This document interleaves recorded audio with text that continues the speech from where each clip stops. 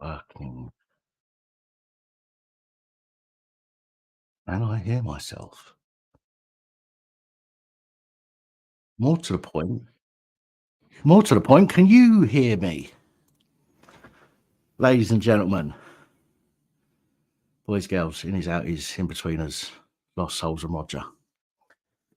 Can I be heard? That is the question of the day. Yep, 5 by 5, lovely jubbly. Let's start off by saying hello to one and all. So where do we start? Lost Souls Paranormal, Dave Kelly, Stepper Style, Keith Whitty. Good evening. Thank you for joining us. Peter Bishop, Rick Mottershaw, not Rich Mottershaw. Nice to see you. Mickey Mouse, thumbs up to you, my pal. Hope you're well. Joseph Benoit, Peter McAleese or McAleese. I'm not sure how to pronounce that, so I apologise, but welcome. Mr. Rainy Bra, hello. Scott Andrew Horn, good evening. I hope you're well. Roger Whittington, who are we missing? Alex Cullen, good afternoon. Well, good evening to you too. Jenny Wynn, hello. Nice to see you. I was going to say nice to meet you then. Nice to see you. Thanks for joining us. Who else have we got here? Missy Moon, hello. Good evening to you. Kaz, good evening. Welcome. Moo, hello. Mrs. W, of course. Rex, big up yourself. Jace the Ace, how you doing? Shaney Parker, Groove Ray, Tell Two Shield, Soul Rebel. Good evening, one and all. If I've missed anybody, I apologise. I do miss Smudge, absolutely, Groove Ray. In fact, I'm hoping to get another companion, shall we say, at some point in the future, or two. But I'm hoping to move first before I do that, because it wouldn't be fair. Hi, Stitch. Good evening, Beardy. It wouldn't be fair to get cats and have them here and then have to move with them and then get them used to the new place. So I'd rather wait until I move. Hi, Kaylee. Nice to see you. Told you there's something different about me. Still a fat bastard, but at least the top of my head's looking a bit sexier than the rest of me. Oh dear. AD, how you doing, my man? If I've missed anybody, I will apologise. Dolores, hello. Thank you for joining us.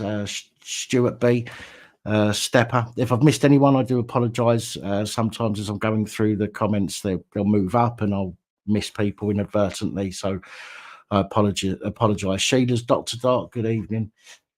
Well, what an interesting week I've had. Well, not really. It's been pretty fucking boring.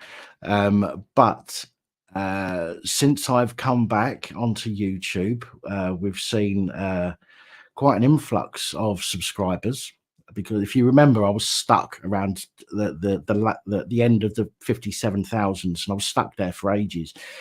And then obviously I had the last stroke last year, and eye badge. So I had the stroke last year, and I came away from YouTube again for a bit, apart from the live streams. But since I've been putting some content back out, we've jumped about 2,000 subscribers, almost, I think. So I am now currently, let me double check. I'm now currently in need of 1,299 subscribers. Oh God, I've gone blurry. 1,299 subscribers to hit that 50k mark, which I'm really looking forward to. It's not, it's not a milestone in the eyes of YouTube, but for me, that's a big milestone. Hitting that 50,000 would be, a big step for me in the channel. And it's thanks to you guys who comment and share and who have subscribed to the channel. Although saying that, the majority, fucking hell, I keep going blurry. The majority of the people that watch my videos are actually non-subscribers. which is weird. Why do I keep going fucking blurry? Stop it. Just stop it. I thought it might be because I've been drinking, but I've not even started yet. And don't worry. This is the bottle from last week.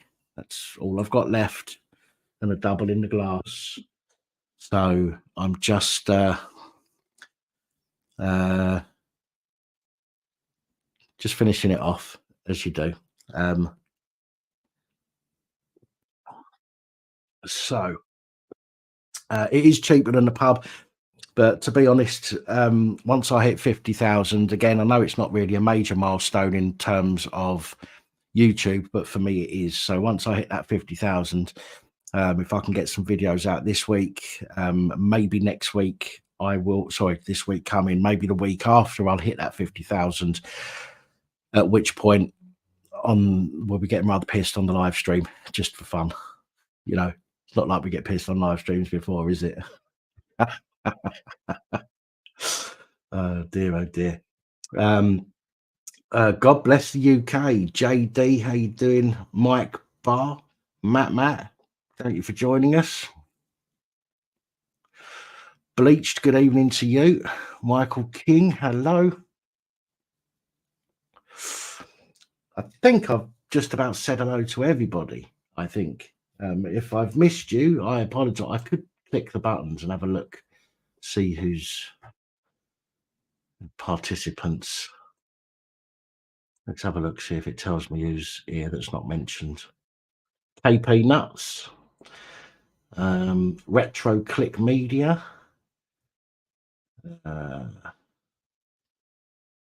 That's the only two that it's telling me that I haven't said hello to. But hello to you all. Good evening and welcome to another Sunday night live stream with me, Pap, and with you lot. Fuck off going blurry, you bastard. It's only going blurry since I hung them up on the wall, which is really weird. I mean, they're lights, but unfortunately, they're because of the angle. When you turn them on, they go blurry, so you can't really see them, and they're a bit far away. But since I put them up earlier today, the camera keeps going blurry. It's almost like it's had a drink, and its eyes are going a bit funny. But there we go. There we go. So last week we didn't do the phone in. This week we are going to open the phone lines. We are not going to have the phone lines open for as long as normal. However, I'm trying to jiggle things up a little bit and try and find a balance, because sometimes, I mean, if somebody phoned up and they were in a crisis and they needed somebody to talk to, I would give them the entirety of the phone in if they needed to talk to somebody and more. Okay, and I'll do that because I know what it's like to be in that situation. But what we find is we have phone ins, and I'm guilty of this. We talk and we talk and we talk, and I'll say, right, I need to move on to the next one. And we talk and we talk and we talk some more. And I'm like, right, we need to move on to the next one. And we talk and we talk and we talk some more. And some people get pissed off with that. So what I need to do is I need to try and teach myself to be a little bit more, right, we've got to go. Thanks for calling. See you later. Move on to the next, because that's the only way we're going to get through more people phoning in. Plus, we'll get less people getting pissed off in the comments. But as I say, if somebody phones up and I do give them more time than normal, please one thing we don't want to be doing is taking a piss and arguing with each other. So if somebody's on the phone talking, there's absolutely nothing that people watching can do. Okay, I'm on the phone, I'm talking to them. The phone call will end when I end it or when they end it. So calling people out in the comments, and being bitchy about it ain't going to get anybody anywhere. You know what I mean? It's just going to get my back up. It's going to get the mods back up. They're going to be telling you to fucking knock it on the head. If you get pissed off with the length of time somebody's on a call for, move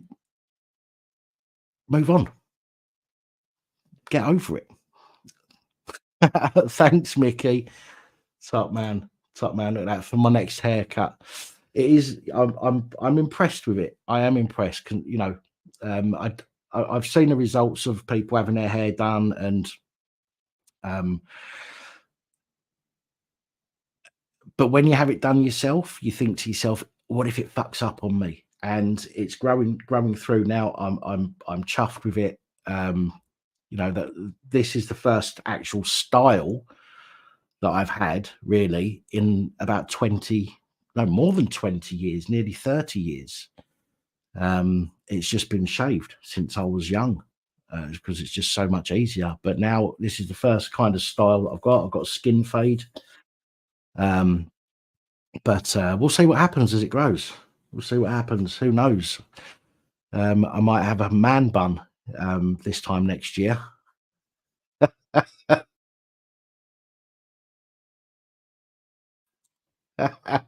So that was Holly kicking me out because she told me earlier if I ever get a man bun, she's going to disown me. So that was Holly kicking me out of StreamYard for a moment there because I said I might get a man bun or I might have a man bun this time next year.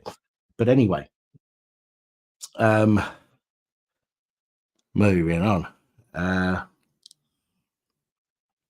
I don't. It might take years off me. I don't. I'm looking. I don't think it does.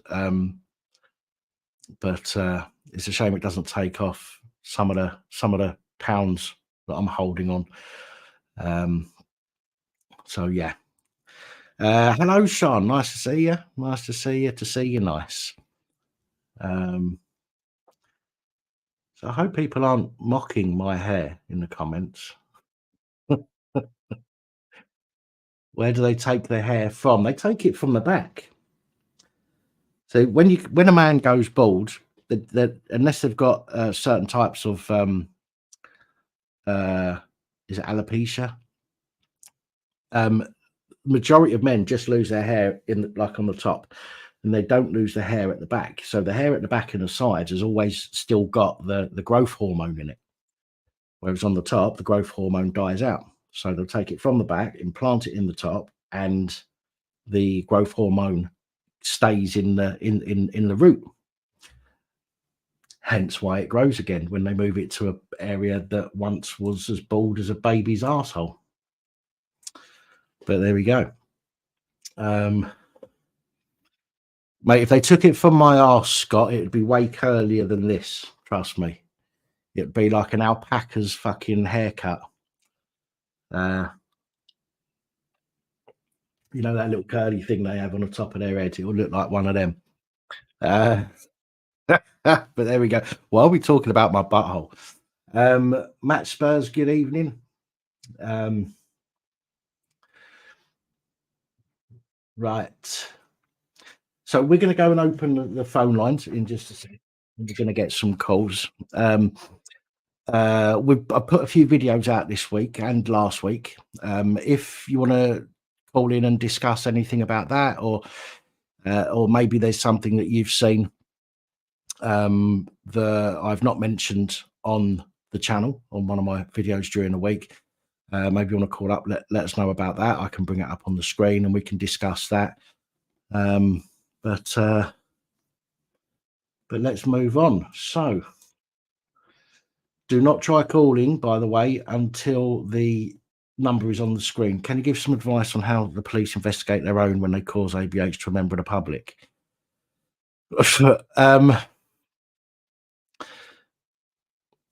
Right. One thing to remember: the police. Right. A sergeant is in charge of a team of PCs. Okay, an inspector is in charge of a team of sergeants. Okay. I mean, obviously, you've got some other ranks, but the higher you go, they're in charge of lesser people, right? So, a sergeant does not want themselves to look bad by a PC on their shift having caused somebody ABH or an assault in any way.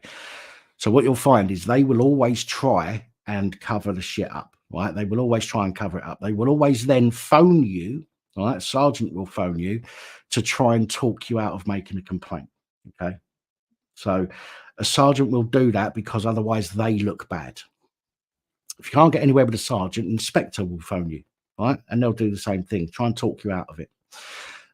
When it comes to the professional standards department, they say that they independently look at things, right? How can they?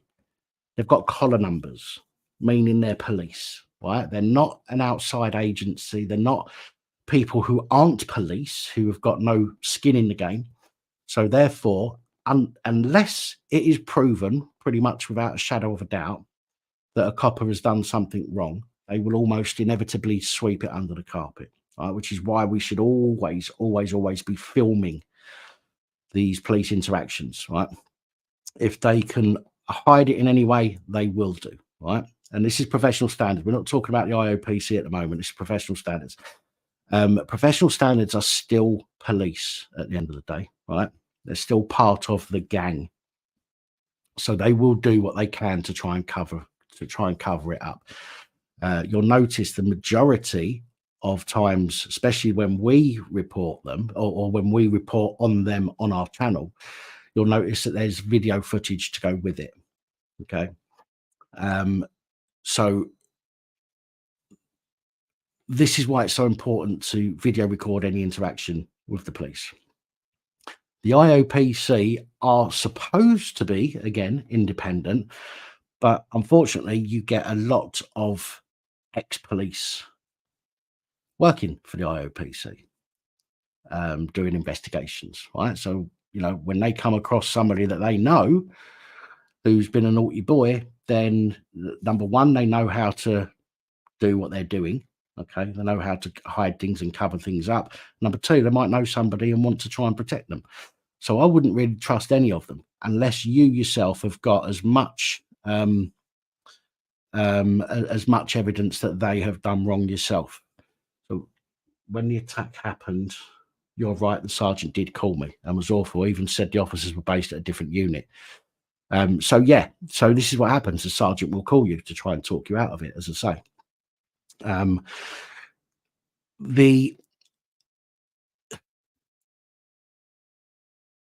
There isn't really a good way of dealing with the police, when police are investigating police.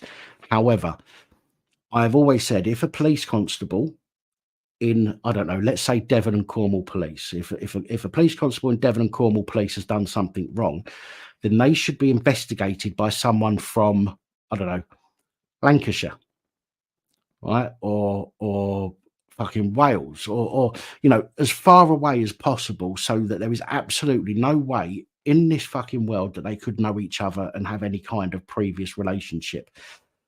But even so, they're still police. And like some certain faiths, they will stick together, lie for each other, even if it means they're going to get themselves into trouble. It's a fucking horrible system. It really is a horrible system. But again, what you need to do is you need to make sure that you've got cameras. So if you ever have police come to your house, even once or twice, get yourself some cameras. I've got one at the front here, which looks out the front of my house. So if anybody comes to the door, all I've got to do is step out of the front door and I'm then on camera, and so are they. But then when I go to the door, I take my phone to the door with me and it's already on record. And it goes in my pocket with my hand on my phone on record. As soon as I open the door, I can pull it out and it's already recording. So from the first moment I talk. But yeah, everybody needs to be recording everything, every kind of interaction, so that you have proof, unequivocal proof of any claims that you need to make. As I say, it's a shitty system. And unfortunately, it's not going to change anytime soon, until we get somebody in the Houses of Parliament that is not afraid to say no to people, which unfortunately they don't want, so we'll never have. Okay, let's do this and do that. 4x4, how you doing? QQ, good evening to you. Boho Hobo.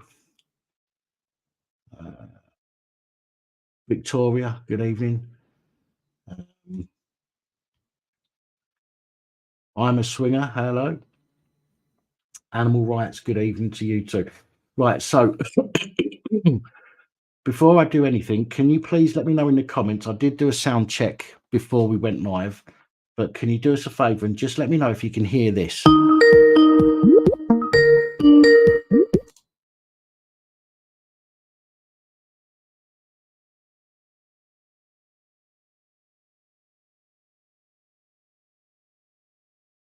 You can. Absolutely fabulous. Minty, how you doing? Tommy, good evening. Michael, hello. I think I said hello to Michael, but hello again. Saskia, hello. How you doing? Right, okay, let's fucking get this show on the road, shall we? So there we go. 01515289590 if you want to give us a ring. We're going to do this for about an hour or so. We'll see how far we get. But I am going to have to be tough on the 10-minute limits. But if we can get if we can get what you want to say in an answer in quicker than 10 minutes, then great. But I'm going to have to be tough on the 10-minute boundary as such. Hello, good evening and welcome. An absolutely fantastic Hello, evening to you, Teddy Bear Hair, I'm going to call you. How you doing? How you doing? You remind me of Teddy Ruxpin with that little fluffy haircut. Fucking Teddy Ruxpin. Fucking hell. What? Give us one second, Scott. People are saying that it's loud. How does Scott sound? Because I'm hearing Scott and he's a little bit muffled. Can anyone else hear him properly, or is it just my earphones? I can hear what you're saying. It's just a little bit muffled, Scott. That's all. Sounds fine. Everyone says the sounds fine. Sounds okay. Muffled. Ringtone is loud. All right. Well, I'll turn the ringtone down, but the rest of it, you're gonna have to make do, I'm afraid. Is it still muffled? Is my phone still muffled, Dan? It is a bit muffled, mate. It sounds like you've got a pillow over it, but I can hear what you're saying. I can hear every word you're saying.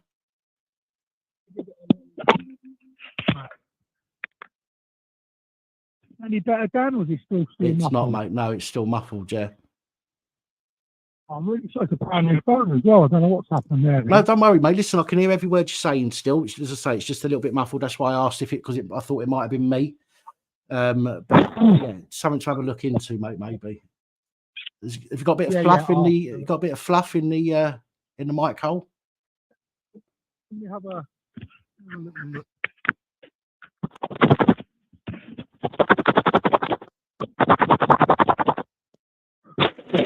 Scott, I thought you was doing a DJ then. It sounded like you were scratching a record. You know what, mate? I'm picking it all on. Got all the moves like dagger. Probably still the same, isn't it, Dan? It is, mate. Yeah, I've turned just to everyone in the chat. I have turned the ringer down just a little bit. So let me know on the next call whether it's still too loud. But that volume also affects the volume that you're hearing Scott from as well. So let me know on the next call. Anyway, Scott, don't worry too much, mate. As I say, we can hear every word you're saying still. It's just a little bit muffled. That's all. I'll have to sort that out. I'll have to have a look at that then after the phone call. Dan, sorry if you can't hear me.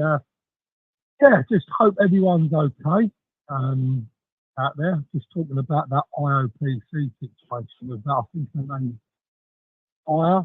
I missed the name now. She was just on there talking about her situation. But I can talk from experience about those absolute buffoons. They don't do nothing correct. They'll do everything in their power to try and cover up the police. They will rubbish you as a character. They will character assassinate you when you ring them. They've got this most automated, ridiculous voice message saying that they will not tolerate any rude and uncouth behaviour or words to that effect. But then what gives them the right to be rude and uncouth? Because I normally find that a human being is rude and uncouth when someone's rude and uncouth to them. Yeah. I mean, I'm never ever rude or uncouth or unbehaved to incorrect way unless someone's rude and uncouth and behaving incorrectly towards me. Yeah. And then they're going to get it. And then they're going to stick with both barrels because I'm not going to tolerate their nonsense. So if anyone's got to deal with the idiot only protecting construction, then, you know, Scott, you're starting to break up now, mate. Hello.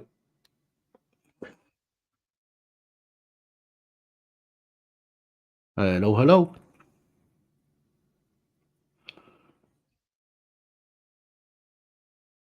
Scott, I'm gonna cut you off. Try calling back in, mate. All right? Try calling back. Hello. Good evening and welcome. Hello, Dan. Hello. How you doing? It's Badge. Not so bad, mate. How's yourself? Yeah, not bad. Sorry to hear about your latest stroke. What's that? Third, Oh, that fourth, was fifth. fifth? I was just going to say that. Third, fourth, fifth. Yeah, fifth. Although the first one I don't remember, but when I went in for the second, third, and fourth, they said that there was evidence of a previous one. So at that point, I'd had, you know, 2, 3, and 4, and Yeah. and then the last one was last year. But you know, I'm still here. I'm still breathing. I'm still alive. That's good. So I can't be too ungrateful. No, fair. No, I have been keeping up with your videos. Like the hair. It's getting there. Yes, certainly. But yeah, I'm not going to hold you too long. I just wanted to call in because I might not see the full live stream through, just to say hello, welcome to chat, and you know, hope you're well, keep well. No worries, mate. Listen, I don't expect people, because, you know, 4 hours is a long time in people's evenings, and people have got work to go to on a Monday. Do you know what I mean? Well, I've got kids to get up for school tomorrow. Well, there's that too, yeah. So yeah, I understand. There's no issues, man. It's nice that you're here for as long as you can be. So thank you. I appreciate that. All right, man. Well, enjoy the rest of the evening, man. Don't get too drunk. No, I've not got enough to get drunk on. I've only got enough for about another two glasses anyway. So that'll do me for the night. All right then. Good. See you next week. You look after yourself. Thanks for the call. No worries, bud. Bye-bye. Okay. At least we know it wasn't my end that was muffled. Hello, good evening and welcome. Hi, mate. Al Strix. Hello, pal. How you doing? I'm all right. You? Yeah, still here, basically. Right, I've got first thing, condolences about you having the fifth one. Well, everyone knew that anyway, didn't they? happened in January, February, March, May last year. That one, the last one. You missed one. You missed one. You January, February, March, and then you missed one. Right, no, just a quick one. Obviously, I am still around. I know I've been not around so much because I've had so much on this end, but I've got 2 questions, but I do need help with it. I've looked all over online, and everything I'm finding is telling me the complete opposite of what other stuff is telling me. So I thought, if in doubt, ask, basically. Well, as I've always said before you continue, as I've always said, I'm not I'm no expert, and this isn't just to you, this is to other people, because we've got a lot of new people that have subscribed recently. So I'm not an expert. Most of my stuff is based on my own knowledge. I do have books that I read, law books, the stuff that the police use. I do my research when it comes to things. So sometimes I might not be able to give an answer depending on what area of the law that it is. But remember, my answer has to be taken as my opinion and my advice, not as gospel, not as something that you should not as do gospel, which I understand without checking with somebody else who has, the multiple years of training. I can only give you some advice on. No, I understand that, mate, and I do always take that on board when you're telling me things, but at least it puts me in the right direction. So I've got nice 2 little lovely ones for you now. Go on. Recently had a further incident with the lovely people, but we know. Is this the neighbours? Yes, that's correct. Right. Okay. Threatening a builder, etc. Okay. Causing more criminal damage. The local cop joke shop didn't let it pay it this time. They just closed it and said it didn't meet the criteria. Right, okay. Okay. So I'm a bit annoyed at that. However, this is the bit that I do want the advice on. Last year, they put a CCTV camera up, and every time we attended, they rocked up the abuse through items, etc. they were ordered to take it down after this local school, because we do a lot of stuff with young adults and kids with disabilities and that sort of stuff. Yeah. And basically the school kicked off over it, as we did as well. Or when we kicked off with it, they ignored us. When the school kicked off with it, they actually implemented it, told them to remove it. Well, they've now put another one up, which we reported a month ago. You're going to love this one. They can't find the crime. So what I did was, a fortnight ago, I took it to the local MP. Okay. And they reported it. And tonight I've had a phone call, and guess what? They can't find the crime. So this is There's the no record of it. of the previous report, you mean? They can't find any of the reports. They can't find a record of you related calling. to it. Right, okay. Okay. My question is, what can I do in your neck of the woods, as in from your opinion? Obviously, I'm going to talk to my solicitor stuff in the morning, but I'm one of these that when something annoys me, I like to get on it straight away. What can I do? I don't want to go down the route, because at the moment, all they keep offering to me is make a complaint, go up professional standards, because they know it's a 3 to 6 month turnaround for them to even look at the complaint. Yeah. Never mind do anything about it. And on top of that, and this is just the icing on the cake, which is why I'm saying I find it funny, they sent me a letter. They've got my previous complaint that was made regarding the first report of the cameras not being on record. Okay. And they haven't even allocated it to anybody to look at it yet. That was the beginning of middle of June. That was reported. Right. Okay. That's been what? So you haven't even put 8 months now, isn't it? Well, it's been January. Sorry, not June. Oh, January. So it's been about 6 weeks, and they haven't even allocated it to anybody yet to start with.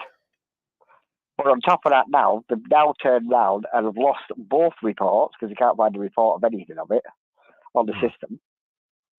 Not only from me, but from the MP as well. Now, my concern is, and as I said, this is where it comes back to what we were talking about way back when, which is why I keep coming to you, because you're the only person that seems to know what we're talking about, is they're allowing... Now, bear in mind, we live in a town where there was this big grooming gang crap going on. Everybody knows about it. It was in the media. Yeah. Where the person accused the grooming gang of being agent. Oh, that's the latest one I've been accused of, by the way. I'm now running one as well. So I thought it was highly amusing from the same people. But yeah, basically, they have turned around and they've put another camera up. They're watching children, because we get a lot of kids and stuff working at our centre.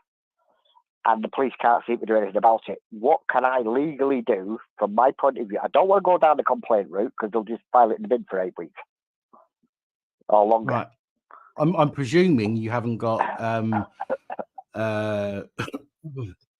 crime number from the last time. I'm presuming you've tried all. No, they won't give us one. So I've got a crime number, but it relates to that under the crime, so which is closed. So the initial call that you made over the first time, you don't have any information yourself on that. We do. We've got that call. We've got the crime number tonight from that, where it does mention the camera in the crime report, but that's been closed. And that's from the first. Now that's the bit that's the first time, yeah. Yes. So, but I thought you said. Since the MPs reported it. I thought you said the first time they got told to take the camera down. No. I'll explain. The first time was in June of last. June of last year. Okay. They put a camera up and they were ordered to take it down when the school got involved. Who ordered them to take it down? The police. Right. Okay. Because they basically got threatened by the local school that they were going to take it a lot further. So the police said, no, it's definitely a vision of privacy, this, that, and the other. And there's loads of different things he said at the time. Right. And he ordered them to remove it, which they did. They've now put a second one up. We reported that in January. They couldn't find the crime number. Tonight they've rang me and gave me a crime number where it mentions it in the crime, but that was closed within 48 hours of the report being made. Right. Have you been back to the school to tell them that the camera's back up? We have. The school have lodged a complaint. This is why I find it all amusing. The school's lodged under the complaint. We can't find that. The MP's lodged a complaint over it because he's seen the video firsthand, the camera. Okay. Firsthand. And they can't find any of them. And am I right in thinking this one back to January, where it just mentions it in passing in the log number? am I right in thinking this is the same people who you It is. who you mentioned on a live before seem Yes. to have friends in the local police? Exactly. Yeah. Okay. And we've now found out over the last few weeks, they now run, you're going to love this, where I find this classic, a paedophile hunting ring. But they're filming children. Work that one out.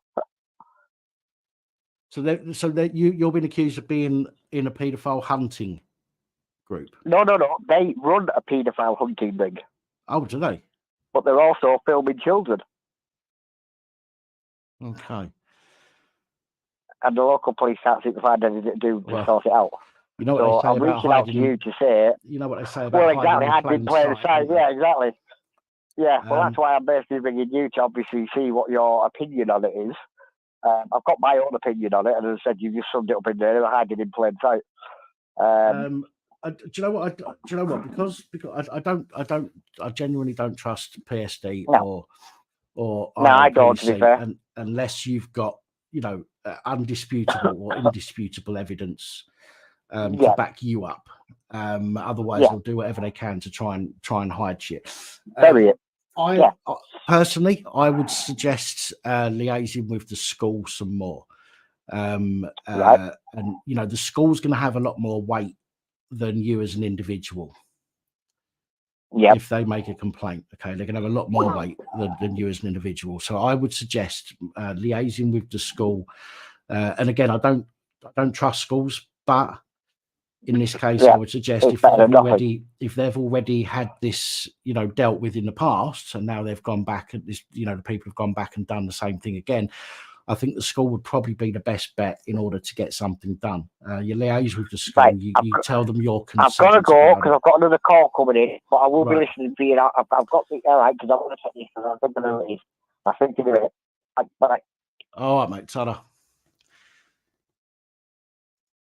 Yeah, I think you need to be liaising with the school and try and work with the school on that and get them to do the heavy lifting, as in contacting the police. You give the school your concerns, your evidence, your bits and pieces, and let them take charge. Oh God, here we go. Oh, hello, good evening, and welcome. Hello, mate. You all right? Hello, Fridge. How you doing? I'm all right. I'll just turn this piece of junk down. Oh, yeah, the hair looks nice, mate. Very nice. It's getting there, isn't it? It's getting there. It's still a little bit thin on the back, on the crown, but I'll get that sorted out next year. Well, later this year. I've been trying to get into trying to get to what outside, but can't get through to him with having the money. It's like gold, you know what I mean? Yeah. To be honest, this morning I deleted off my phone over 100 attempts to call the Rev on his live stream last night. And I literally phoned and I was getting it was like voice because he's turned off call waiting, so I get voicemail every time. 2 seconds, close the call down, press redial, do it again. He's a lovely guy. Yeah, he's doing well. He's getting busier and busier. Yeah. Good boy. Yeah, good boy. He said, I got something from the Home Office last week. Okay. No, I ain't been a naughty boy. Wasn't your application to stay, was it? you Liverpool scum. You beat us today, didn't you? 1-0. Bloody Liverpool. Oh, listen, I'm not a Liverpool fan. I don't support Liverpool. Well, all right. I support the team they were playing. Oh, Chelsea. Yeah. How's that what you called it? Yeah. They're only down the road from where I live. Their training ground's only down the road. Yeah. Yeah, and the reason I rang up was not so much about this woman not getting her citizenship, which is good, but a lot of people now, I didn't think about much of that on Wednesday. I thought it was just absolutely disgusting. Our government, it just makes you wonder. The reason I rang up was about the veterans. They're saying they're doing more for us veterans, but you try and get the application or the card. You go online on computer and do it. You can't do it. So I went through I had to go ring them up and I had to send it to my house. The thing about government, as you know, as everybody watching this knows, right? They'll tell us that they're going to do something, but when you go out and speak to the people that they're supposed to be helping, not a single one of them has had any fucking help.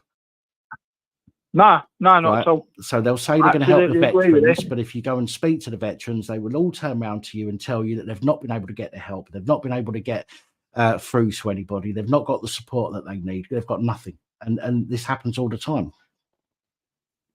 As you but it's like, it's like they say, we're going to do this, we're going to do that. But how can, I mean, look at London Mayor. Well, I'm not going to even go there, mate. And it's just gone to, like someone's, like you said, they're all coming in doing nuts and bolts or whether they do their own thing, but they won't get my vote this year. I'll tell you, it's a joke, absolute joke. Problem is just going down a drain. It's gone. I refuse to vote, but the problem is, and I'll be honest, is that hang on a sec, my fucking screen's going all weird. Is that if we don't vote for the best of the shit, somebody said it the other, what's his name? Fucking God Bless the UK said it on Simon's video, Simon's live yesterday. So you got a pint of piss and a pint of shit, and you've got to have one. And that, unfortunately, is what we have at the moment. You've got to go for the best of what's available. Unfortunately, otherwise the worst have a bigger chance of being able to get in. And that's the unfortunate place we're at the moment, because we've got this two-party fucking political system.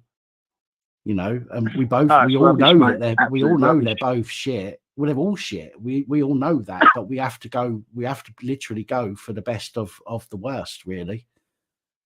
Yeah. But what's his name trying to come back in, isn't he? One who got kicked out 4 years ago. Not Khan. The other guy. Someone's trying to back in for a single, a single MP. But it's just London's just where it's the same as around where we are in Surrey. You can't do nothing. There's no employment where we are. You got Chesterton World of Adventures, which is just another theme park. Yeah. You've got Epsom Downs up the road. You've got Chelsea's training ground at Stamford Bridge. There's nothing in where we are. They've just taken the heart out of the place. You've got Epsom up the road with all the horses. Yeah, it's fair enough. I'm only 45 minutes from London, but nothing's going down. And you think, we're losing it. We're losing, areas of the UK bit by bit. Again, Simon said this yesterday on his stream. He refuses to believe that we've lost Britain yet. I don't think we've lost Britain yet, but we've lost areas. We have lost areas, and the more we lose, the worse it's going to get. And again, I'm not inciting anything here, but we need to stand up and say enough is enough. But the problem is they've taken away from us pretty much every avenue of us standing up and fighting back. They've criminalized everything, haven't they? So if we turn around and say we don't want this, we're going to get fucking targeted for it. 2 years ago, people were saying, Russia invaded Ukraine. But what makes me laugh is what the civvies know about war. They know nothing. They've never been there.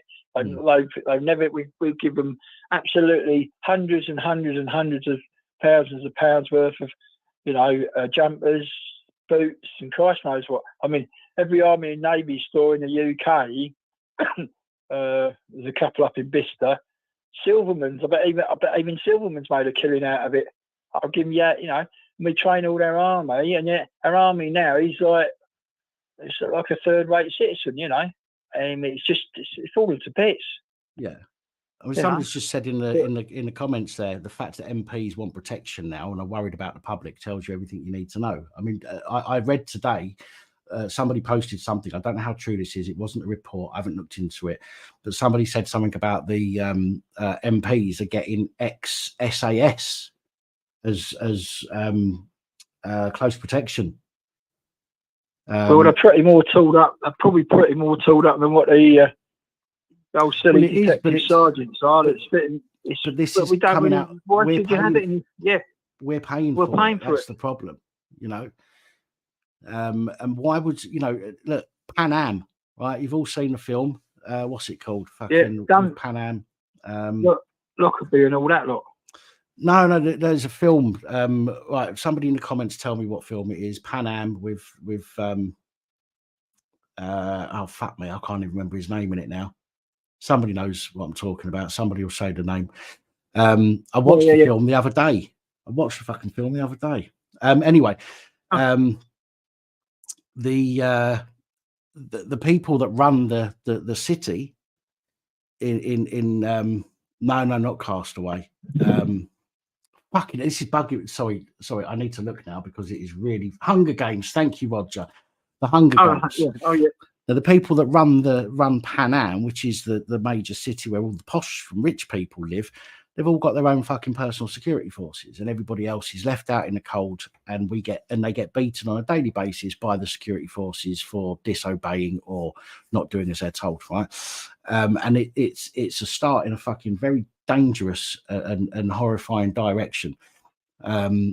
It sounds like it's going in this country the way it's going. I thought this yesterday. I said to myself, what would I do if I was fucking running this country? And do you know what I'd do? I would shut the borders down completely. And I mean legal borders, everything. I would just fucking shut the entire country off for a little while, okay? Deal with the shit that we've got going on here now, okay? Because that's what's important. Our country is what's important, not Ukraine, not fucking Palestine or any of the other places. None of that's fucking important to us at this moment in time. So I would shut everything down, and I would say, right, no cunts coming in or going out, unless obviously you go. If you're going on holiday, that's fine. Can't stop people going on holiday, but people, excuse me, coming over here to that aren't coming over here for a holiday. Okay, no, brick wall. Fuck you. You're not coming in. See you later. Go away. Right. Deal with the problem that we've got here. Find all the people that are on the lists that the government have got, and the government have got lists on all sorts of fucking people that shouldn't be here, that are a danger to us and our way of life, and then they should deal with them and get them the fuck out of this country. Right? See you later. Go away. We don't want your kind here. Right? And once we have eradicated, you're never going to eradicate it all, but once we've eradicated a big fucking chunk of the danger to our country and our way of life, then we can start opening the fucking borders again and dealing with people properly, the way that they should be dealt with. If you come here illegally, you turn back round and fucking boot it up the arse on your way out, and fucking don't let the door hit you on the way out. You know? Yeah, it's like there's some things I mean, I've always, you know, fought for British and being a veteran, like, but they don't really. Charities today, they're more interested in, why do you got to give all these people all these free houses for nothing? It don't work. No, of course it doesn't. It's compulsory order. It doesn't work. Sorry, but there's squaddies out there. There's squaddies out on our streets that can't even get medical cover, for Christ's sake. If this country come under attack by Russia, and let's just say France. I mean, I wouldn't go to France anyway, but let's say France. You know, UK got under attack, and France turned around, and we said, "Right, we need help," and France were like, "Well, come over here." Do you think the French government would turn around and say, "Right, we're going to house you all, pay you all, give you clothes, give you fucking money to buy a car and a mobile phone, and feed you on a daily basis for as long as you need," basically? No, they're not. No country's going to do that. Even our closest fucking neighbours would not do that for us. They're not going to do that, because of the amount of money it would cost to do, would completely destroy their economy, just like ours is destroyed now because of the amount of money that our government are giving out to every Tom, Dick and fucking Harry. Yeah, I mean, you think of how much. I mean, people they're all talking about we need to. We probably must. I don't care what civvies say. Some of these civvies know nothing about the way our place ticks. You know, apart from people who are in the BA systems and stuff like that. But when you think of places where I used to work, there used to be shed fulls of it, floor to ceiling. It'd be coming out the bloody out the silos, like. But look at it now, and you think, God, it's okay. So they've got to retool it all. Precious Metals Division, Inglehearts, the armoury people. You know, why should we give all our foreign aid to Israel or Palestine because UK, Palestine coming to Israel's back garden. They're going to say, well, if you didn't come in, we wouldn't have all this aggro. We'd have none of it at all. I know. Listen, man. I'm going to have to wrap because I want to be trying and be as what's the word? That was a house brick. Militant as I need to be when it comes to the time, and we're already over the 10 minutes, so I do apologise. Okay, mate. I'll see you next week, mate. Take care. All right, then, mate. You look after yourself. Take it easy, mate. Ta-da, mate. God, not even time to. Oh, fucking hell. Hello, good evening, and welcome. Well, we're back, Dan. We're back. Hello, Scott. You're all right. Still a bit muffled, but I can hear you. Don't worry about it too much. Let's just crack on. Yeah. Okay, brother. Yes, I don't know what happened there. The whole phone had full signal and completely went down, though the tablet's now playing up as well. So we're all switched on your channel, the brothers and sisters, and we all know fully well that I'm a truther, so I'm under a massive attack here again. But going back to the IOPC. Yes, you know, quite frankly, my good brother Dan and my good sisters and brothers in the side chat, until we get an organisation that is completely eradicated from the organisation they're investigating, you are never, ever, ever going to have a fair and justified outcome to any problem that is arising or happening to any brother or sister. I found out to my cost with my life, nearly, with the IOPC and the DPS and the 101 and the 999 line, how disgusting and satanic and evil and devilish and lost in hell these people's souls actually are as they walk the world around. Of course, they're controlled by the puppeteer master, the devil himself. Yeah. Because they're with him. So I've had tears, I've had crying, I've had anger, I've had frustration, I've had disappointment, I've had a sense of helplessness and hopelessness because, of course, these people have entrusted to an arm around us brothers and sisters at a time of a crisis that's been caused by the Metropolitan Police and other police forces. So when we're reaching out to them as family, and they're supposed to be our family as well, they're not pushed aside just because they wear the uniform. They're supposed to be putting an arm around us. When you're then having a police officer and or the true perpetrator drive you to drink, drive you to fags, drive you to substances, drive you to absolute despair, and you're going through that for years, and then these people don't help you, it pushes you like it did with beautiful Caroline Flack and many others, not just Kaza, but many, many others to take their life. One dealing with criminals protecting Satan was one dealing too many for Caroline. And I've been in that situation myself where I felt so helpless and so let down by the forced positions of power that I thought I can't go on no more. That is the celebrity eye, what we call the celebrity eye, and you're put through the mire like poor Caroline was, because that's something that really, really still upsets me to this current day. Yeah. Now, you're never ever, if you don't get a protection from someone that's in the media stuff like the CPS and police stuff, in the papers, what is stupid. Scott, you're breaking up again. And now we've lost you.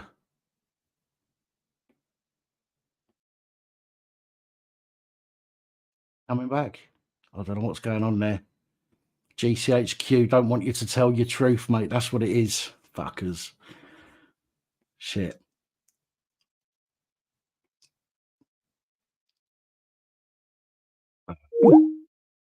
Fucking nightmare that is. It's GCHQ, Scott. They're all over it, mate.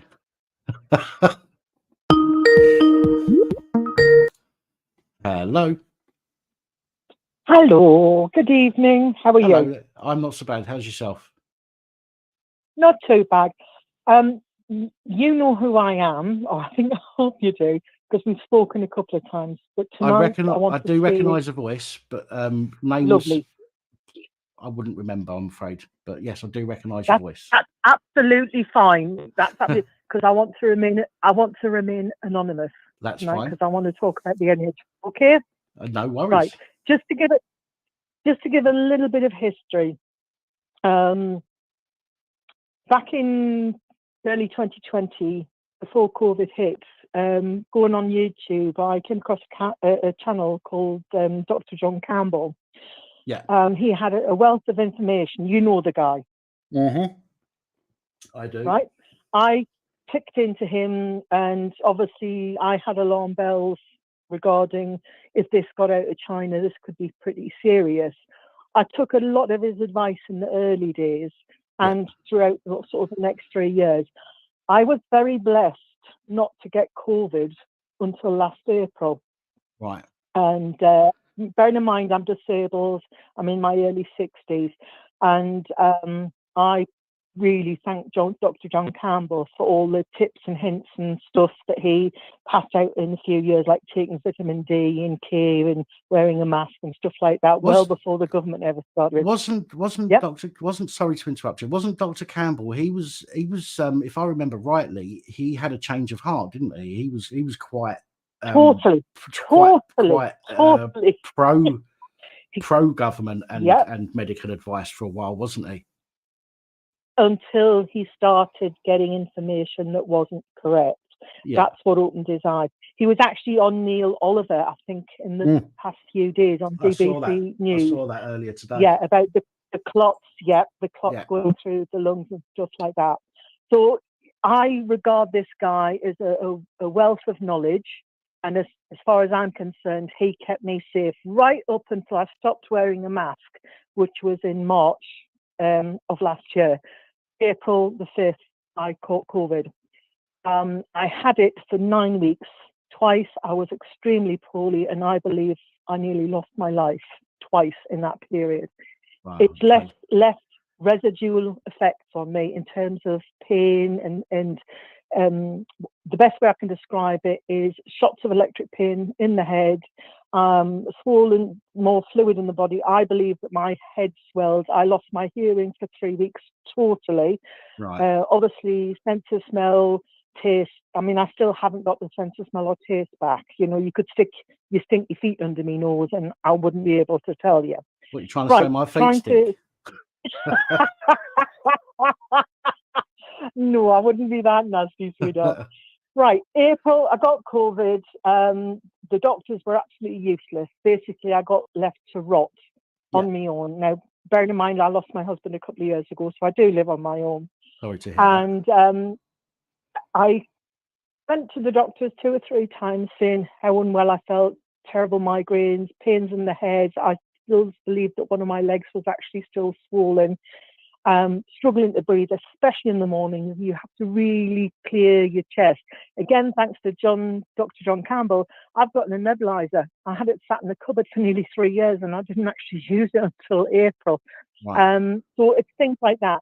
What I got told clearly that I had to have had COVID, or still suffering from COVID symptoms, long COVID symptoms 3 months before I'd be referred to a long COVID clinic. So I had to wait all that time, still managing on my own, still having problems with breathing, especially in the morning, lots of pain, extremely tired. And I mean, I could sleep 18 hours a day, every day. That's how bad it was for me. Yeah, trust me, so I know how that feels. I've not had COVID. Thank you. I've got chronic fatigue myself, so I know exactly how that feels. Right. Lovely. I'm grateful about it. Anyhow, I got a letter for the long COVID clinic. I thought, great, I'm going to get somebody to at least guide me. Give me the information, what I can do myself, and I'll happily run with it. I will happily go and buy things or do things that will help myself. Yeah. So I went to the long COVID clinic, met a doctor. I just assumed it was a long COVID doctor. So we were talking and she was saying, like, you know, what significant things in your life happened? I says, well, COVID knocked me socks off. I says that I don't believe I've getting over it because of still the electric pains in my head, blah, blah, blah. And I said, I've had sort of like 3 close deaths all in a period of sort of like 3 years. Yeah. And I'm mad about dogs and I'd lost a couple of dogs. I said, you know, life has been pretty tough and stuff like that. Yeah. You know, I said, but, you know, at the end of the day, I'm still here. 250,000 people died of COVID.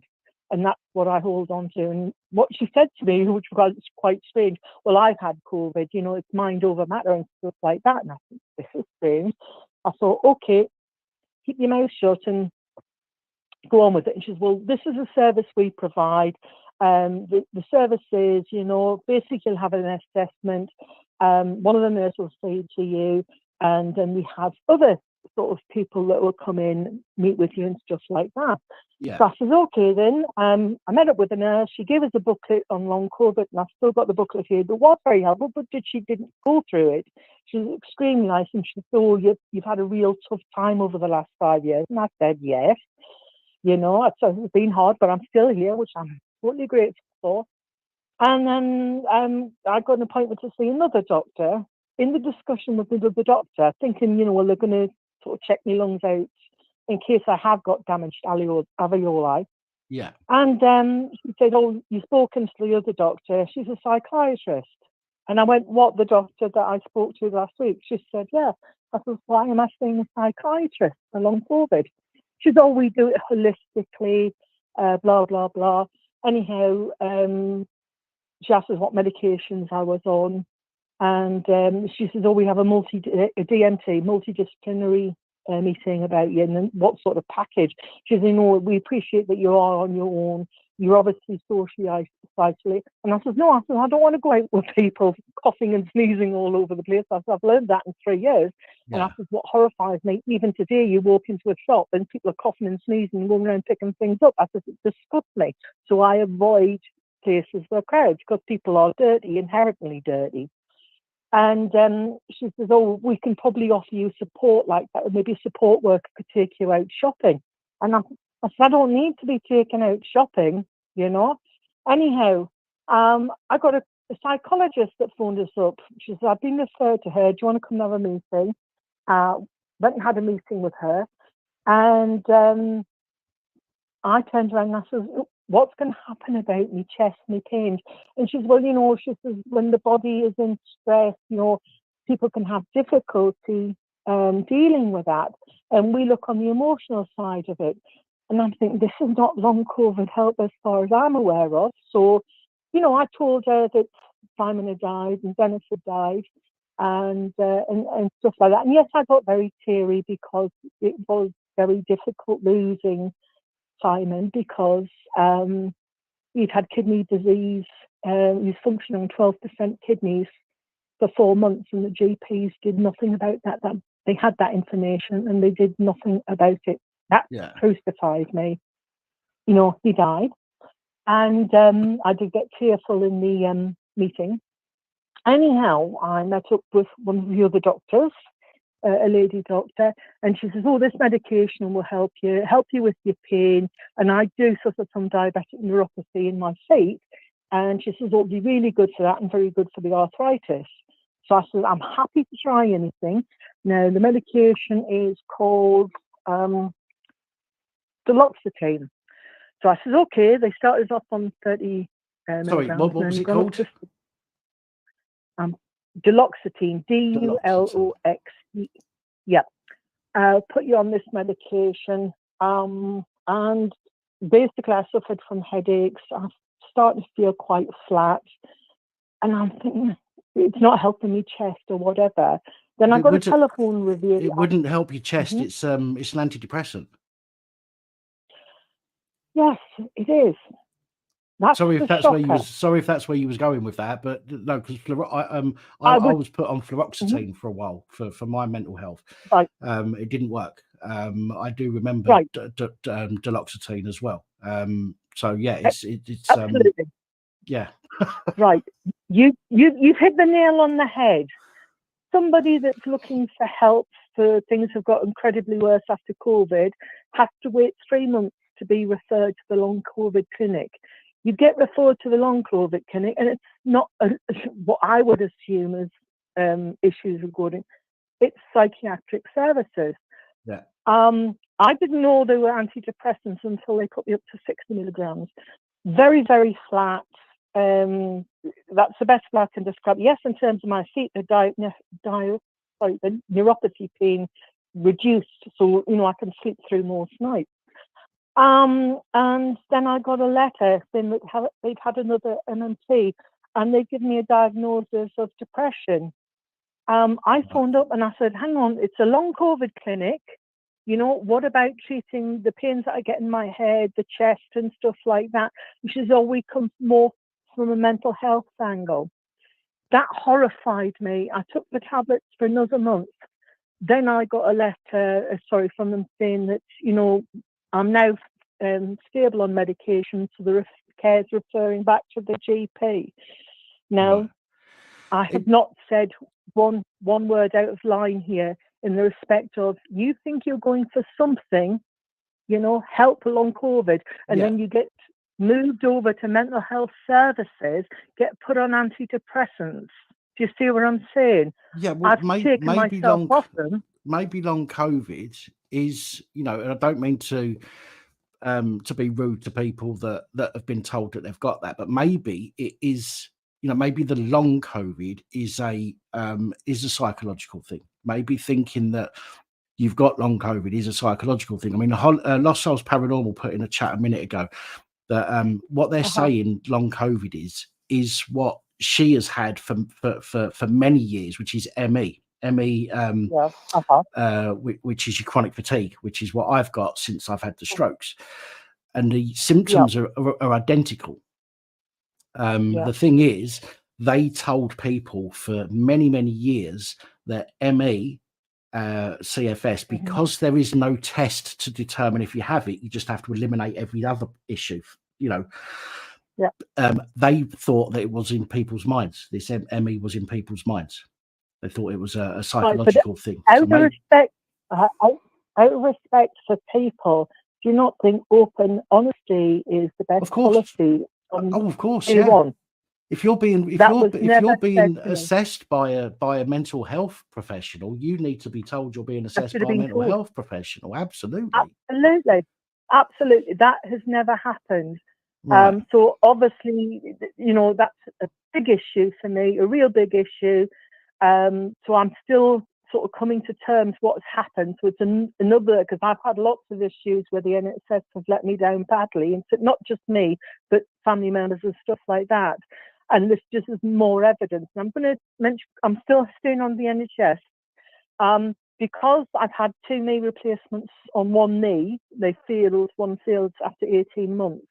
Obviously, the arthritis, the inflammation got horrendously bad after COVID, having long COVID. Every joint went through the roof. Anyhow, I went back to the doctors. This was obviously about it, and I said, when am I going to get help with the arthritis? I said, I can actually now feel it going into my hands. They said, fill out this form, you do the referral, leave it there. I filled out the referral last August, heard nothing. I went back to the doctors in end of December, and I said, how long is it going to be? Because I haven't heard anything. He pulled it up on the system, and he said they haven't got your paperwork. I said, well, they should have it because I posted it, and I actually had it for like a signed delivery. He said, well, it's not on the system, but we'll refer you. 2 weeks later, I get a letter, basically for the muscular skeletal. Met a wonderful guy called Andrew 2 weeks ago, and he obviously has my history, and he turned around. He said the consultant who'd done the 2 knee replacements on my leg actually stipulates the leg will not get straight again in a jargon.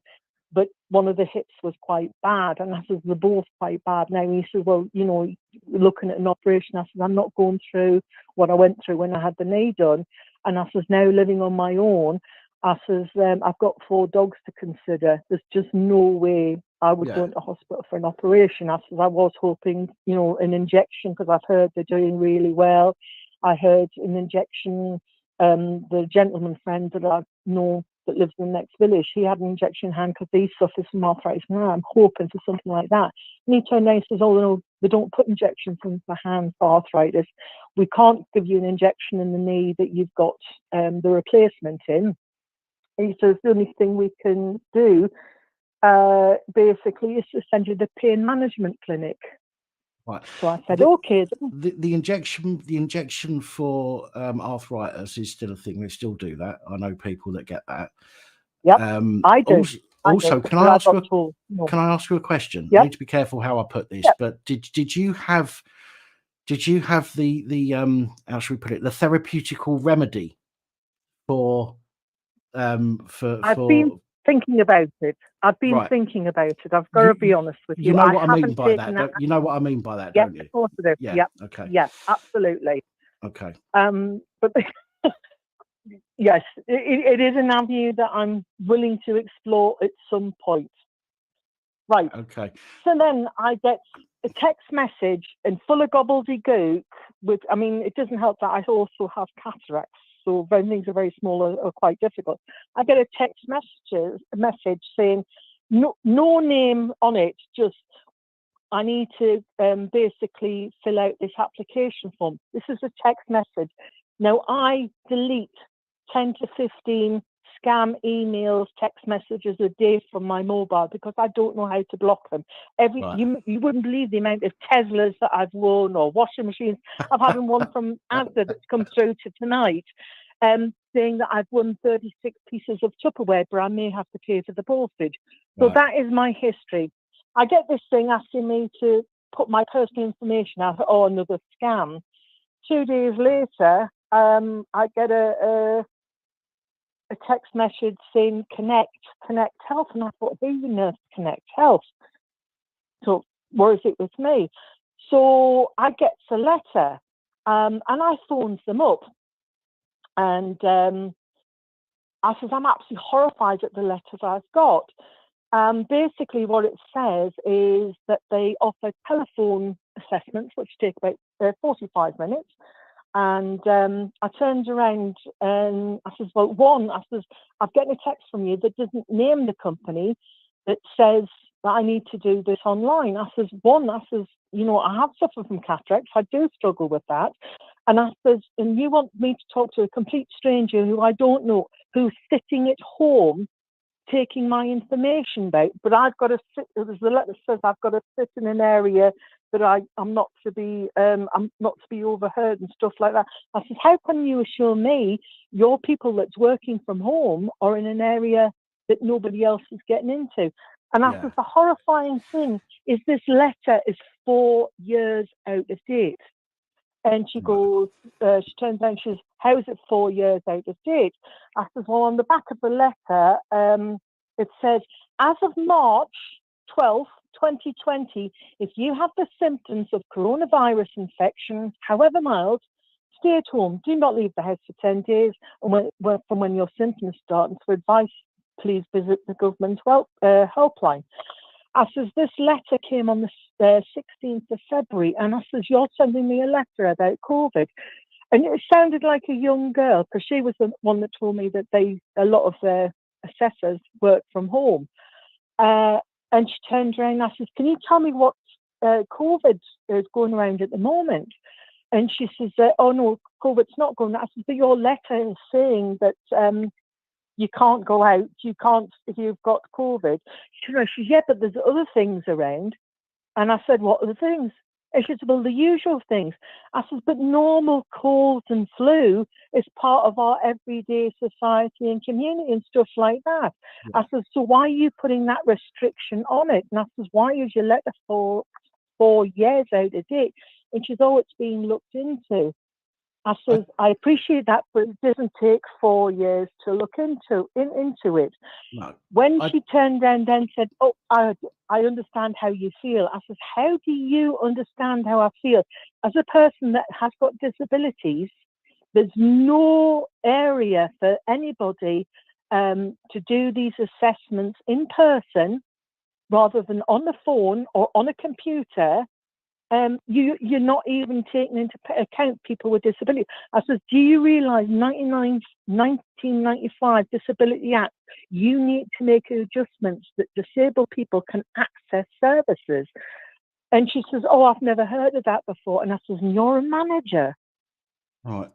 So I've actually put a complaint in. Sorry, I'm gonna have to wrap this up, but I think it's important to remember no problem. some of the things you've just said there. So we'll just wrap it up on this. You said that you was sent to a mental health professional, we'll call them that, when you thought you was going for a long COVID assessment, should we call it? That I think is absolutely disgusting. Anything like that, you should be told before that even happens. You should be told, absolutely.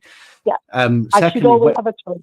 When I asked you if you've had the therapeutic intervention, now obviously we can't give out on this channel. I mean, I'm listening to what you're saying and you're telling me your experience. That's fine when it comes to YouTube. Obviously, we can't give any kind of medical information on here. Absolutely.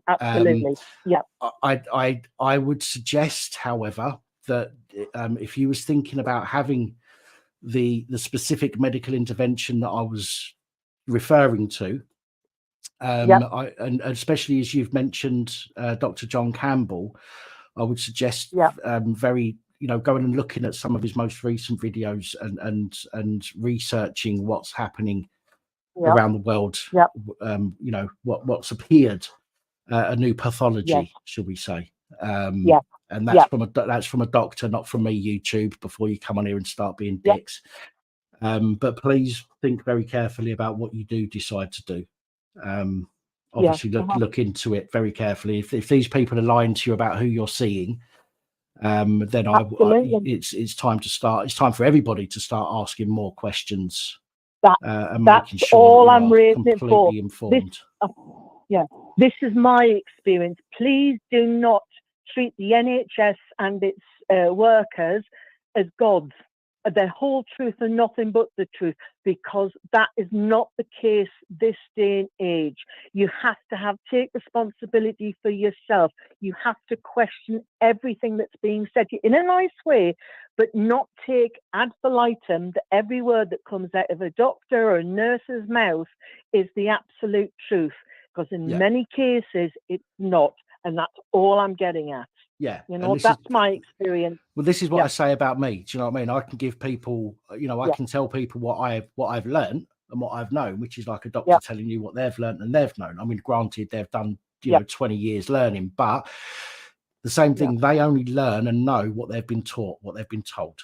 Okay, and it's exactly the same with every other NHS worker. They will only tell you what they've learned or what they've been told. If there's a new pathology, they'll get taught by somebody about it. Whether that means that is the truth or not is irrelevant. They will only regurgitate what they've been told, and which is why I always tell people to seek professional advice. I can only point people in a direction, and they have to then go and do the research themselves and find out 100%. And no worries. Can I just? I know I'm going to go now, but can I just say one thing about like the UK's new army, because you spoke about it earlier on. UK's army to be terrifies me, because instead of cleaning their guns and marching around the fields, they're going to be more worried about putting their makeup on, doing their hair, and on YouTube doing TikTok videos and stuff like that. As Katie Hopkinson said, trying to get a decent army in the UK now to go forward and support themselves and other countries at a time of war. I'm sorry, the surrender flag goes up straight away. We haven't got the bodies, the strong bodies to go ahead and fight for us. As I said, they're too much into their makeup, their hair, and their TikToks. It is frightening. That is my last comment on that. No worries. No worries. Listen, thank you for your call. Thank you for your call. No problem, Poppy. Thanks for the information. You take care. Look after yourself. And you. No problem. You take care. Bye. Bye-bye now.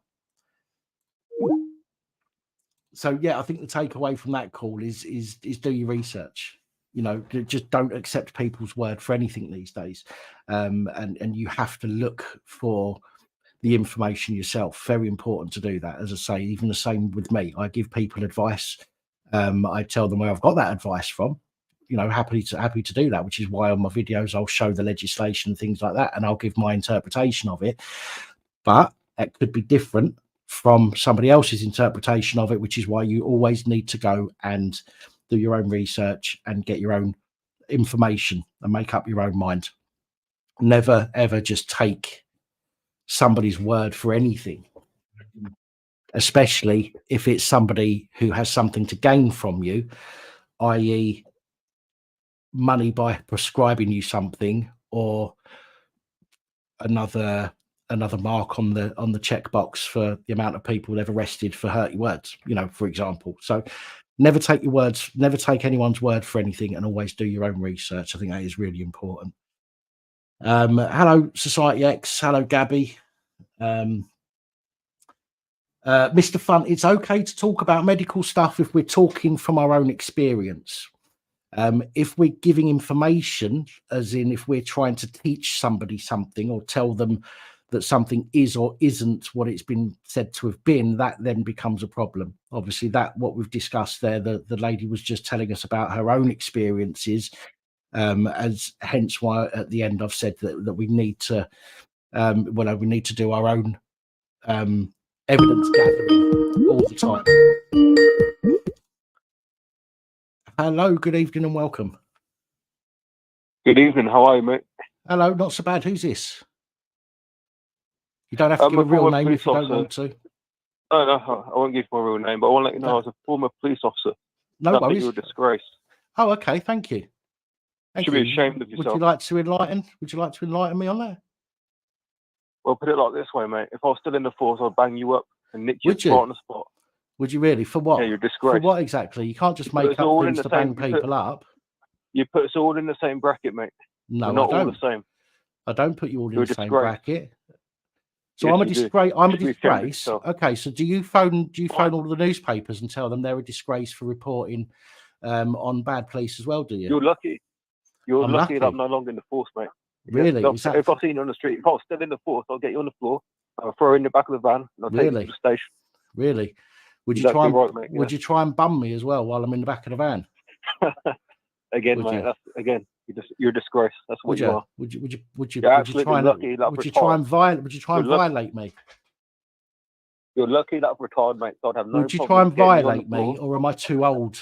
Am I too old to be violated? Or the wrong sex? I'll definitely humiliate you. You'd humiliate you. That's what I'll do, mate. Yes, I would. By doing what? By doing what exactly? Come on, because it take a lot to humiliate me. By telling you what an absolute overweight mug you are. Oh no! Disrespect to me and the force. I'm so humiliated. I sit on here and tell people I'm overweight as it is. Do you think telling me I'm overweight is going to humiliate me? You absolute fucking pleb. We protect and serve your own. You protect and serve your. You protect and serve your own in most cases. Not all. There are some good ones out there. There are some good ones out there. And I have mentioned this before. Okay, so why have you having a little bitch fit over it then? Have I reported on you on my channel? What do you mean bitch? No, you haven't. Have I not? Mate? You're lucky. You're so lucky that I've retired. That's what I'm going to say. Yeah, okay. I'd have no problem. I would have no problem. No, I know you wouldn't. I know you wouldn't. You're old Bill. I know you wouldn't. You wouldn't have any problems going against the grain and doing what you're not supposed to do in order to get your rocks off. I know. I've reported on it all the time. We protect society. Do you? So we do our job. We monitor Facebook. We monitor. Yes, we do. Ah, right. Okay. So why are there so many stories of police not doing that then? I can't speak for them, mate. Okay, I can speak for myself. Oh, you can't answer that one. Okay, but it's all right to have a go at me. But when I come back at you, you go, oh, I can't speak for them. Yeah, I'm sick of your videos disrespecting the whole. Well, do you know what? Do you know what the best thing to do is then? Not fucking watch them, you dickhead. Bye bye. Dear oh dear. I'm sick of your videos. Don't watch them then. It's not difficult, is it? No wonder you was old Bill. Fucking fit cunt. Anyway.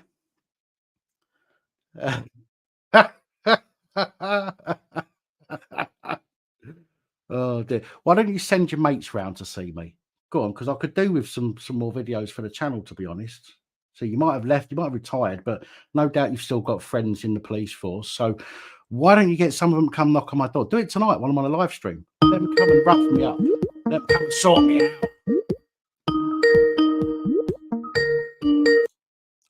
Hello. And can you believe that? Hello. Well, I'll tell you what, mate. This is going out to you, you dopey little mug caller. If you're retired from the police force, mate, I'll eat my own hat, mate. You're still in the police force. You've got the attitude of most of our brothers and sisters that have fallen with the devil. You complete mug.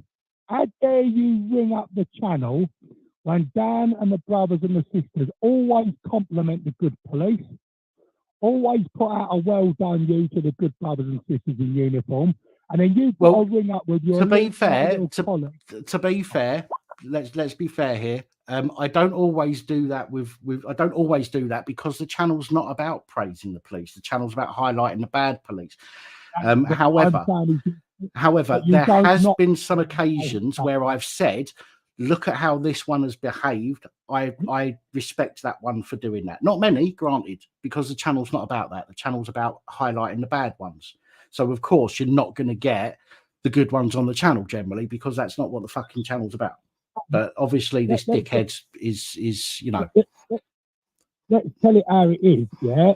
Is this gentleman, I'll use the words lightly, and it must be frustrating for him if he's genuine and he's coming from a good place and he's working for the police, because I have great sympathy for the good brothers and sisters in the police uniform. It must be an absolute hell on earth going to work, putting that uniform on, having to come home, switch on the YouTube, seeing Plonker Rodneys and soulless monsters marching through the police force, embarrassing the police force, embarrassing the good brothers, embarrassing the good sisters. But if he wanted to show himself in good light, he's gone about it the wrong way. He could have come on the telephone tonight. He could have said, Dan, I'm a retired police force officer. I'd like to say I'm absolutely ashamed of our police force at the moment. I'm pleased I'm out of it. It's an absolute embarrassment what I'm seeing on the YouTube with your channel. Thank you for highlighting, Daniel. He was quite young, though. He sounded quite young to be retired. Maybe he was, maybe he was forcefully retired. Shall we say forcefully retired, as in asked to leave for some reason or another. Do you know what? That's going to make a great short for the channel, by the way. That conversation. It's going to make a great short to go on fucking TikTok. When he was going on the rescue, I was thinking, you absolute scumbag. If I was in the force, I'd throw you to the floor, put you in the back of the van, and you went, would you bum me as well? Well, you know, what can you do? What can you do? You're right, though, Scott. I will say, if he'd have come on and said, you know what, right, if he'd have been reasonable and said, you know what, I think you're a bit hard on the police. I was a copper, I never got in trouble, and and spoke to me in a reasonable tone rather than threatening me like he did. Right? If he'd have spoke to me in a reasonable tone, I'd have been all right with that. I'd have had a conversation with him. But I answered the phone, and first of all, I'm a disgrace. Well, fuck you, mate. You're not going to get any respect from me then. Simple as. Exactly. Let's be honest about it with the brothers and sisters as well, listening on the side chat. If you're coming at that, are you living, under a rock? Does he not see the state of our? And notice the word "owl."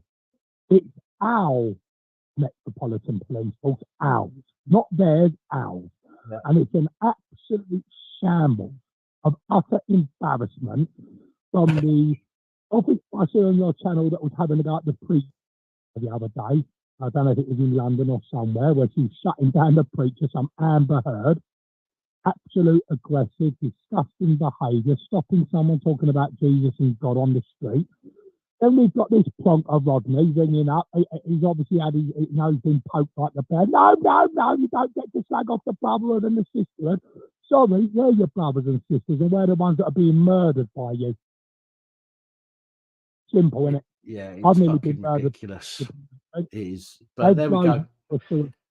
Police, and then they want to ring up the chat show and come at it like they're all saints when we know that most of them are sinners. So I found that, well, I was lost for words. I thought, wow, how to sort of make your organisation look more embarrassing than it already is.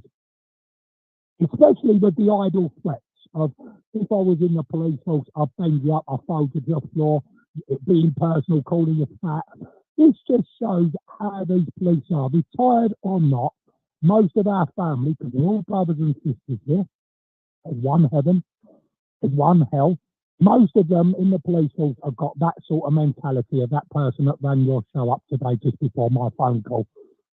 Whether he's in the police force, whether he's not in the police force, whether he's pretending he's in the police force, unfortunately, that is a true reflection from that brother, whether he's an officer of the law, ex or current, and or a pretender. That is honestly how the police behave. So, pretender, not pretender, officer, not officer, retired, not retired. Thank you for doing a very good act of how the Met Police behave to us as human beings. Sorry, I keep laughing to myself because that was a cracking call. That really was a cracking call. When he said he's ex-police, I thought, oh, we've got a whistleblower here.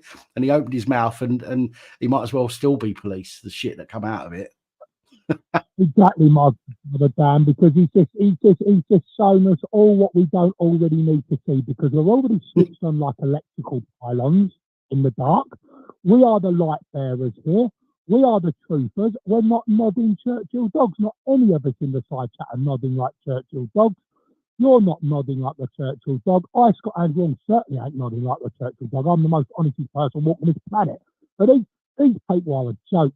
To come on and pretend that what we talk about isn't actually happening is the behaviour of a narcissist. Well, the fact, I mean, the fact that he's come on, he's phoned me, right? And the fact that he's phoned me and he's basically threatened me. Basically, that's what it is, threatened me. But I don't think the dickhead realises that I've now got his phone number.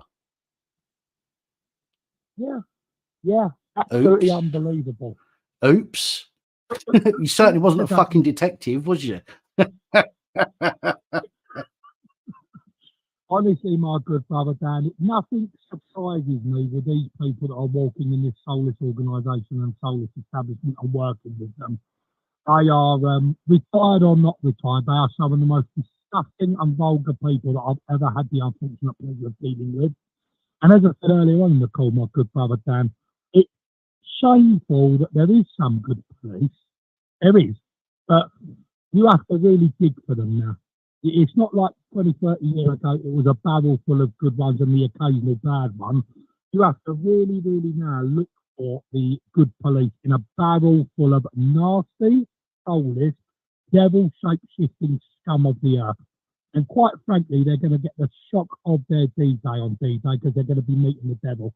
Not many of them are making it home to heaven with us, I can assure you of that.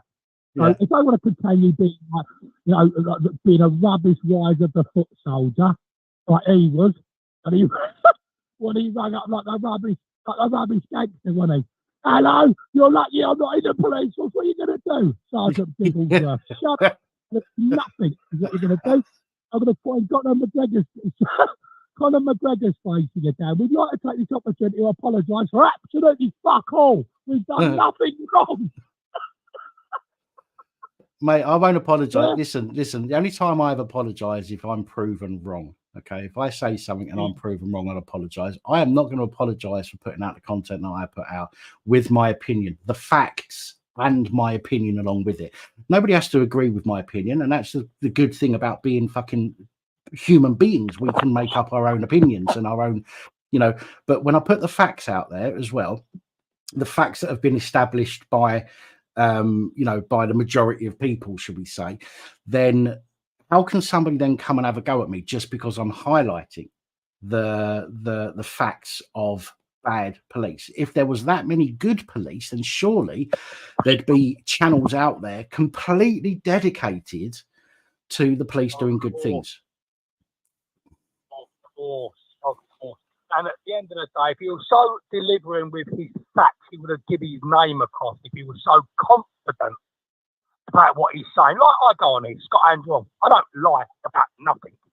End of story. I go under my name that I was christened with by my earthly mother and earthly father.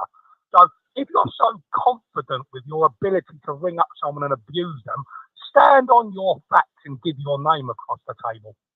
Well, I don't mind people not giving their name because sometimes people want to remain anonymous. I understand that. I get that. But it's not even about giving the right name. It's about what you're coming on here to say. It's about your attitude. You know, if you, as I said, if he'd have come on here and he'd have said to me, listen, Dan, right, I appreciate what you do, but it seems like you're tarring everybody with the same brush. Then I could have had a discussion with him. But he didn't. He came on and said, you're fucking disgraceful. Well, fuck you too, mate. Simple as. That's the reason what the problem is, Dan. I've just had it come in. It's channeled in from Father Jesus. He's upset at your lovely teddy bear hair. He's got the right up because you're blossoming. You're like one of those little diamonds in the rough, ain't you? And you're all smoothed out, mate. The old teddy bear hair coming on. He's upset. He's bent up like a wire coat, Anna. Fuck him. Fuck him. Scott, listen, man. I'm gonna have to call it. I'm gonna have to move on, mate. Nice. It's good that we got the full. It's good that we got the full 10 minutes without your phone fucking up, though. But yeah, I mean, clear under attack, and I've been under attack for a little while. With I think your brothers and stuff as well know. So yeah, we got a full. We got a full 5-10 minutes without the phone cutting off with full signal on the bar. Well, listen, if you ever start feeling down in the next couple of weeks, just go back to that phone call. That'll cheer you the fuck up. I will. I'm taking this. Got to go to the memory bank, this one, innit? Just to have a listen to our Captain Figgleworth there. Don't let him bother you, mate. You're not getting a nervous belly. Oh, I'm fucking shitting myself now. Yeah. Listen, the shit I've said on this channel and on police fucking social media accounts.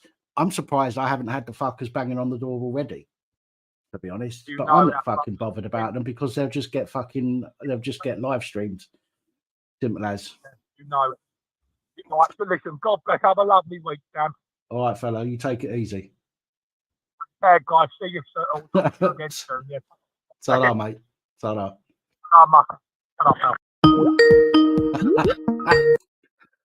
Hello, good evening and welcome. Hello. Hello. Who's that? Oh, hello. Who's that? How you doing?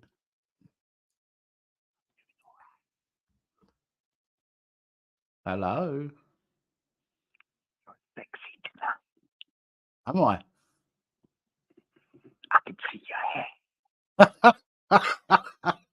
It's growing. It's certainly growing out. Yeah. You look gorgeous, darling. Fuck my brace girdle. Of course it is. You look. I tell you what. You look 20 years younger. Well, I've had a few people say I look younger, but I will be honest. Because I don't mind making a fool of myself. You'll probably notice that I'm not as grey as I was, and it's not because my hair's thicker either. I have been dyeing my hair. I love to run my hands right through your hair.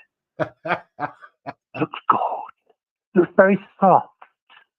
Very soft. Well, it's got a little bit of wax on it tonight just to hold it in place. But a little bit of wax. Well, you like that sort of thing, do you? Getting a little bit greasy. Mm. Oh dear. How are you? Because I understand you had a bit of a stroke. Well, not recently. The last stroke I had was in January, March, April, May last year. And you probably noticed, or well, you may not have noticed, but I've not put anything out for quite a long time, and I've only really started putting things out the last couple of weeks. Yeah, I know that, darling. I know that. I thought it was something more recent. I thought, I didn't hear anything about that. You never called me. I really got emotional. I really did at the beginning tonight. I really did. But I'm okay now. I'm okay. But you must put out the cigarette. Oh, I can't do that. I can't do that at the moment. No good for you. Anyway, tell us about your wig. Anyway, it looked gorgeous, I think. The wig? What is it? Is it like plugs? I think they call it plugs.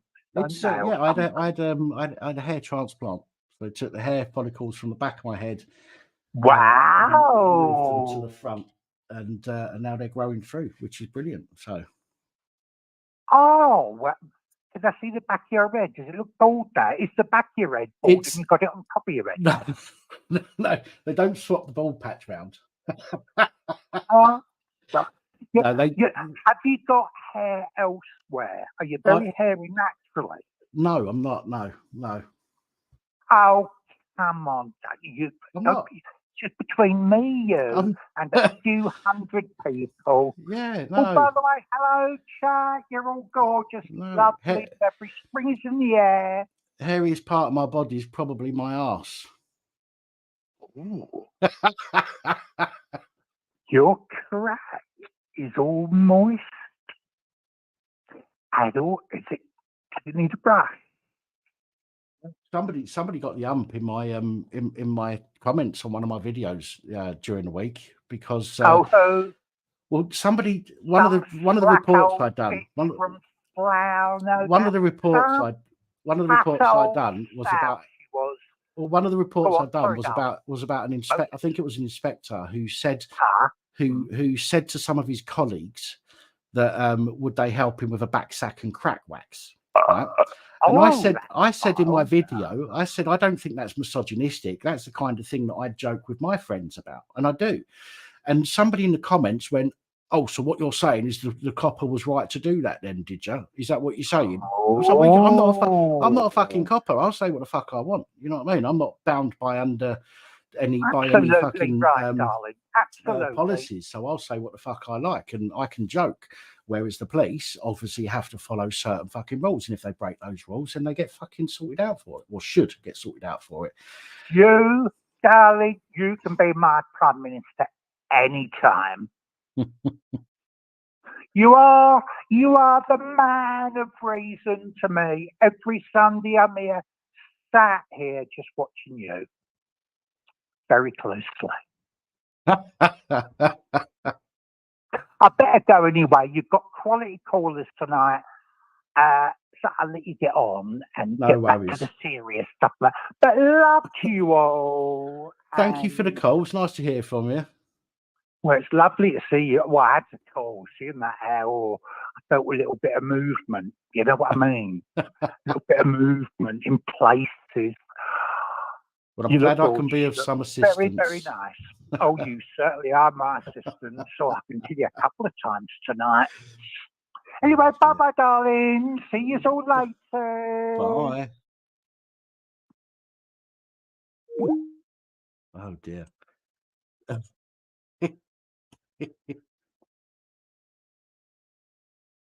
Oh, dear, oh, dear.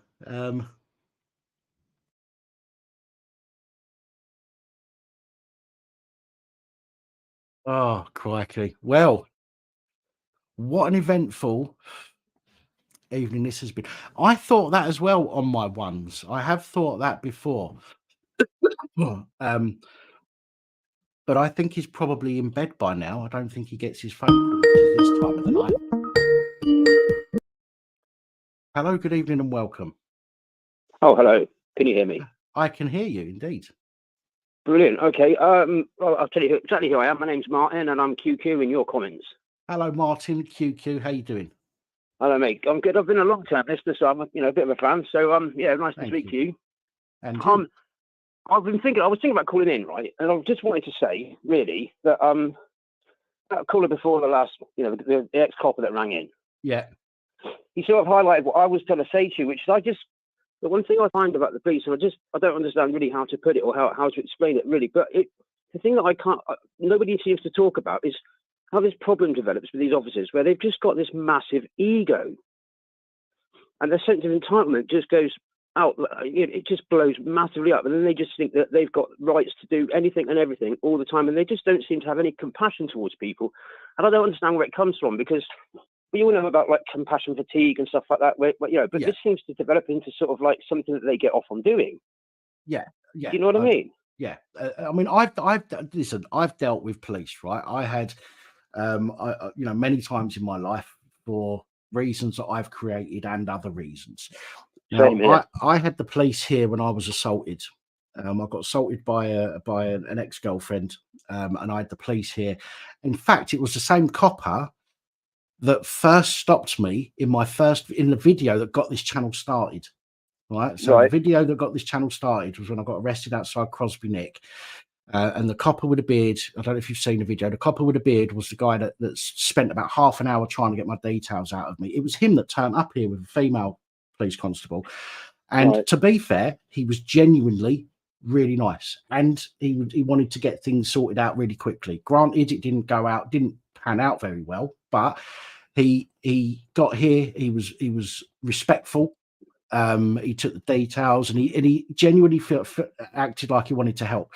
And I've said this in previous videos, right? I've said, exactly this in previous videos. I can't fault him for his behaviour whilst he was here that particular day. But the behaviour that he displayed when when I got arrested the first time was fucking ridiculous, right? I know, yeah. So I will say that, if police if police do the right fucking thing, I will say it, especially in a situation that's difficult, right? Yeah. But it's far more easier for them, or it seems far more easier for them to just go on the offensive and attack, right? Sorry, I see it all the time. They fall into this mindset where they just want to just assert their authority, and they seem to think that they've got this authority, and then they seem so shocked when some people don't let them have that. Yeah. And it just, but can I mention just one other quick other thing I was dying to say was that, I don't know if anybody's seen this. There's the Channel 4 program where they investigate. They show how the police investigate themselves. I don't know if you've seen that series. Devon and Avon and Somerset, isn't it? That's it. Yeah. Right. And now, on paper, or on the actual programs, it looks really good, and they look like they're really compassionate people. They say and do the right things and stuff like that. But some of the decisions are astonishing. But when they seem to investigate themselves, the way they put that series across, it looks really good. And everybody says, oh, they're not very good at investigating themselves and all this kind of stuff. But they appear to do the right thing in the program, at least. But we know from the outcomes that they don't. We know this because there's so many cases that are recorded that, and I put out, not so many recently, but over the years, I've put out so many that shows that they're not actually appearing to do the job that they're supposed to do because people are not getting justice. No, they're not. But I will say that I do think that the auditing movement, if that's what you want to call it in this country, seems to have changed things, because people don't seem to be getting the material that they used to get from the police. They seem to be a lot more professional when they're confronted with an auditor these days. Yeah, well, they know now, don't they? They know that they're going to get ridiculed and rinsed online. So you'll see that some auditors will now not go to the police as much. They'll go elsewhere and hope that the police are then called to deal with them, rather than going to the police station. Even when they turn up, they still say, my camera's on, you're entitled to record, blah, blah, blah, blah. And that just seems to have just fallen flat on its face now. So we're not getting the confrontation that we used to get, and it seems to change things. But I don't know if it's changed things all over, because, like you said, I mean, I've seen the police do despicable things, and they treat so many people so differently. There doesn't seem to be any even-handed treatment across the board. Say if I got assaulted, they probably wouldn't help me. But if my neighbour got assaulted, they'd be out there in a shot, especially if I did it. Unfortunately, with the police, a lot of the things, I mean, they've got policies, but a lot of the stuff that they do is based on guidance, which means, and guidance can be altered or twisted to fit your own narrative, right? Their discretion. Which is why, which is why you could go to one police station and film quite legally. Okay, granted, you might be being annoying, but that's not a crime. So you can go to a police station and film legally and be left completely alone. Okay. Yeah. I do understand when the police come out and say, "Can I ask what you're doing?" That I do fully understand, right? However, you're not entitled. You don't have to tell them, but I do understand why they do that. But the escalation that they do. Yeah. No, the point is that I get that entitlement to have the conversation. That's the part where I agree with you. But then they seem to think they don't understand that it's consensual from that point on. Mm-hmm. Do you see what I mean? And that's the ego thing that I'm talking about. And that guy that rang in and was basically threatening you, is exactly what I'm talking about. That nobody seems to talk about how that this ego thing is an endemic problem, and it gets in the way of good policing, and it's what stops good relations in the community, and it's what puts them in a really bad light and doesn't help us as the public in the long run. I would love to be able to trust the police like I used to. I mean, I was more scared of the police back in the day than I am now, first of all, okay? Because back in the day, and granted, not everybody would agree with this, I fully understand that, but back in the day, old Bill would give you a clip round a fucking ear roll if you was being a bit of a dick, okay? Yeah. or take you home to your mum. These days, they'll phone for backup. You'll get bundled to the floor with 4, 5, 6 coppers on top of you, twisting you up. Okay. Then they'll bung you in the back of the van. Then they'll take you to the police station, and they will do all of that just to teach you a lesson. Yeah. Oh, absolutely. I know. I've got friends that have got, should we say, addiction problems, and they refuse them their meds to make them go into a club in custody just so that they get ill. Yeah. You know, they can be so barbaric sometimes. Yeah. Well, they didn't give me my meds when I got nicked in January 2021. Was it 2021? 2022. 2022. When I went to the BBC in London to film the protest that was happening down there. When I got arrested, they took me in. They asked me if I had any issues, and I told them, because if I didn't have my meds, it affects me quite badly. So I said, I can go without the nighttime meds, but I need my morning meds. What did they do? They gave me my nighttime meds and didn't bother with my morning meds. Yeah, knowing full well that it's going to make you unwell. Yeah. You know, and can I just tell you one thing that they did? Because they've done loads of stuff, but there's one thing that's standing out in my mind. I just want people to hear this, right? This is no well of a lie, right? I got the time you're talking about. I was on bail. They put me on bail for 8 months. They kept having hearings in Cardiff where I couldn't even get to the bail hearings and extending it. And they had a camera proving that I was completely innocent of this, right? Yeah. It was a slight domestic. My ex-partner, she called the police because we'd had an argument. She was a bit upset. She didn't say that. She told them that I hadn't hit her or done anything to her. But anyway, they came out. They knew there was a camera, right? The copper that came in wrote down on a piece of paper, "Are we being recorded?" and held it up to her so that he could gauge whether there was any cameras in the flat left, so that he could then go on to make up whatever bullshit he wanted about me. I swear to God. Does that make sense? Mate. Yeah, no, yeah, of course it does. And then I found out in custody that they said, "Oh, your partner said that you've hit her, you've done this, you've done that," and blah, blah, blah. And I was on bail and I wasn't allowed back to the family home for 8 months. Even though they had a camera proving that I was completely innocent. Yeah. They're horrible. They hate, and if they get a bee in their bonnet about you, they hate you. You know, they really don't like me. Well, I'm still under investigation for the 2022 thing. Yeah, it's 2024 now. I'm still under investigation for that, and they've still got my mobile phone and my memory cards. Yeah, that's the other thing they like doing, isn't it? Taking things off of you so that it deprives you. Yeah. Well, there's one thing I need to do. Once I need to, I don't earn a lot through the channel, but the channel will, send me a few pounds over the next few months. That money I'm going to use to get a court order to get my stuff back. And I will. Why have they still got it, by the way? Why have they still got it? They keep it because they want to teach you a lesson. As I say, the thing is, right, the law states, right, that they are only supposed to have your belongings for a reasonable amount of time. Now, if it's an electronic device, a reasonable amount of time could be a week, because they could just download it. It doesn't take long to download a SIM card. Exactly. I know, exactly. Card or whatever. Yeah. But they've had it since January, so over 2 years now. No, they did, and this is what they did to me. They used an excuse that they couldn't read. They had a memory card. They said it was with digital forensics or whatever. 8 months before they could even read and open, not even password protected. It was just a memory card with videos on it, and they said it took them 8 months to read that. Yeah, and that's an inappropriate amount of time. That's just to keep me on bail, just so that it mucked up my family life. And at the end of the day, what it did was it ruined the lives of the 2 kids that were living at the flat, because they missed me like hell. Yeah, so yeah.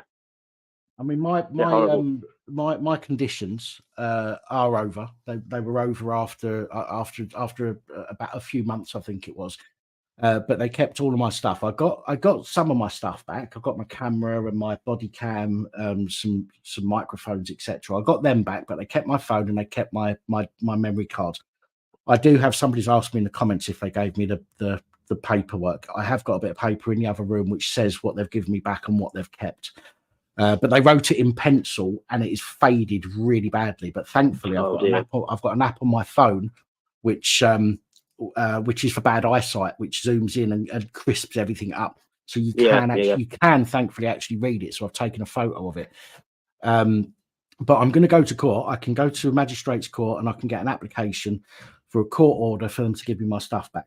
And that way, if they don't give me my stuff back when I go down with the court order, because they've had it for long enough, then they're in breach of a court order and they can get fucked over for that. Hopefully you get your stuff back. Yeah. A couple of things, just on that, a couple of things that come to mind is when they've, because I mean, everyone knows now it's against the law if you don't give them your PIN number to let you into your phone. So the last time they did that to me, I turned around and said, I was drunk last night. I've changed the pin and I can't even remember what it is. So I didn't give them the pin on purpose. Right. And the other thing they've done is they took a knife, a big carving knife out of my kitchen once as part of years ago as an incident. Again, something I was completely exonerated of. And they invited me to go and collect the knife because they knew full well the minute I walked out of the police station with it, they'd nick me. Yeah. For carrying a knife. So they won't give you digital stuff back. You know, it's crazy. I know, it's madness, isn't it? Absolute fucking mental. But it's just this is ego the game. Thing. That's the main thing I wanted to talk about. Is you know, like people like in the medical profession, people develop compassion fatigue.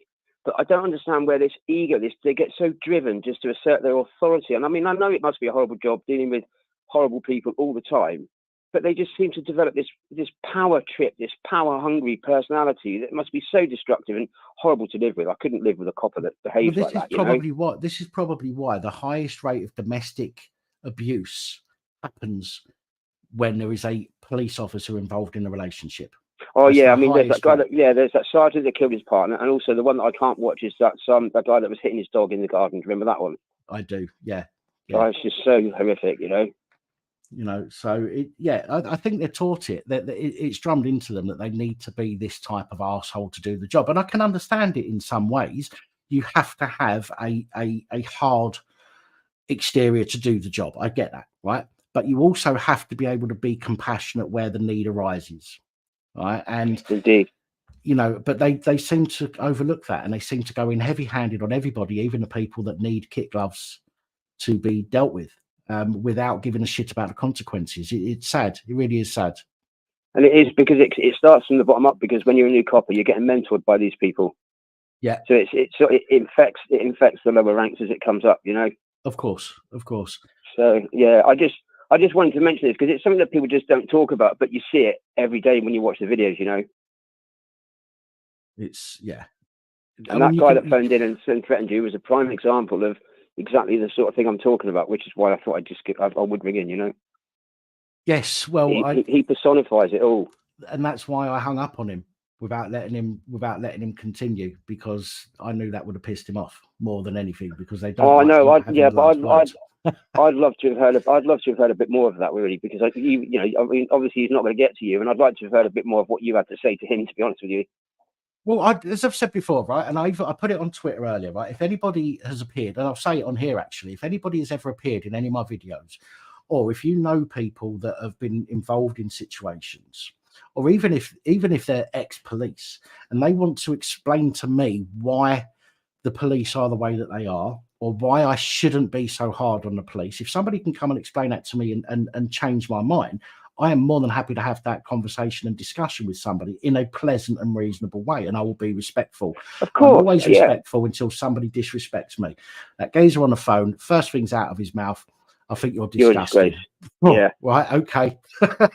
You know, yeah. You're not going to get respect from somebody from saying that as your first words, are you? But why be so dumb that you want to assassinate the messenger? Because that's all you are. Mm. Well, like I said to him, do you make these complaints to the newspapers when they print stuff about your colleagues? Just because I'm highlighting it in one place, and I will cover more than any individual newspaper will in a particular. Generally, I'll cover more in a day than any one particular newspaper will. Regarding these outcomes. So it looks like I'm really being heavy-handed, but I'm not. I'm not even scratching the surface of the reports that are out there, because I don't have the manpower all the time to do them all. I do what I can, and that's not even scratching the surface of it. You know? No, exactly. I mean, and I'm grateful for that, because I'd never find all the stuff that you get, and it's interesting to read. Can I just, before I'm going to go, but can I just say two things? Go on. Right, and if someone can add into the comments, right, where has Crime Bodge gone, and what's happened to Jamie? The guy that was the big guy that had breathing problems. Can't remember his name now. Do you know what I mean? Well, we'll start with Jamie. Jamie has stepped away from YouTube. Right. He did come onto my show. I do have him on my show a while back. He was arrested and he actually went to prison. Right. And he won't mind me saying that because he said it publicly himself. So we went to prison for a while. Did he do something, or did he get stitched up? I mean, was that revenge or what? I think if I remember rightly, this was to do with harassing the people that were trying to stitch his missus up, or something along those lines. Oh God! Right. Okay. Yeah. But I believe from what he's told me and what I've seen, it's bullshit charges. But I'll leave that for other people to make their mind up. Yeah. Fair play. But he went inside for a little bit. He's come out. He's got a job, and he doesn't want to do the YouTube at the moment while he's getting his life back in order. And he spent a good few months away from his family, poor fucker, and poor family. And he's trying to get all that back on track. So he's not doing YouTube at the moment. You don't think it's because he's been intimidated out of the park by the police then? Oh God, no, he wouldn't be intimidated. Fuck no, exactly. But I mean, everyone's seen what's happened to Friendly Geordies, recently in Australia, and I'm just wondering if maybe that's what's happened. But something similar, that sort of thing. I have seen about that Friendly Geordie actually, but then he goes far deeper. Friendly Geordie. I know, it's brilliant. I know. And Crime Bodge. Crime Bodge, I believe his YouTube channel was being targeted, right? So he was getting lots of requests to take videos down and stuff like that by people that had appeared in his video, or coppers that had appeared in his video. YouTube weren't monetizing many of his videos, and the amount of time and effort that it takes him to do because his videos were brilliant. He's genius. No doubt about it. Hands down, genius. One of the best. My videos are shit. Okay, because I do so many, I have to do them. I have to do everything I do in a rushed manner to get through them all. But it's the content that counts, man. Don't worry about that. He was putting out a video every few weeks, so he had the time to sit there and edit them. He was a very polished YouTuber. Yeah, indeed. But I don't think he was. I don't think that's the entire reason why he left. So don't take this as me saying he wasn't getting paid, so he fucked it off, because that's not what I think. He did say that he was moving over to BitChute, I think it was, but I've not seen any videos on BitChute from him either. No, okay. So I don't know exactly what's going on any more than what I've just told you. It would be nice for him to come back, because he'd done some fucking brilliant stuff. And he was very clever, very intelligent bloke. He did have help from somebody, by the way, who was an ex-copper who used to do the legal side of stuff for him. Right. So he did have help. Nothing wrong with that, by the way. But it would be nice to see him back. I don't know why he's gone for so long, but it would be nice to see him back. It's a shame. It is a shame, isn't it? And I'm sorry to bring up other content creators when I'm talking on your channel, but hey, sorry about that. No, it's fine. I think it was a great channel. I do, genuinely. Yeah. Well, no, but it's very nice to talk to you, and And you, nice thank you for the call. Nice to worries. Get some new callers on, some first time callers. So thank you very much. It's been an interesting phone in tonight, anyway. It has indeed. Especially the last one, darling. Yeah. Well, if I can help people out in any way possible with your hairy ass, good for you, mate. Happy to help. No worries. You take care, mate. I'll catch you soon. And you take it easy. See you done. So, mate.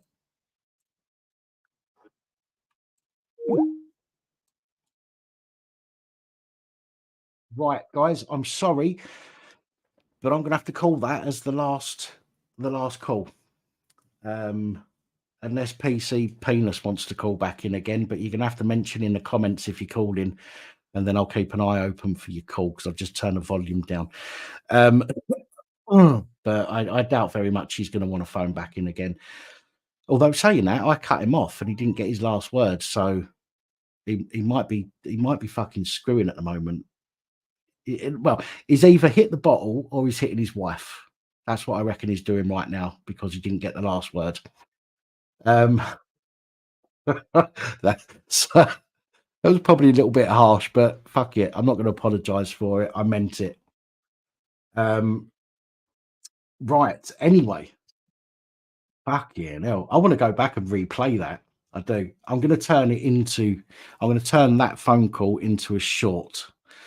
And upload it, because I think that'd go down quite well, to be honest. There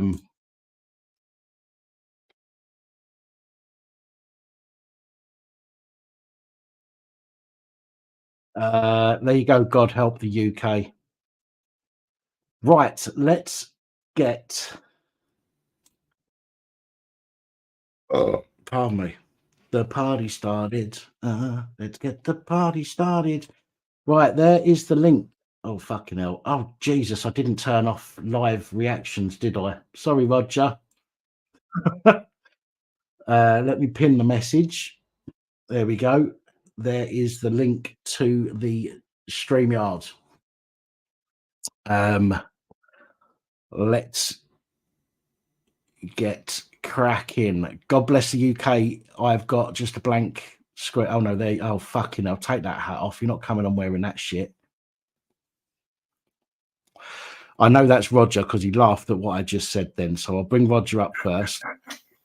Oh mate. Hello, Roger. Hello, Heather. Hello, gorgeous. How are we both? Yeah, not too bad, mate. Not too bad. A little bit tired because I ain't had a kip today. Should have been on Revs Live and then on bloody Discord and what was it, Odyssey.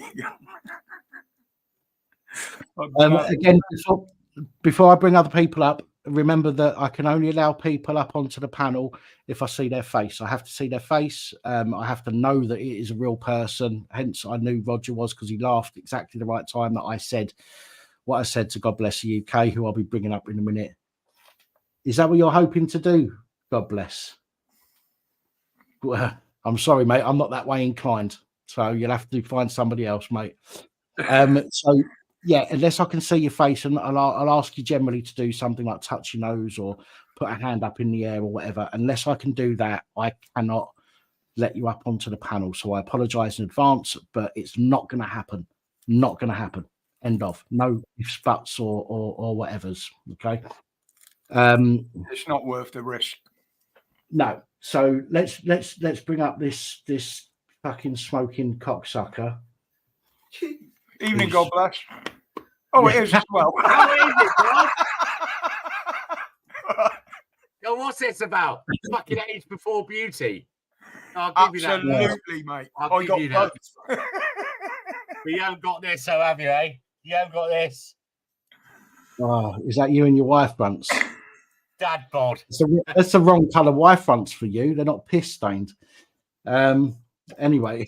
Yeah, because you've got them already. Do you remember? You go. Evening, Rog. Anyway, go on the fucking show before I fucking. This is where the channel, the live stream descends into the gutter. By the way, people. So I'm just pre-warning you there. Okay. Blair, do me a favour. Just put your left hand on top of your head for me. No, not fucking laser. Don't laser me. Put your left hand on top of your head. Left hand like that. Good man. Hello, mate. Oh, what are you doing with your right hand? That's what I wondered. I know. Ready breast. I thought what was going. Oh, I don't think he was rubbing his tummy, Rog. Fair enough. That would account for the smile on his face. Touch your nose, Tina. Either hand. Well, okay, both hands. Hello there, Tina. Hi, everybody. Hi, Mrs. W. I'm good, Dan. How are you? Yeah, I'm all right. I don't know if you saw the phone call earlier that cheered me up. Oh yeah. Yeah, that was quite interesting and amusing. The thing that worries me about that, mate, is if he can be like that in fucking civvies, can you imagine what he was like when he was in a bloody uniform? Oh, God, yeah. Loafer, can you do me a favour? Fine, Eddie. You all right, mate? Yeah. No, Loafer, take the cock out your mouth.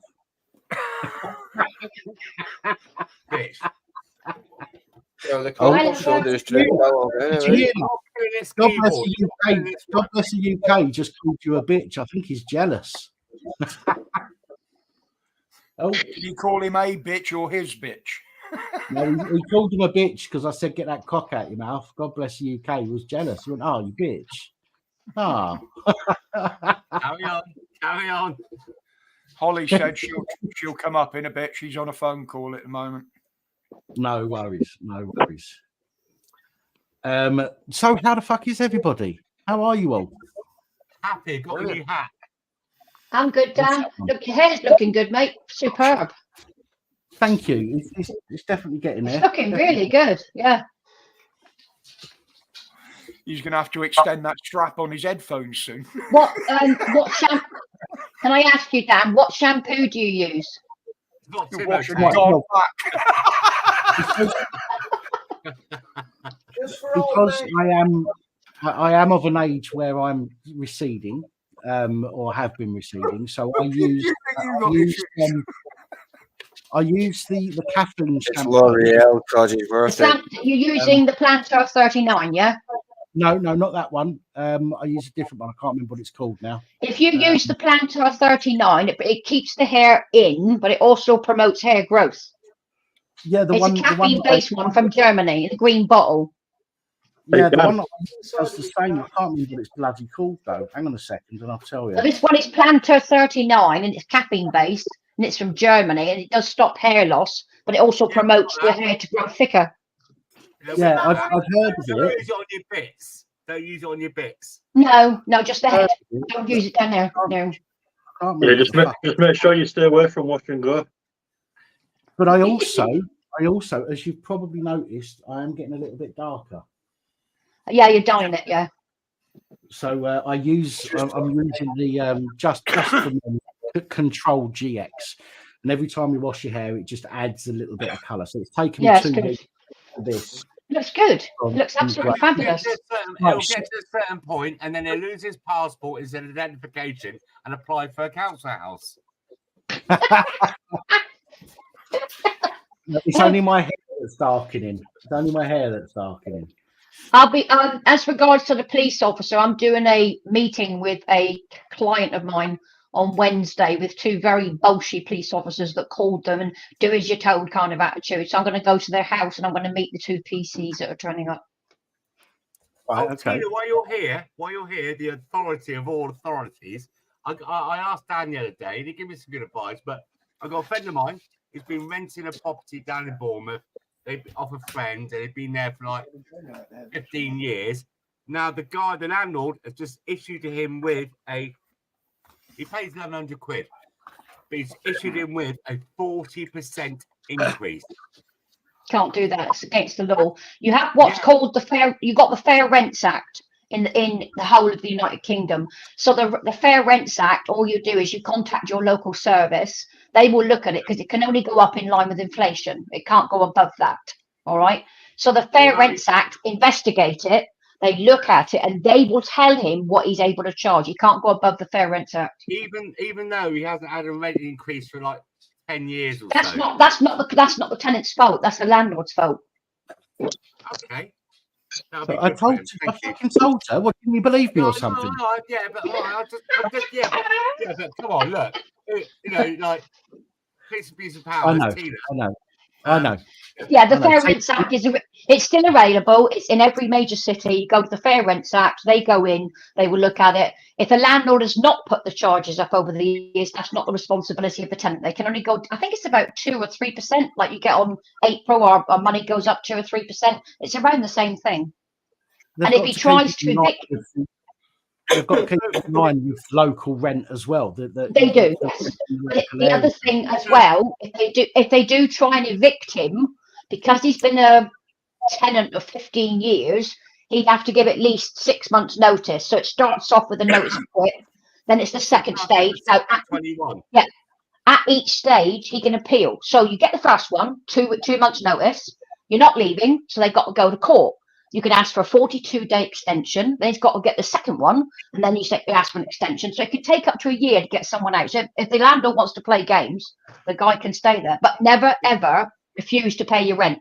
That's the one bit of advice they will give you. The guy that's living there, he's not on benefits or anything. He works hard, so that's still the same. Okay then. Okay, yes, it is. He's been absolutely calling me all the time. He's a really nice guy. He's a really, really nice guy. And it's the thing, and he helps the community with food and not that down and out. So people are down on their luck. If you send me an email to my website email, iantcweb@outlook.com, send me an email and I'll send you the documentation up of the Fair Rents Act organisation. I'll do a WhatsApp to you so I get it direct. Yeah, no worries. Thank you, Tina. As always. No worries. I sent him the information. I sent him the info from the government's website that explains this, and obviously, and again, they can't. They've got to give, if you've been there for a certain amount of time, they've got to give you 6 months notice before they put the rent up as well. If you've been there, not if you've been there a certain amount of time, if you're paying yearly, a yearly rent, who pays up for the whole year? Well, some people do, but if you're paying yearly, if you pay your rent yearly, they give they have to give you 6 months to increase the rent. If you're paying weekly or monthly, then they can increase it increase it with a month's notice, but you have to agree to it. If you don't agree to it, then they have to wait until your contract your lease ends, and then it renews at a higher price. But he still can't do 40%. That's way too high. It's high, that's what I thought. Yeah, it's way too high. They have to bear that it's in line with inflation with a lot of other things. And like Dan said, that's correct. They look at other properties the same size in the same area, but they can't put it up. That's ridiculous. Absolutely ridiculous. And the guys maintain who pays a year's rent up front, the government are paying 5 years up front. Well, saying that, Roger, no, just to let you know, some social tenancy landlords, like housing associations now, to try and stop certain types of people they don't want in their accommodation, they are actually, well done, they are actually now requesting 6 months rent in advance. Now, who's actually got that in this day and age with the money so tight? Who's got that? It's terrible. But that's what they're now doing. Some housing associations are now asking for 6 months deposits. Yeah, but to be honest, they're asking for 12 months. They all seem to be asking for 12 months now, and they say that it's because of the insurance. It's a load of rubbish. They are a social tenancy. Yeah, but a social tenancy, if you open your mind to it, council's not the only social tenancy. Social landlords, or every housing association, some landlords give their properties to councils to manage and to fill up. If they are a social tenant, they cannot do that. They cannot prevent someone from accessing affordable accommodation because of that. If you've got a bad reference and you've not paid rent for the past 10 years and a load of flats that you've had, then they won't take you on. It's your reference checks. But to say that they're not going to house you because you haven't got 6 months up front, that's illegal. That's not legal. These are supposed to be affordable and a very low cost. They can ask for 2 weeks in advance, which some people do. One goes into a deposit, okay? And then you've got your first week's rent. But not anything over than that. It's not legal. They're social tenants. They get funding from the government to build these houses for the lower paid in society. That's what they're paid for. I just all they're doing is being greedy shits. I know I've just done that as some of you did. Well done. But Brum, it's fucking awesome, mate. I'm really pleased. That is brilliant, mate. Well done. News. Have a party with Coke. Understand how hard it is to stop. You know, it's the first 6 months to a year that's the hardest. It is. But yeah, that's fucking great news. Really pleased for you. Gabby, just favour, just do that. You look silly. No, only joking. Poor Gabby. Hi, Gabby. Oh, clear picture. Yeah. I've done that in series. Building, and they cancelled all these hundreds of houses along the track are now being put back out, aren't they? At a stupidly cheaper rate. So somebody bought, if I remember, Roger, I did put a post and you liked it as well. The government bought for the HS2 train track, I think it's something like 120 grand they bought this house for, but now it's on the now they're reselling them, aren't they? Yeah. 80 grand. Yeah. Now, we're the taxpayer. Well, did we tax? Was it taxpayers' money did all this HS2? Yes, they had some private funding. They cancelled it. You watch, guarantee. You watch how they're going to read. You'll read it in the paper soon that these houses are bought by local councils to house refugees. Yeah, it's a public-private finance initiative. You'll find that the taxpayer contributes to it, and it's massively over budget. It's still not going to get to the centre of London, and it's going to shave literally about 10, perhaps 15 minutes off a standard journey, which you would have taken about 20 years ago. It's 15 minutes ago, yeah. And then we got this next thing where, we've got the MPs that are so scared of being threatened by the Islamists. Oh, poor people. They created the bloody situation. Exactly. They're getting bodyguards and everything. That's going to be paid by us. Where are the thing is, they brought this upon ourselves. Where's the bodyguards for our women and our children that are walking the streets? Why aren't we having bodyguards for our families? See what I mean? It's just it's so fucked up at the moment, isn't it? The government. I've got to go for a piddle. I'll be back in a minute. Okay. It's their responsibility. Sorry. Just in case anyone wants to do anything naughty, Lost Souls Paranormals is sitting in the back here with full control over this. So behave yourself. I'm behaving. Yeah, the problem is with the way it's going, with Parliament now asking for security staff because of what's happening. If you look at the way it's been put in place, Sir Keir Starmer was the one that got on the benefits as soon as they land here in 2003. Yes. Sir Keir Starmer also blocked all the flights to get these people back to these countries they've come from. So they brought this issue in. So any chaos that comes from that is down to the government. All them assholes in Parliament need to be... Think about this one. Prime Minister's own private residence, country residence. He's got CCTV. There's supposed to be police there 24/7. Yet 6 people managed to get on the fucking roof and cover it with tarpaulins. How does that feel? Was that the same ones that got? There's one when there's. Oh no, there's the Queen's residence. One of the royal families. They're sat at a table with the chandeliers and the candelabras. Yeah. Did you see that one? Yeah. Yeah. And they didn't get arrested for it. Well, look at the one that got. Look at that mental health patient that got into Buckingham Palace and ended up sitting and having a chat with Queen Elizabeth in her bedroom. Remember that one? How the hell did he get in?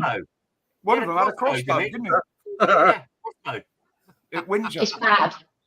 It's absolutely mad. You come back from Spain with 50 grams more tobacco, the customs take it all off you.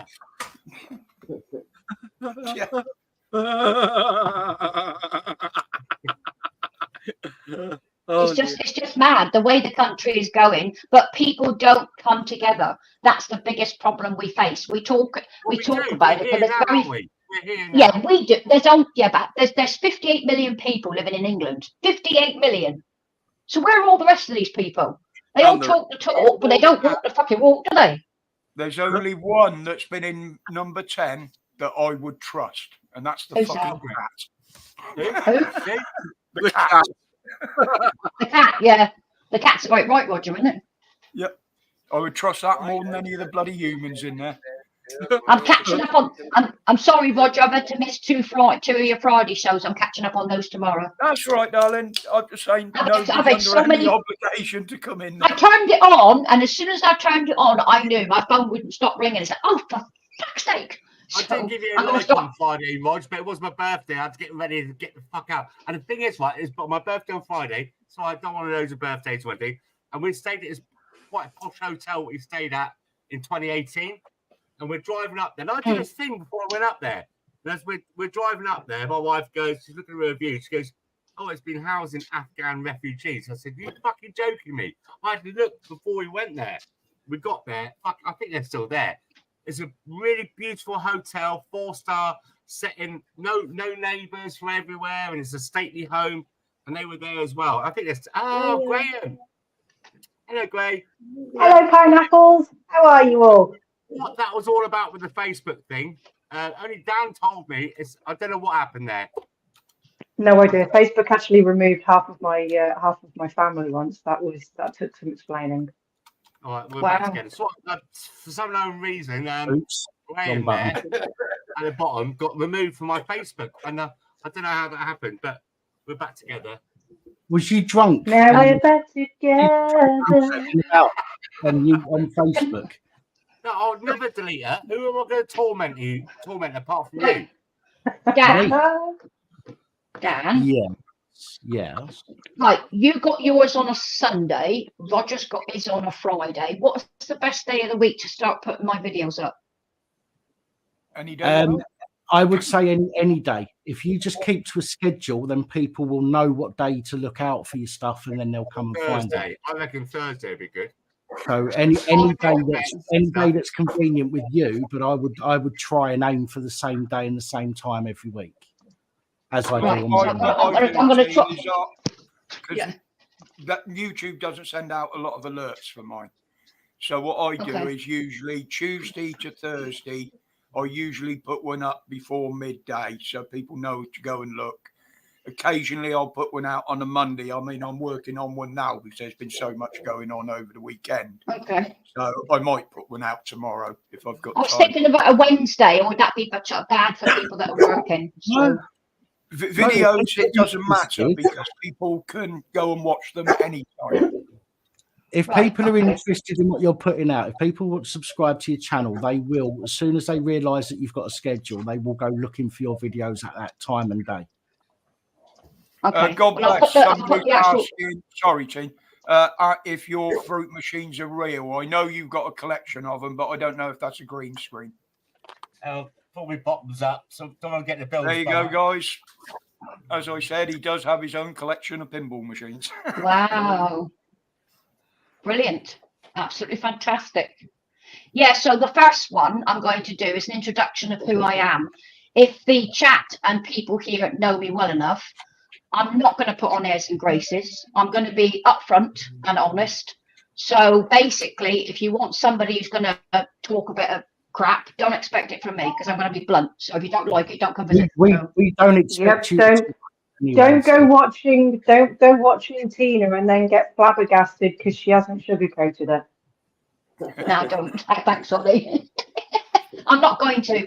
This is what you get. Me. This is it. If you don't like it, don't fucking watch. That's my answer. So if you put up rude comments, I'll find you. Yeah, you got to be a bit careful on what you do. Well, not what you say, but how you say it now, because the censors are getting really, really tight. I know. I'll behave somewhat. I'll behave. I try to. I'm wondering whether I should put this so-called copper's phone number up on Twitter. No, I wouldn't. That could get you into a lot of trouble. I'm not going to. Don't be a fucking pineapple. I'm sure we can find some platform somewhere where we can.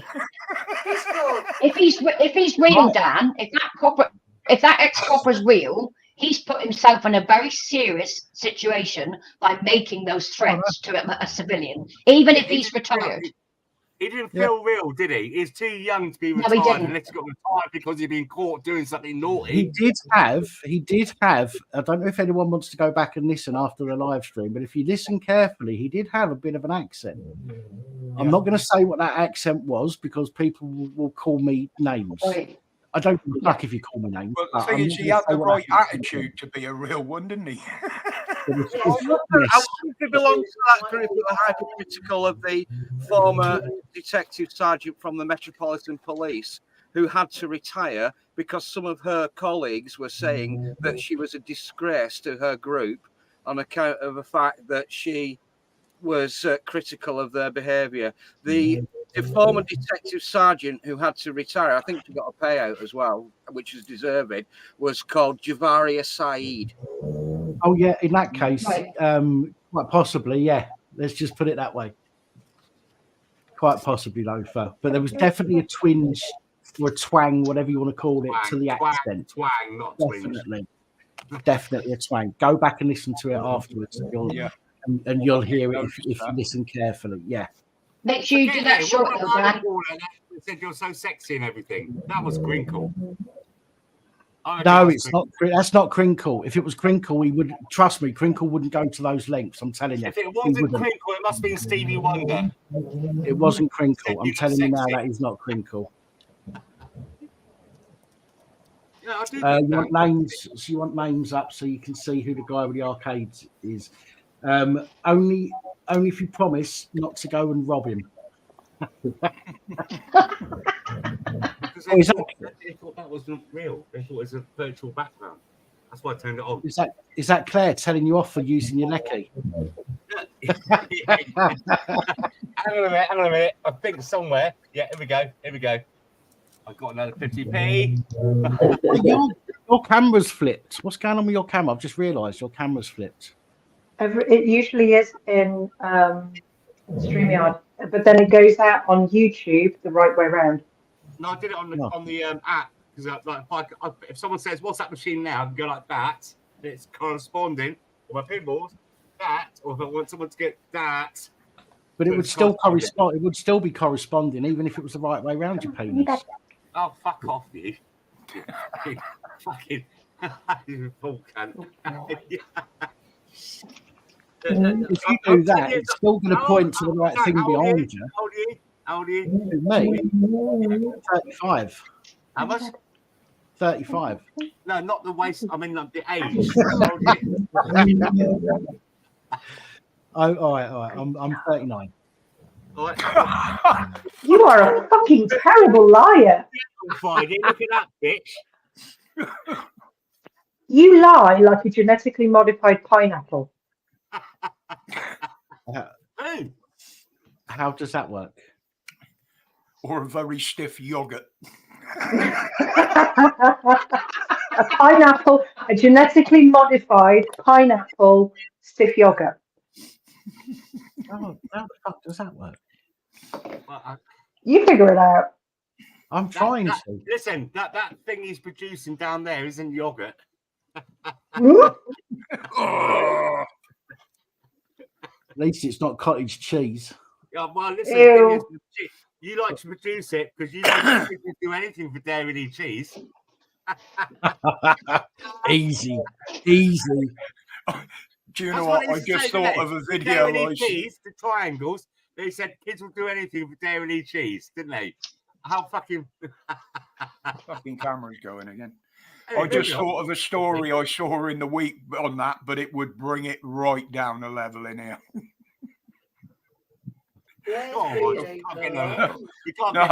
A woman decided to give her boyfriend the ultimate Valentine's night gift, and she ended up with the thrush on the tongue.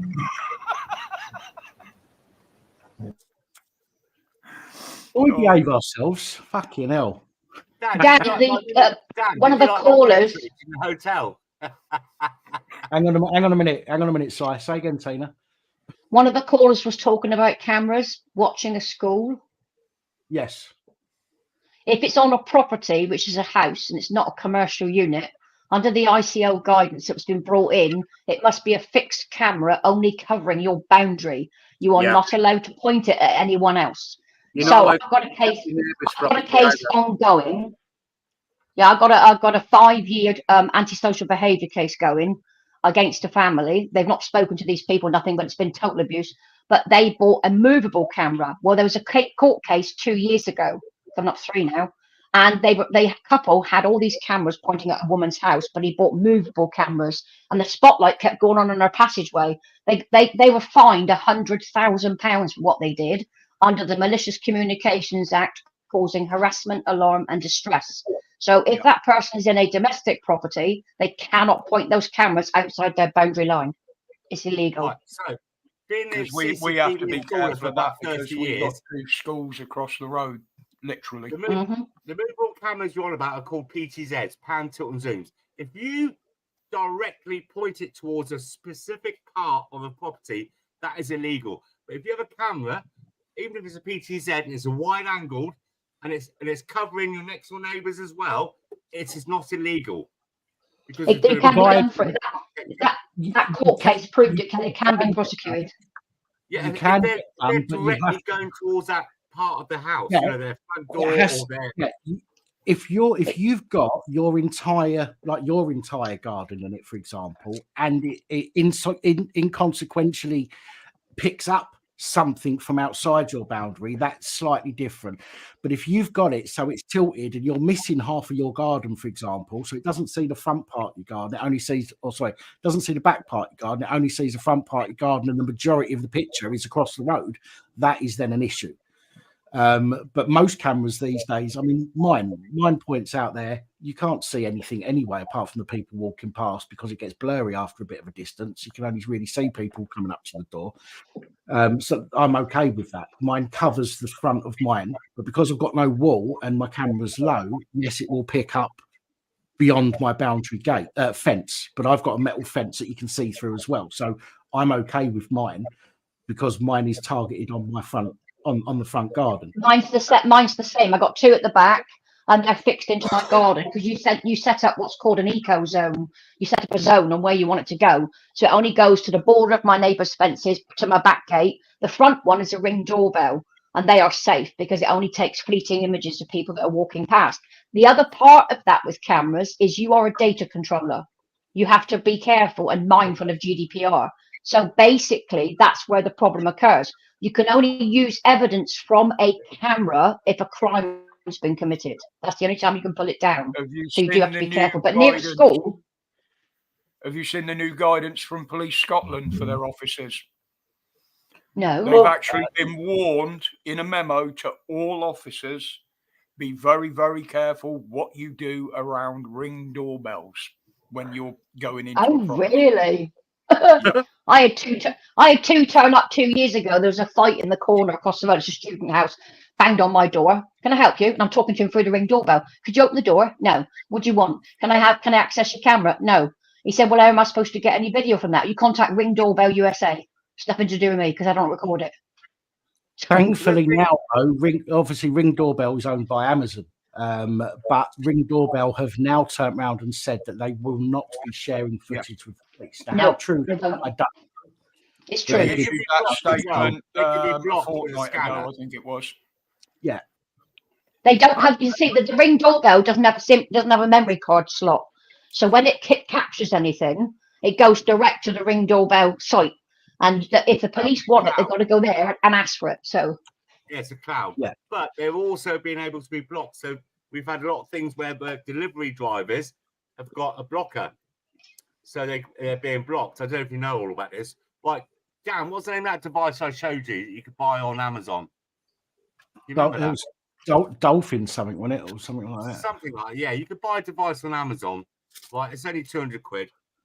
You could go up behind somebody in a queue, like checkouts, scan all their credit cards, and then duplicate it. You know the where you go like that with your credit card by the chip and pin, and it scans codes for the cars as well. So say like someone's got a remote control and everything.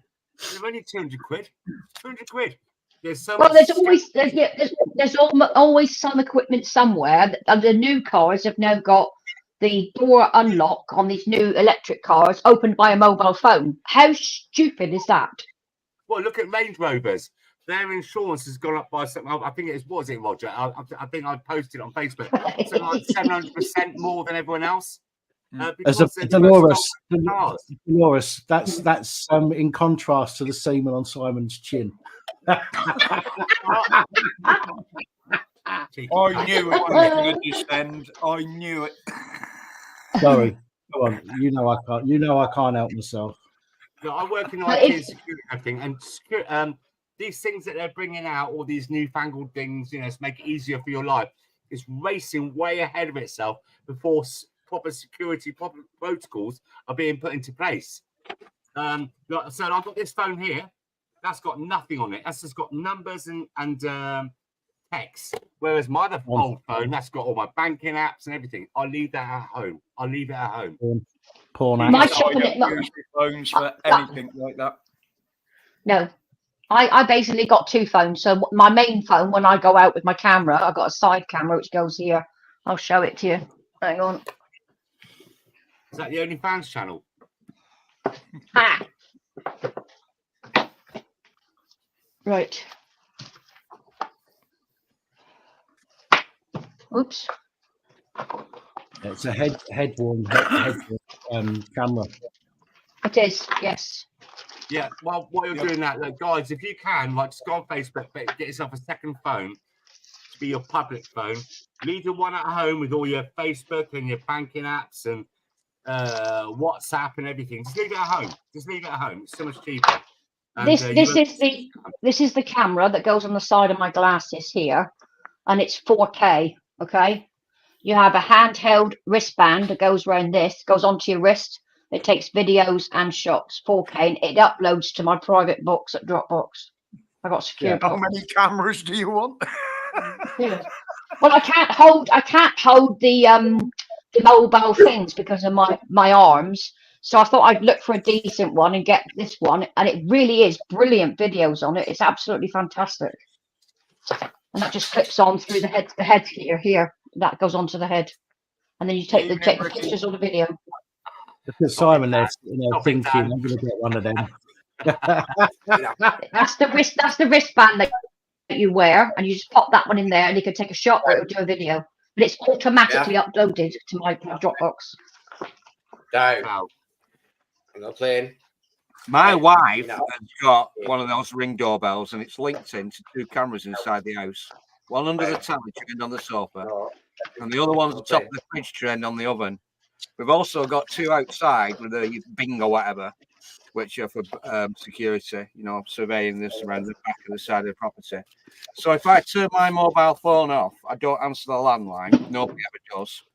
But the thing is, she's figured out she can see me, and she's figured out how to communicate to me via the Alexa machine. You're not working today? Well, that bin next sake. She's figured out how to converse with you through the Alexa thing. Loafer, take my underwear off. Loafer, don't forget there's a little thing called the fucking off switch. Call the Wi-Fi. Call the Mrs. Big Mother. Yeah, Miss A is brilliant for a lot of things, but I did set it up and scared the crap out of my brother because I set it up to my mobile, and I got Miss A to ring him, and it was Alexa's calling Bill, and he's like, "What the hell?" So he phones me saying, "Why are you ringing me through Alexa?" Well, I can't say that too much. I've got Alexa in here, so yeah. I've had to take the one I've got out of here. Because we can turn these lights on and off. I know. In the room, her down there, her over there in the far corner, she's got habit of screaming out. When I'm on a video call, it's on speakerphone, so she'll yell out, "Alexa, order a big black dildo." And I'm like, "Holly, but it's not going to go to yours. It's coming to mine. I have to send it on to you." Alexa, order pineapples. I've turned mine down, so you can't activate it here. Holly, I've got pineapples. Is there something you got to tell us, reveal to us? No, it's just it's the word of the night is pineapple. Whatever you do, don't mention hamsters and toilet rolls to God bless the UK. Or Appo cones to Lord Pat. Okay, you don't want to know what's going around in my head. No, come on, you're gonna have to explain this. Hamsters and toilet rolls. The shit that's going through my head it would flabbergast some people. The hamsters was look, right, let's be honest, right? The hamsters, what he's referring to was I'm trying to get him off that, what's it called? Grinder channel he goes on. Yeah. There's another website called Hamster X or something. It's like Pornhub. I was trying to get him back to like being a blokey kind of thing, Yeah, with girls and ladies, that kind of stuff. It's okay, it's not a problem. What was the other one? Hamster, and what's the other one? I've no idea, mate. You said hamsters and something else. What was it? Hamsters and toilet rolls. Because he sent me, I'm not going to get it now, because if I get it now, I'll knock everything down. He sent me a box of tissues. It's called, what are they called again, Dan? They're wank wipes. You know exactly. There you go. Now, what bloke sends another bloke a present of wank wipes? He does. He's a good friend like that. I'd get them out now, but I've had to hide them because my kids coming in and rob me all the time. Yeah, but it just listen. You sat there. You had listen. You had Listen. No. Who else does that? You had toilet rolls next to your computer, which gave the game away. So I just thought, fuck it, you might as well just be a man and own your shit. Do you know what I mean? And get some proper wank wipes. I just use hand towels. You said to me after you used them, they're washable. Can I send them back to you? So you can wash them and send them back to me. Now, what's that all about? You wanker. Seriously, why have you two not come out yet? We'll get a room at least. You two make an amazing couple. Because he's frightened to see. He's frightened. He's worried what people will say about him. Holly, because I know my missus will batter him. He's just waiting for his hair to grow a bit more, so he's got someone to hang on to. Yeah. Go on, Bob. Go on, Bob. Go on, do the thing. Do the thing, Bo. Go on, there we go. I brought for the first time in fucking, I don't know, 40 years nearly, I brought Pineapple. some combs. Some combs for my hair. And Holly told me that the ones I've bought are no fucking good. I bought a packet. It was a packet of combs. It was a packet. Shut up a minute. It was a packet of hair combs off of Amazon. And I thought, fuck it, I'll get some. Do you know what I mean? Because I don't know what I'm going to do with my hair as it starts to develop and get long. Demi wave. Get a demi wave. Grow it long like in 80s. Get a demi wave. So I brought combs, right? So I've got. You could grow it up like a pineapple and get it shaved in diamonds like a pineapple. So I've got this one. I've got this one, right? Which is like what they call a fine-toothed comb. But then it came with this one, which was not so fine a toothed comb. And it also came with this one, which is even more not so fine a tooth comb. And then it came with this one. That's a bloody afro comb. Then it came with this one, which is for brushing llama's hair. And Holly said to me, "You don't need those three because you only need that one." I don't know. That's a crab comb. That's for his crabs. I've never owned a comb. Not even a crab comb. Not like you. I know, because you haven't needed to for the past 10 years. You'd be lucky if you got crabs, wouldn't you? You'd be grateful. Over here. So, yeah. Don't be cheeky. That Chihuahua's got a deep voice. Yeah, it's trans. My employers, I knew it would come in. It's had to come. If you don't believe me, I'm talking to Crafts about it. I'll just see if I can get my camera around and share screen. See when I stream out. You couldn't believe it. I've just had to spend goodness knows how long doing one of them diversity and inclusion questions. Look what we've got at the bottom. The intersectionalist flag.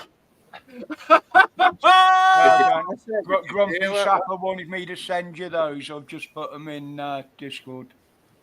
Send. Hang on, let's go and have a look in Discord. Oh, it's got a right good cartoon here, Dan. I don't know what country that flag is from, but I can guarantee he's got ugly women. They're fucking brilliant. You want to see the ones he's done at the Rev? Oh, they're fucking brilliant. Can you share your screen? No. But it's not been it. Yeah, hang on a sec. Close down the other pages first, Dan. That's fucking good. I like them. Open in browser. Let me get the other one open in a browser as well. Okay, so what do we There's do? nothing that's quite as entertaining as watching an openly gay man explain to a 68-year-old devout Catholic woman the differences between multiple pronouns. I overheard the conversation because I was waiting to speak to him. I'm just sniggering. I thought it was hilarious. It's not fucking. Oh, that's because that's on it. Right. Don't start shooting.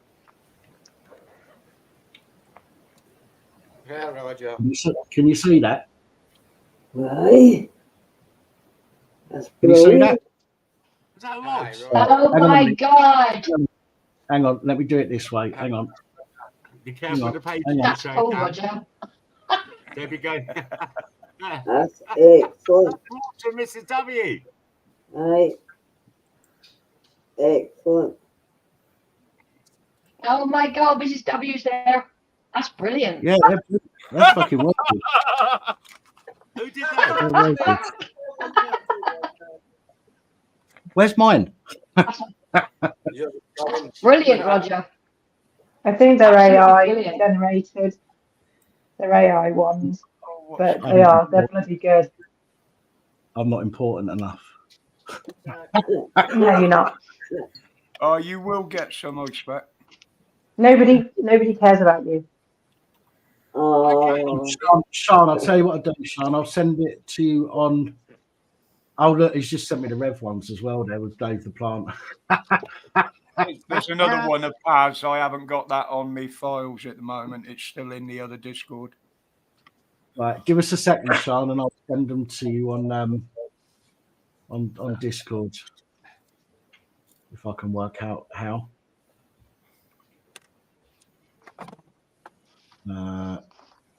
Good night, Jenny. Good night, Jen. Take care, sweetheart. Thank you, Carl. Do you know, after looking at them pictures, I need another fag now. Don't forget to send me that WhatsApp message, Simon, okay? Yeah, I will. Yeah, I will. Tina, there's a question on the screen for you, love. I can't see it, darling. Oh, does Tina just deal with housing or all fields of the law? All fields of the law. Housing benefits a lot, Joe. What I'll do, Joe. Total Mickey, what package. are you doing? Mickey's been on the spliffs tonight, I think. Yeah, I think he has. Joe, I'm going to put a link into Tina's email address if you want to get in touch with her. Just to let you know, the panel as well as the chat, I'm not a solicitor, but I will give you the actual laws that you need for any request. I've got thousands of documents in storage, so. I was in Poundland today and I thought of you, Dan. Oh, really? Thanks so much. Look what I found. 75. Well, I can't fucking. Thanks well, for I can't that, read it in front, you fucking retard. Yeah, I think they're a bit dyslexic now. It says puff, not puff. Well, it's back to front. Look at that, 75 It's back pence. to Remember front. 11 puffs, Lodge? Is that Islamic writing? What it looks like back to front. You're a fucking pineapple puff. 11 puffs, and remember these? Remember these? I know you like a ring now and then, Dan. Coconut rings. Oh, the coconut rings. rings. Oh, I fucking love them. Coconut. Mate. Wow. Yeah, I love them. Pound. They're lush. Yeah, I do like them. Wagon wheels, a quid. A quid. Proper quid. Not bad, is it? Yeah, but have you seen the size of those wagon wheels? Malted milk with chocolate, not a penny, because Heather bought them. They're not proper. No, they're not proper. When I was a kid, they used to be like that fucking big. Yeah, they were huge. And they're thin. They're thin. There is fucking so much shit inside them these days. Because they're tasted a bit funky for the 90s. The what, sorry, Blair? The wagon wheels, they've tasted a bit funky, the biscuit, since like the 2000s, the early 90s. They were really nice. I used to enjoy them, but they changed them after a wee while. Everything has. They've started taking out fucking ingredients from everything these days, and reducing the size of everything. So you're losing flavour when you've got something with, like, for example, jam or folk like marshmallow and stuff like that inside it. Because there's less of it, you don't get that flavour that you used to get anymore. Fucking arseholes. The sweets as well. When we came back from this hotel on Saturday, we stopped it in Stratford upon Avon. You know, it's supposed to be. It dates back to something like 42 AD. Anyway, and there's this little corner shop, a really old rustic little. And the old. Do you remember you used to go in a sweet shop and they had all the jars where you could have the different ones. But they're £4.99 for 100 grams of things like lemon sherbets and rhubarb and custards and stuff like that. £4.99 for 100 grams. I remember. Wow. I do remember when there was about 2 or 3 pence. When they Rod, help me out here. Yeah, but what do you expect in Stratford? It's there for the tourists. Oh, I used to get 2 blackjacks for half a penny. Yeah, that's it. Yeah. Oh, Years you know ago. what? You used to get a bag full. I'm still really young now. Yeah, you could get a bag full of blackjacks and fruit salads for a penny when I was a kid. I must admit, right, this sweet shop had all. Do you remember those liquid cigar pipes? My missus bought some. £4 for about 6. I used to get 100 grams of £4? Seriously? £3.99. Flabbergasted. So none of you remember when you used to get 100 grams of penny sweets from Woolworths for nothing? Yeah. Right at the front That's door. what my kids did today in Poundland. They do like a thing for £1.50 or £3. I said, make sure you have a few to taste out. You get the right ones, girls. Yep. They had the sweets thing right by the front door, and they wondered why they fucking lost so many of them. I used to walk past Woolworths, and it was like it had like 3 openings, like the whole front used to open in my town, right? You like 3 openings, So don't you? I'd walk in the first, and as I'd walk in, and I'd walk along, lifting the things and grabbing some, and walk out the last fucking door, and just carry on my way. Sweet. That's why I'm a fat bastard. Things like Woolworths being missed. You know, I know it's a cheesy shit shop, but it was all right, wasn't it? Woolworths, good little shop that was. Oh, by the way, there you go, retired copper. I've just admitted to stealing. Send your mates round. Bothered not. Fuck off. Sorry. Pink shrimps and bananas. Pink shrimps and bananas.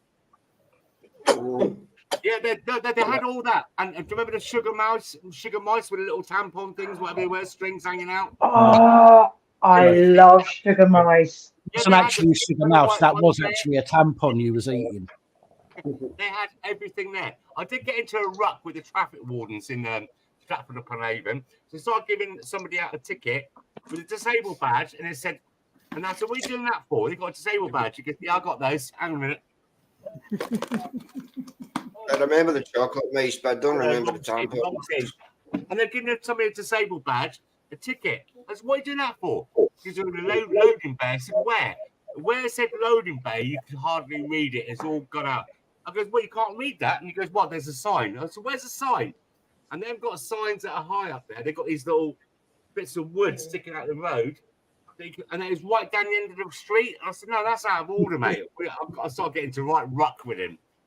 So anyway, wankers. Well, put it this way, RJ, I've only got 7 teeth of my own left. But that's not for me. Going around trying to find people putting cigarette butts on the floor. And I was trying to wait for them to go and tell someone. What they don't tell people is, they say, oh, you dropped that down, that's a £75 fine. They don't tell you that when you pick it up and put it in the bin before they give you the fine, you have that entitlement to do that. So if anyone's out there like Bristol, they're supposed to tell you. They're supposed to give you the chance to pick it up. It's only if you walk away and leave it. So the enforcement officers, I hate using that term, but for the enforcement goons, if they see you drop something on the floor, they are supposed to have a word with you and say, listen, you can't drop that on the floor. Do you want to pick it up? If you refuse to pick it up, then they are entitled to, by the council to fine you. But you are supposed to have the opportunity to pick up anything that you drop. Also, that's only if you intentionally drop it. They are not supposed to fucking fine you. If you put your hand in your pocket, pull your keys out, and a sweet wrapper flaps out your pocket, they're not supposed to have you for that either, because that's not an intentional littering. But do you have to give them your name and address, though, Dan? And what can they do if you don't? No, they've got no powers. Exactly. They'll follow you. This is why they follow you. This is why they follow you. This is why if you're being spoken to by an enforcement going for dropping something on the floor, okay, what you do is you go and get on a bus, or don't go into a shop because they'll wait or they'll follow you. Go and get on a bus or call a taxi, call an Uber to take you round the fucking corner if you need to. £1. Go around the corner. It's going to save you £75. They basically have to give you the chance to pick up what you've dropped before the fine. Yeah. But most of them are working commission, so the chances are they're going to chase you and just try and get a fine at you anyway. Well, there's lots of... They can't put their hands on you or detain you either, like they try. No, that's why I say just get on a bus or get in a taxi or get in your car.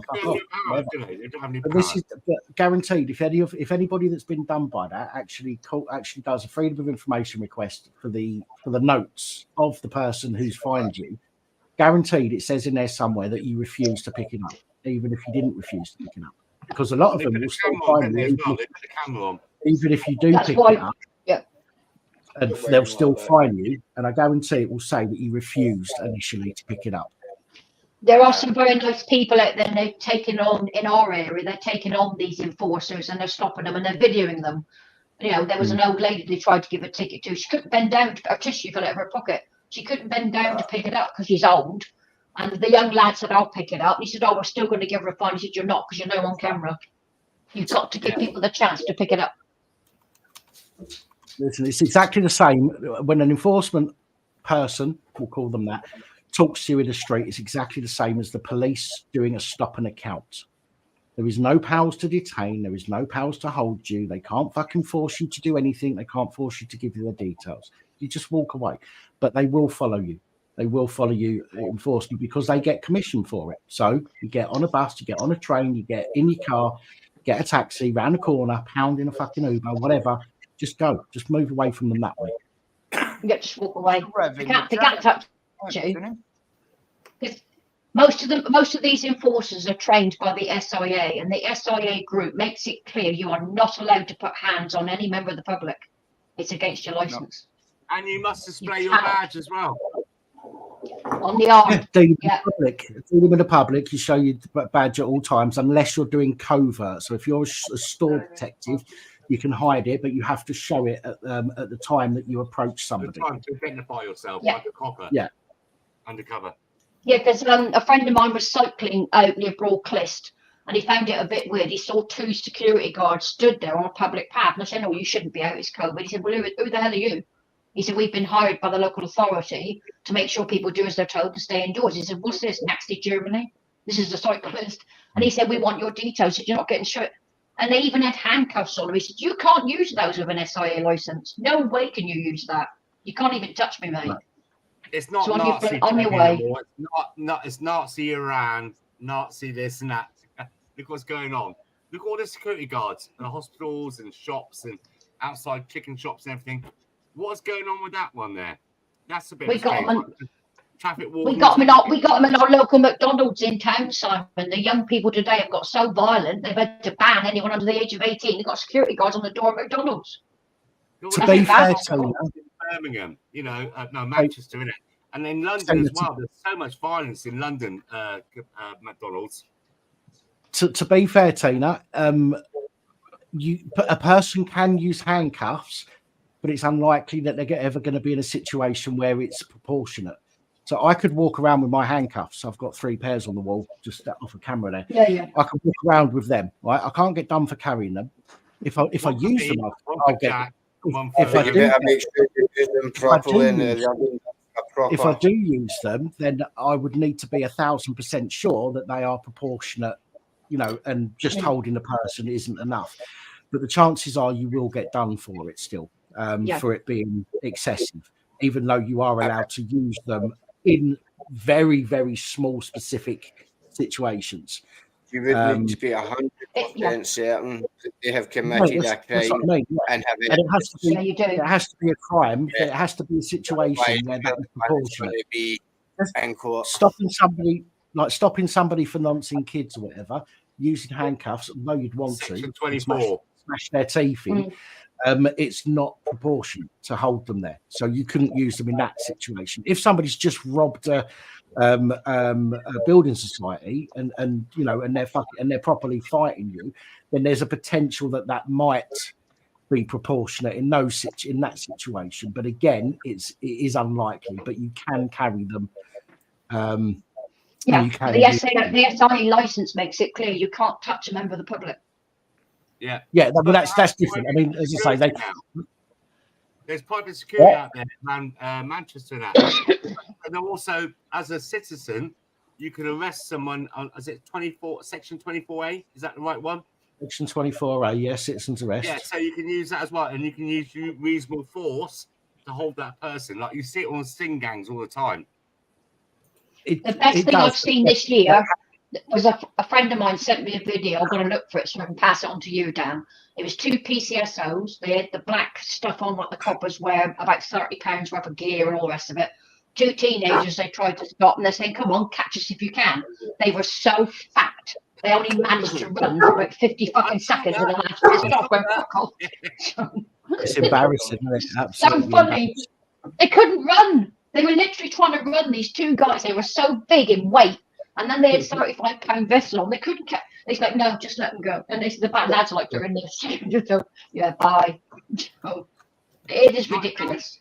Like Dan said earlier on about the police, I mean, I was more fearful of the police. I respect them more when they could give you a clip round the ear for doing something naughty. Oh, yeah, back in the day.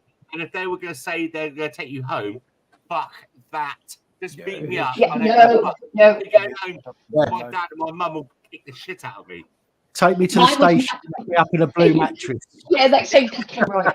Mine was my nan. I wasn't scared of my mum and dad, but I was terrified of my mum's mum, my nan. We're going to go and talk to your nan about it. No, please don't do that. She'll give me a smack right in the ear. So, don't do that. Oh, yeah. So, yeah.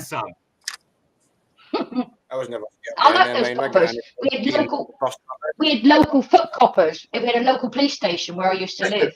And these two coppers, one sergeant and one PC, and they were such nice people. They'd visit the elderly, help them get their shopping. If your car broke down, they'd help you fix it to get it off the road if they could. You know, if you needed a bit of petrol, they'd go. That was the day of police, the real police. They were friendly. Yeah. They took care of people. No, these days it's like, they use their discretion far better back in the day than they do now. Now it's not about discretion anymore. It's about ego. It's about teaching people a lesson. Back in the day, right? If you called a copper a fucking pig, right, you'd get a clip round the ear roll, and he'd be like, "Don't fucking do that again, or I'll take you home to your mum," right? And you wouldn't do it again, or at least you wouldn't do it for a while till you forgot. These days, you call one a pig. The next thing you know, you've got 12 coppers round you, threatening you with all sorts, and then 3 of them take you to the ground. You know, and why do they think that the public have got less respect for them now? That's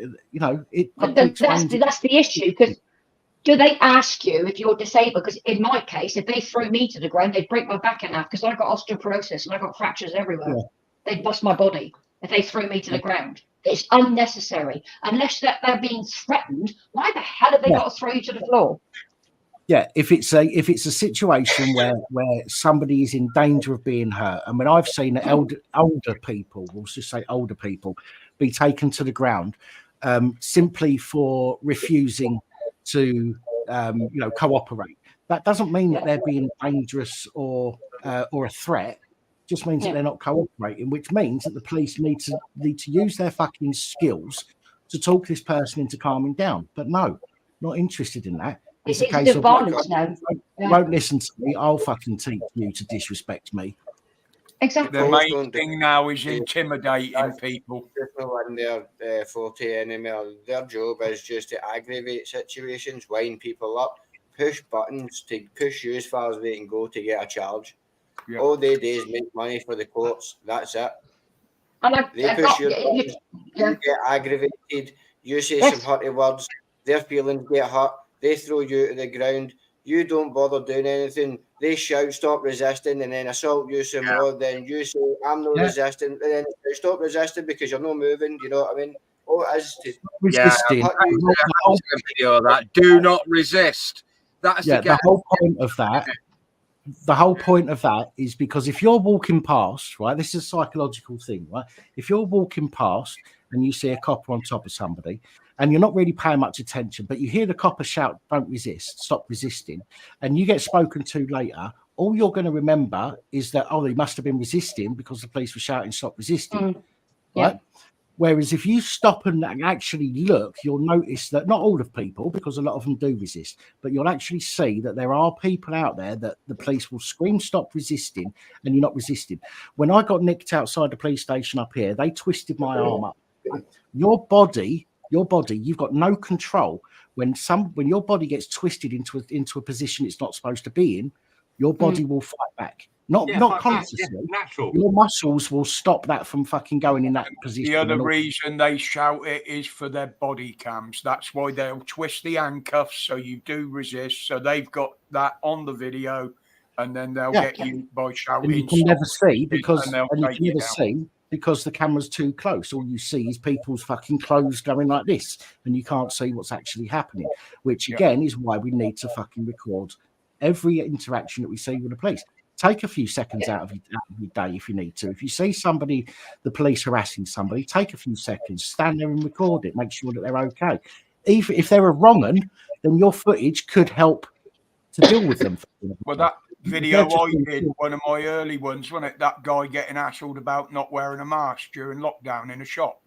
I took a step back and I told the coppers and told him, look, you've got fuck all on him. He doesn't have to wear it. He's told you he's exempt. That's all he needs to do in law. Before I'd even finished saying that, he had 2 round him and I had 7 of the bastards round me just because I was filming them. If we don't have that wide angle, if we haven't got somebody taking, if we're not taking care of each other with a wide angle view on what's going on, then the police have only got what they've got on their cameras, which is very little apart from them shouting "stop resisting." That's it. No fucking evidence of the person resisting in most cases, just because they're shouting it and they believe. We've got Joe in the back here. Joe, just favour, just give us a little wave, please. Yeah, I've actually got cameras inside the house for specific reasons.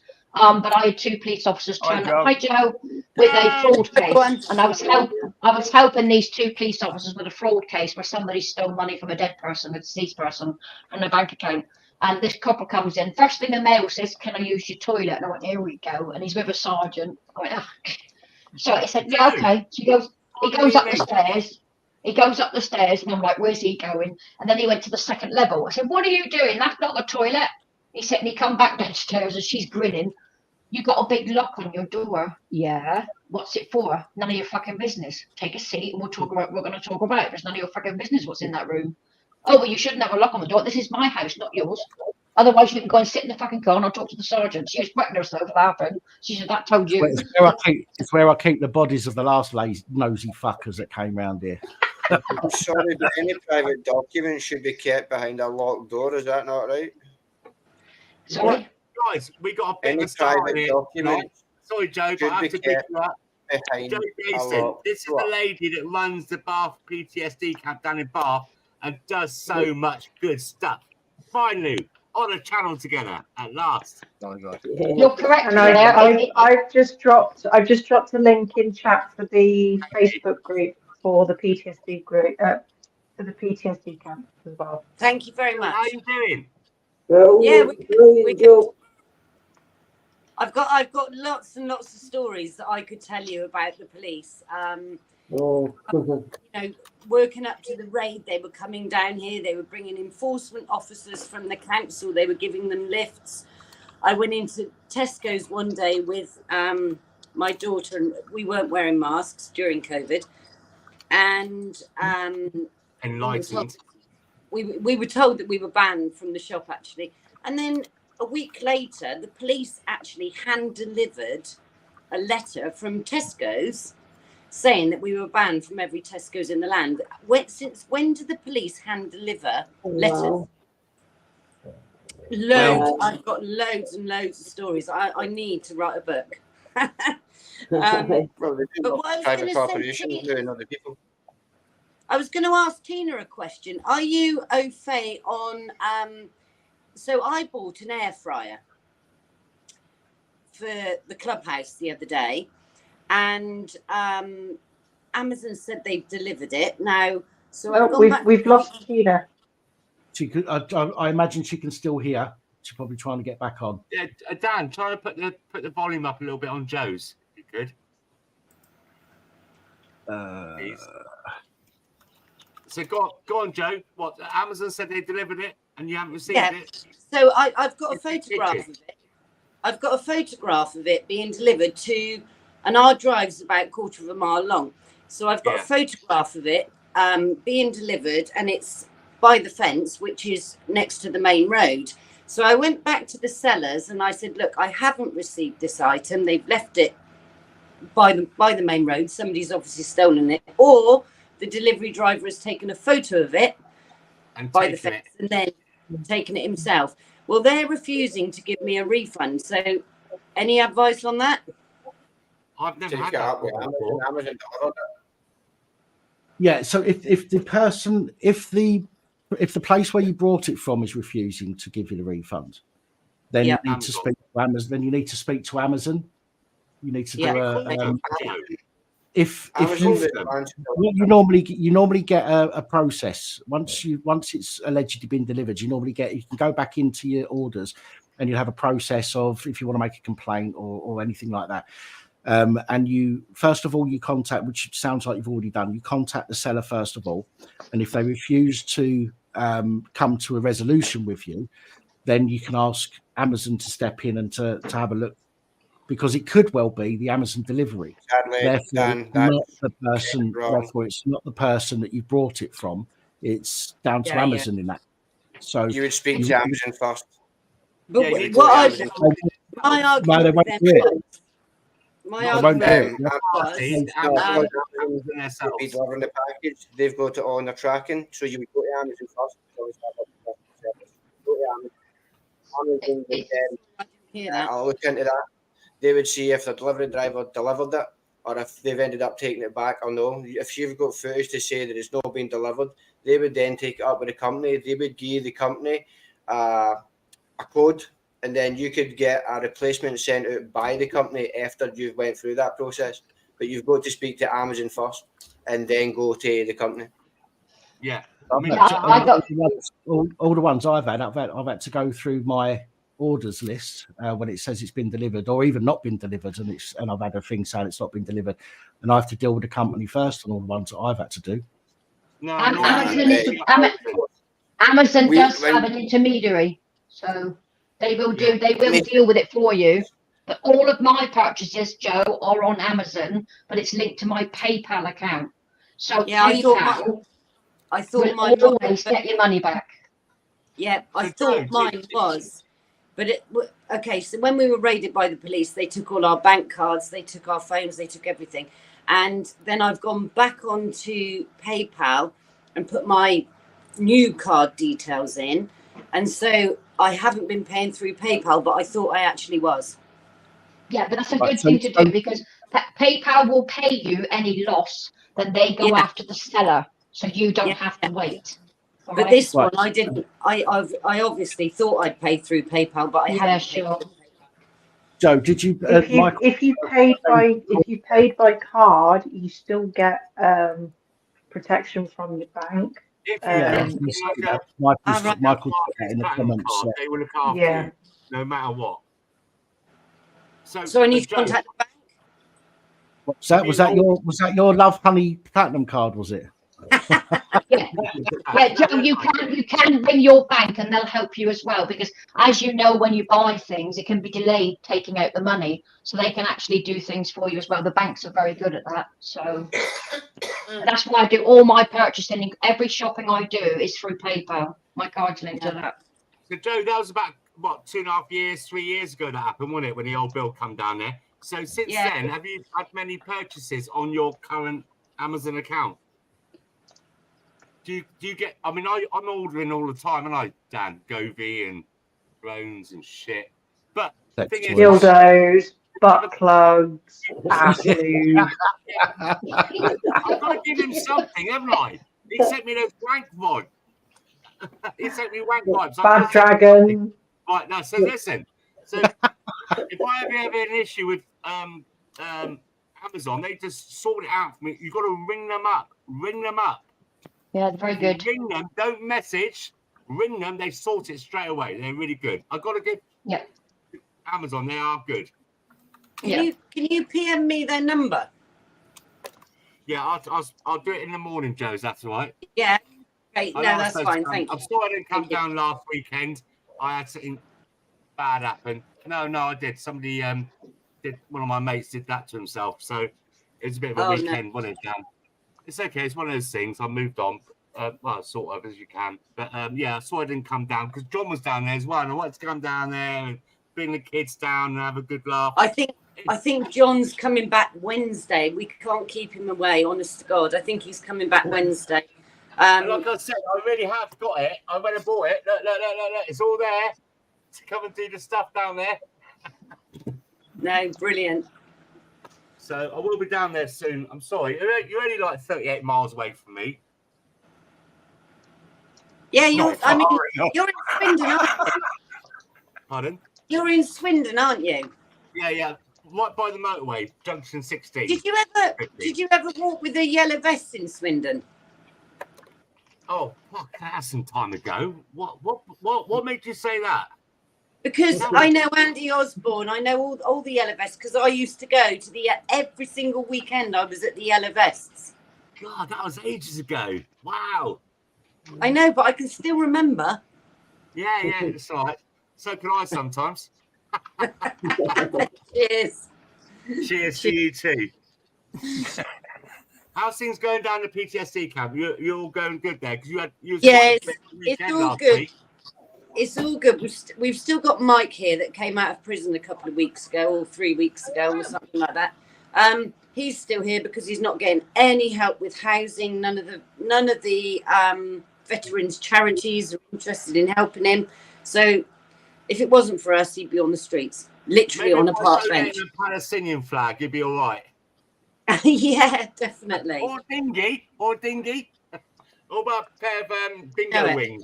Pepper Pig one. Don't we know it? But he's in a good place. He's happy. He's bought himself a van actually, so he's intending to go back to work and try and get himself into work. He's in a good place at the moment. We're all looking after him, so yeah, it's good. Lift the shirt above your nipples a bit. What was that? Whatever you do, Joe, just make sure you find out exactly what day and time Simon's coming, and then make sure you're out. Yep. Oh, do you know what? There we go. There we go.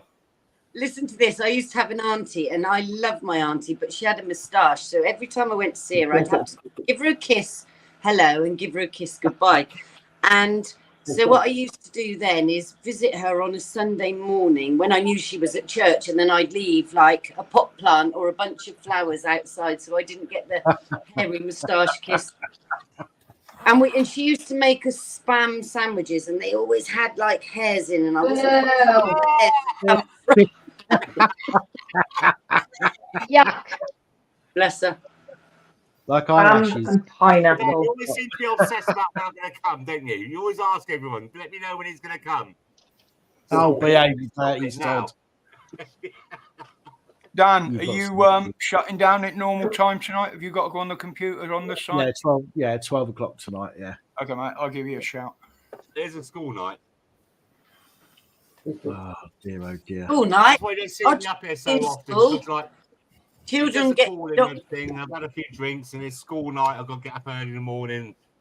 Like, kids at home. You've had a few drinks. No, you don't drink. I'm flabbergasted.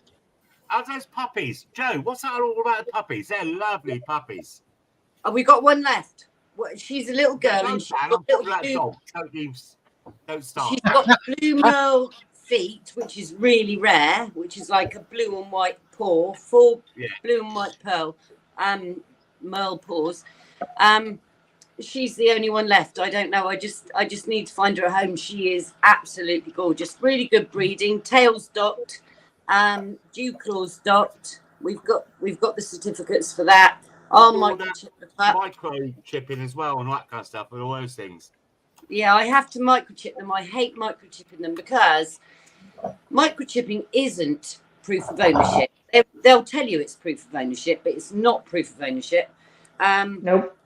And if somebody nicks your puppy, to be honest with you, and we've had cases of this, they cut out the microchip and then re-microchip them. So microchip is a waste of time. But lawfully, I have to microchip the pups as a breeder before I sell them.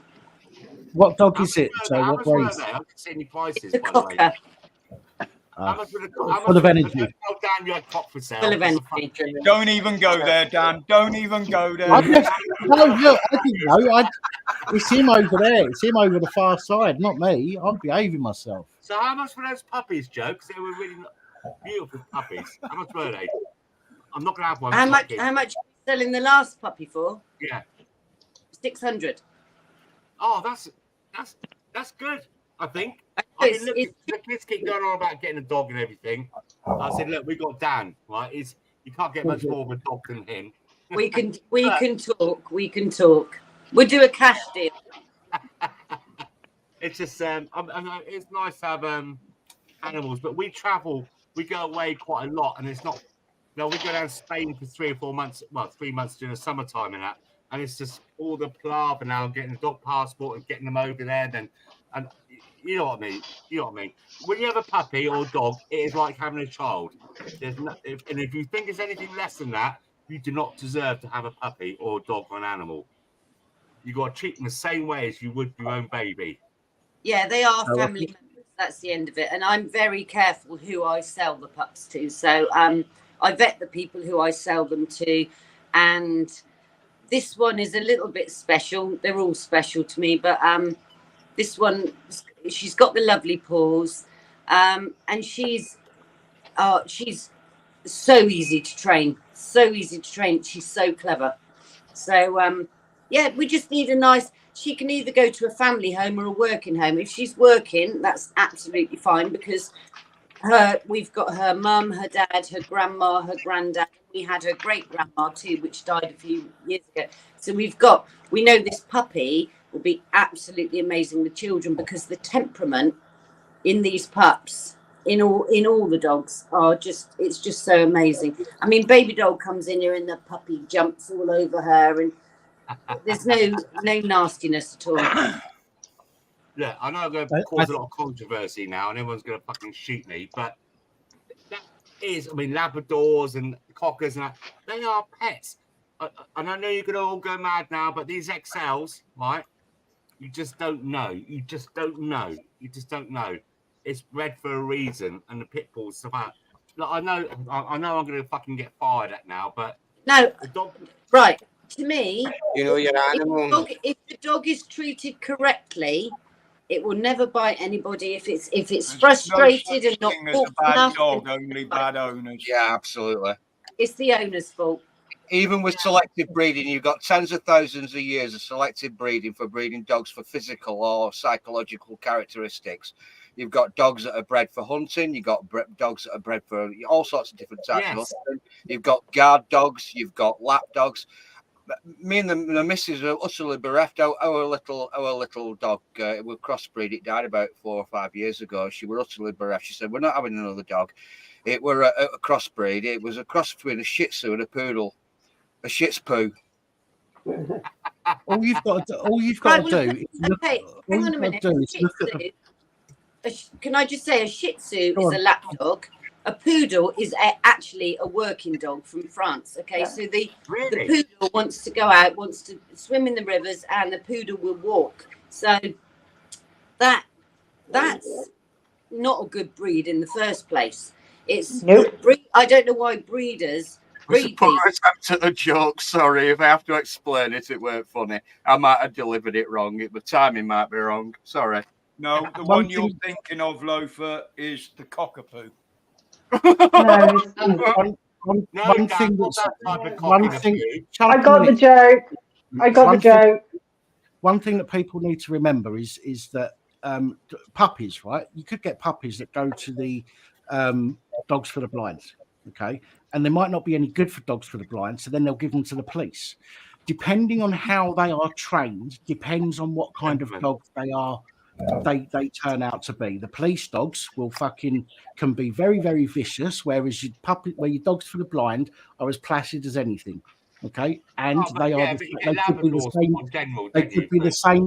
be the same exact breed. Okay, but it depends on how they are treated and how they are taught to behave. Yeah, so I agree that realistic. Labradors normally go to the blind, don't they? On average. German Shepherds. Well, I had 5 German Shepherds at one point. Yeah, German Shepherds. Yeah, unfortunately for the German Shepherds, their back legs go after a while, don't they? Yeah. Well, I'm using because it's how they're bred. They're bred with their bloody slopes on their back now, and it's fucking awful. And I was using those as an example. I wasn't saying, that all blind dogs that don't make it will go to the police. I'm just using that as an example.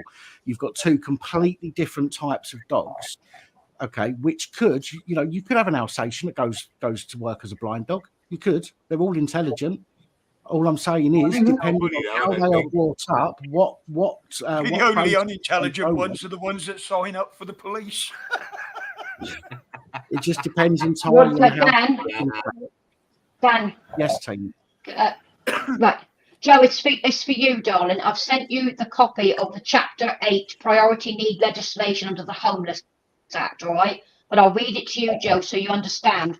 Under Section 8, Chapter 8, priority need is on number 8, a person who is vulnerable as a result of having been a member of His Majesty's regular Navy, military, or air forces. They have an absolute right to housing, okay? So that's in the actual priority need criteria. This comes from the 1996 Housing Act, Part 7, which is homelessness, which is what I specialised in. So I sent a little draft of that to Dan, if you need him to send it to you by email. Yes, what please. I can do for any clients you're having trouble with, let me know through Dan or contact me via my email. I will write you an actual homeless application for that person written with the legislation on it. And I'll give you all the instructions of what documents they need to take, all right? And they cannot refuse. Okay? Thank you. That's what it looks like. Right, Chapter 8. What we're thinking of doing is, basically, he's got the bunkhouse at the moment, which is absolutely great. But if other vets come, then, because I don't want him to make the bunkhouse his home and then we can't have other vets here. Yeah. Do you know what I mean? And he's not a nuisance, don't get me wrong, we don't want to get rid of him. But we have got a really nice caravan, which I'm thinking if we can put him in the caravan and give him like a yarded area, he'd be more than happy here. But then, and I'm not going money signs, but I think the council should then pay for us to have him here. Yes. But they're not likely to. And yeah. He is entitled to social housing because all you have to list is the first thing you do is you build a list of their ID. The second thing you do is list their disabilities and all the medication they're on. You get your passport, you get your driving licenses, ID, all those kind of things. Medication until he went into prison, and then they put him on medication, which some of it he didn't want to take, so some of it he didn't take. But that's the problem. Any disabilities they've got, hearing, eyesight, anything like that, they're automatic priority for social housing. That means you'll get them onto the register. But when someone's homeless, they have to accommodate them with a homeless application that day. There's no ifs, buts, whats, or wherefores. They have to do it on that day when you present that letter because it's unlawful to do so. All right? I did the work for 14 years for my local council. Okay, thank you. You're welcome. Tina, why are they allowed to allow homelessness? In London, it's a 19-year wait for a married couple. 19 years wait.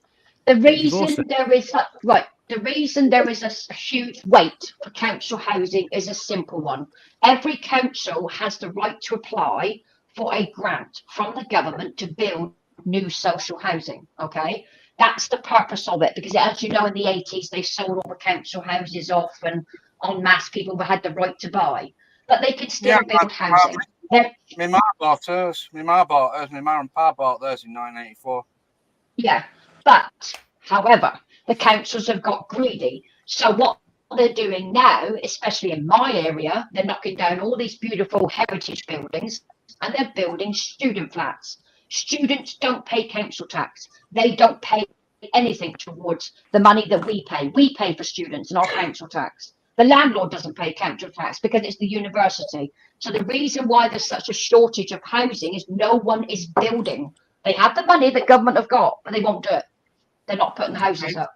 That's as simple as that. Is it that? I don't mean. I have to ask. But how is it? Do you know what? I've got 10 get prioritised over everyone else. How come they're allowed to be jumped? Above, say, like a mother who's with her 3 children in some shitty little bedsit because of domestic abuse and stuff like that. Right. But these fuckers come in and they jumped up. The only person that can give you the answer to that is Sir Keir Starmer, who allowed them to come here in the first place and gave them money when they landed.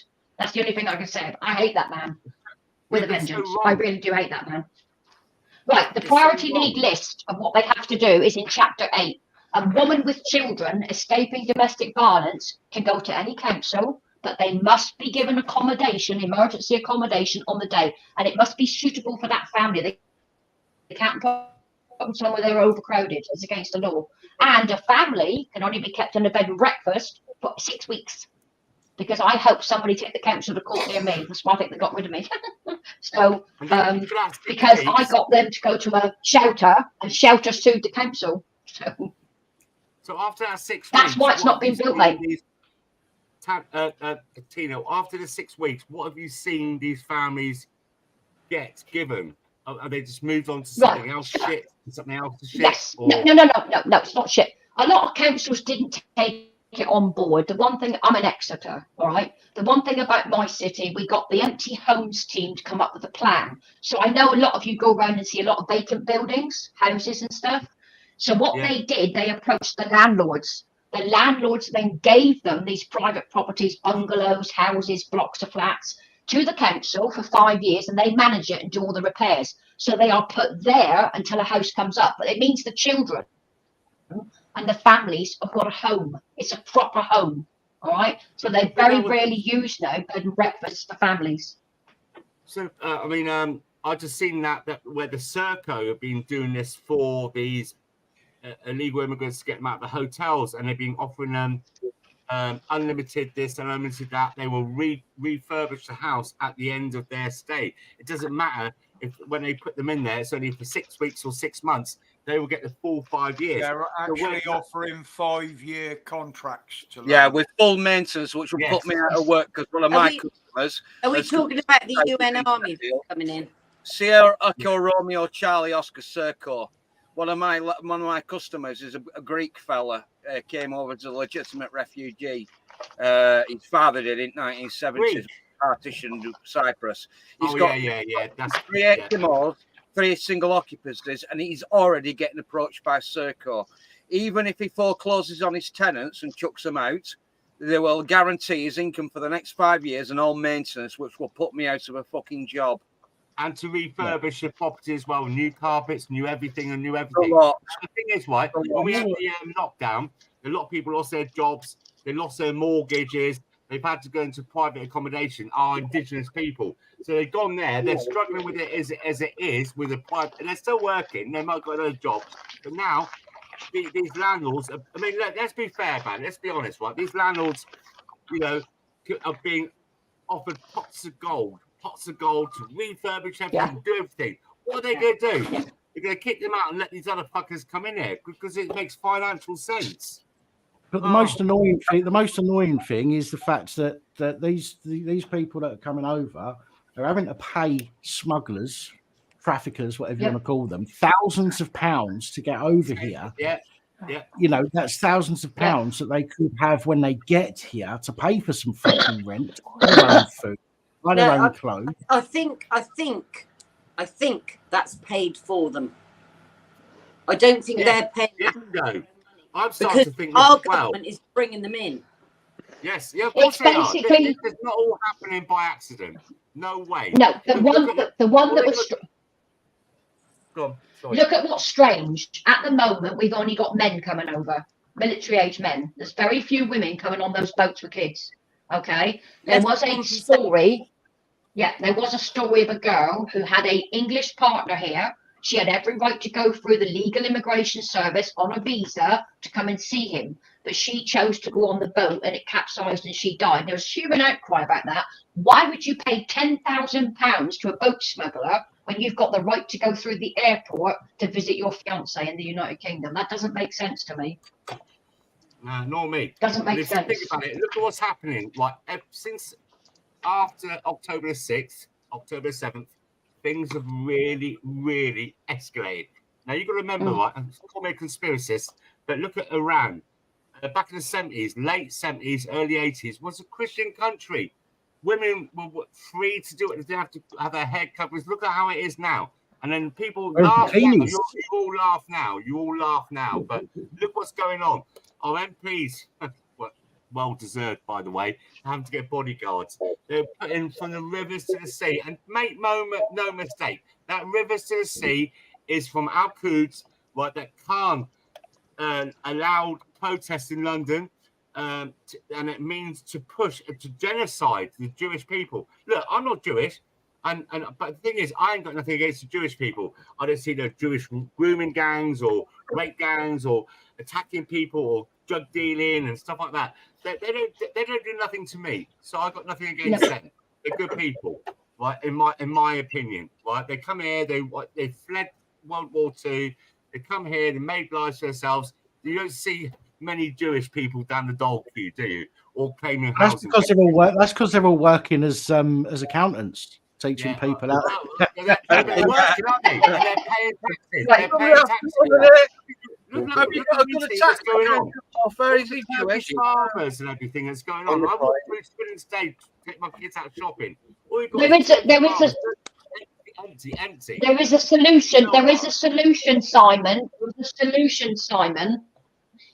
If only we had a parliamentarian with a set of fucking bollocks. I would be sending the bill for these immigrants. I would be sending the bill to these immigrants to France because that's where they're coming from. I'd be sending that man a bill, millions of pounds every week. But there is another way to deal with it. Right, Simon, calm yourself. There is another way to deal with it, Tina. And that's a Gatling gun every 50 meters on the fucking cliffs of Dover. That's not fair. Yeah, that's not right. We need a parliamentarian to have the balls to stand up and say, "You are letting these people come from your land in France. We're sending them back." That's it. Or do you want to get the bill? We're paying for I told you. Put me in a fucking tank. Put me in a fucking tank on them cliffs, and we won't have a fucking issue. And the whole of Europe are involved in this. They're moving all the way around Europe, ending up in France, and the French police are on the beach waving them off. We should send Macron on the bill. He's hatred from the Second World War. They were still in power, and they're still trying to get us, aren't they? I mean, who was in Second World War? Hitler and the Nazis. Who were they in league with? What religion? Look at history. Look at history. It just seems a bit strange, doesn't it? You got the Handschar Regiment in Bosnia. We were not even conscripts; they freely volunteered to join the Mustache Man's invading armies. The Bosnian Handschar Regiment.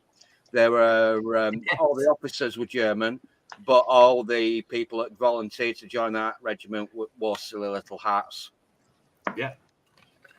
Let's go look at things. It seems it's just crazy. We're the greatest country in the world, and we've done so much for everyone. We're the ones that abolished this, done that, only just finished paying for things. Yet, everyone wants to come here and hate us. Simon, you're clearly racist, mate. Yeah, I know. It's crazy. I'm fucking flabbergasted. It's not about race, not at all. It's not. It's about political movement. It's about political movement. People are trying to weaken this country from abroad, and most people that are doing that through hatred is the EU. Yeah, it's the political side and it's the ideological side as well. The ideological and the political sides are intertwined right now. It doesn't stem back to the Second World War. I was fucking stupid. It goes back to the 1500s. It goes back to the Crusades. They've always, like Spain, Alicante. You look at, you've got the Morse Christian things going on down there. And so look at it. It's never ever going to end. It's never going to end. What are we going to do? I mean, if I want to be a refugee, what country could I go to? Because I don't feel English. I don't feel. None of them will take you. None of them will take you. I've said this. I keep saying this, right? No other country will do what we're fucking doing. There ain't none. Ain't none. I know Germany have taken people and said, fuck it, enough's enough. Other countries have done the same. But what we do, we're still going, yeah, come on in, fuck it. Yeah, because they know that they can, well, they think that our governing elites think that they're going to be able to control these people, okay, because they're being nice to them and giving them everything. The shit will hit the fan and the government will realise that they've got no fucking control over any of them. And they're going to lose control of the people that live here as well at some point. That's happening now, though, Dan. That's happening now. So at what point, like, so from October the 7th, right, say that we had a few years, we thought, yeah, we'll be okay. After October the 7th, with all the protests going in London, stuff like that, it's reduced from years to hours. And then next week or the week after, it's going to be reduced from hours to minutes and then the seconds before we are, well, for want of a better word, a caliphate. If they didn't think these people were dangerous, why are we now having to pay for security guards for MPs? Well, Tina, if you remember, We shouldn't be. Why are we? That is the question. Hang on a minute. Why are we paying for their protection? Can Why I are they not housing them? We're paying for protection for our MPs because they are not doing what the people want. We're paying their wages, right? They are not doing what the people want. They're importing illegal immigrants in over Claire, when you ask somebody a question, can you shut up and let them answer it, please? Thank you. Carry on, Joe. Oh, sorry, I can't remember what I was saying now. I thought I was being told.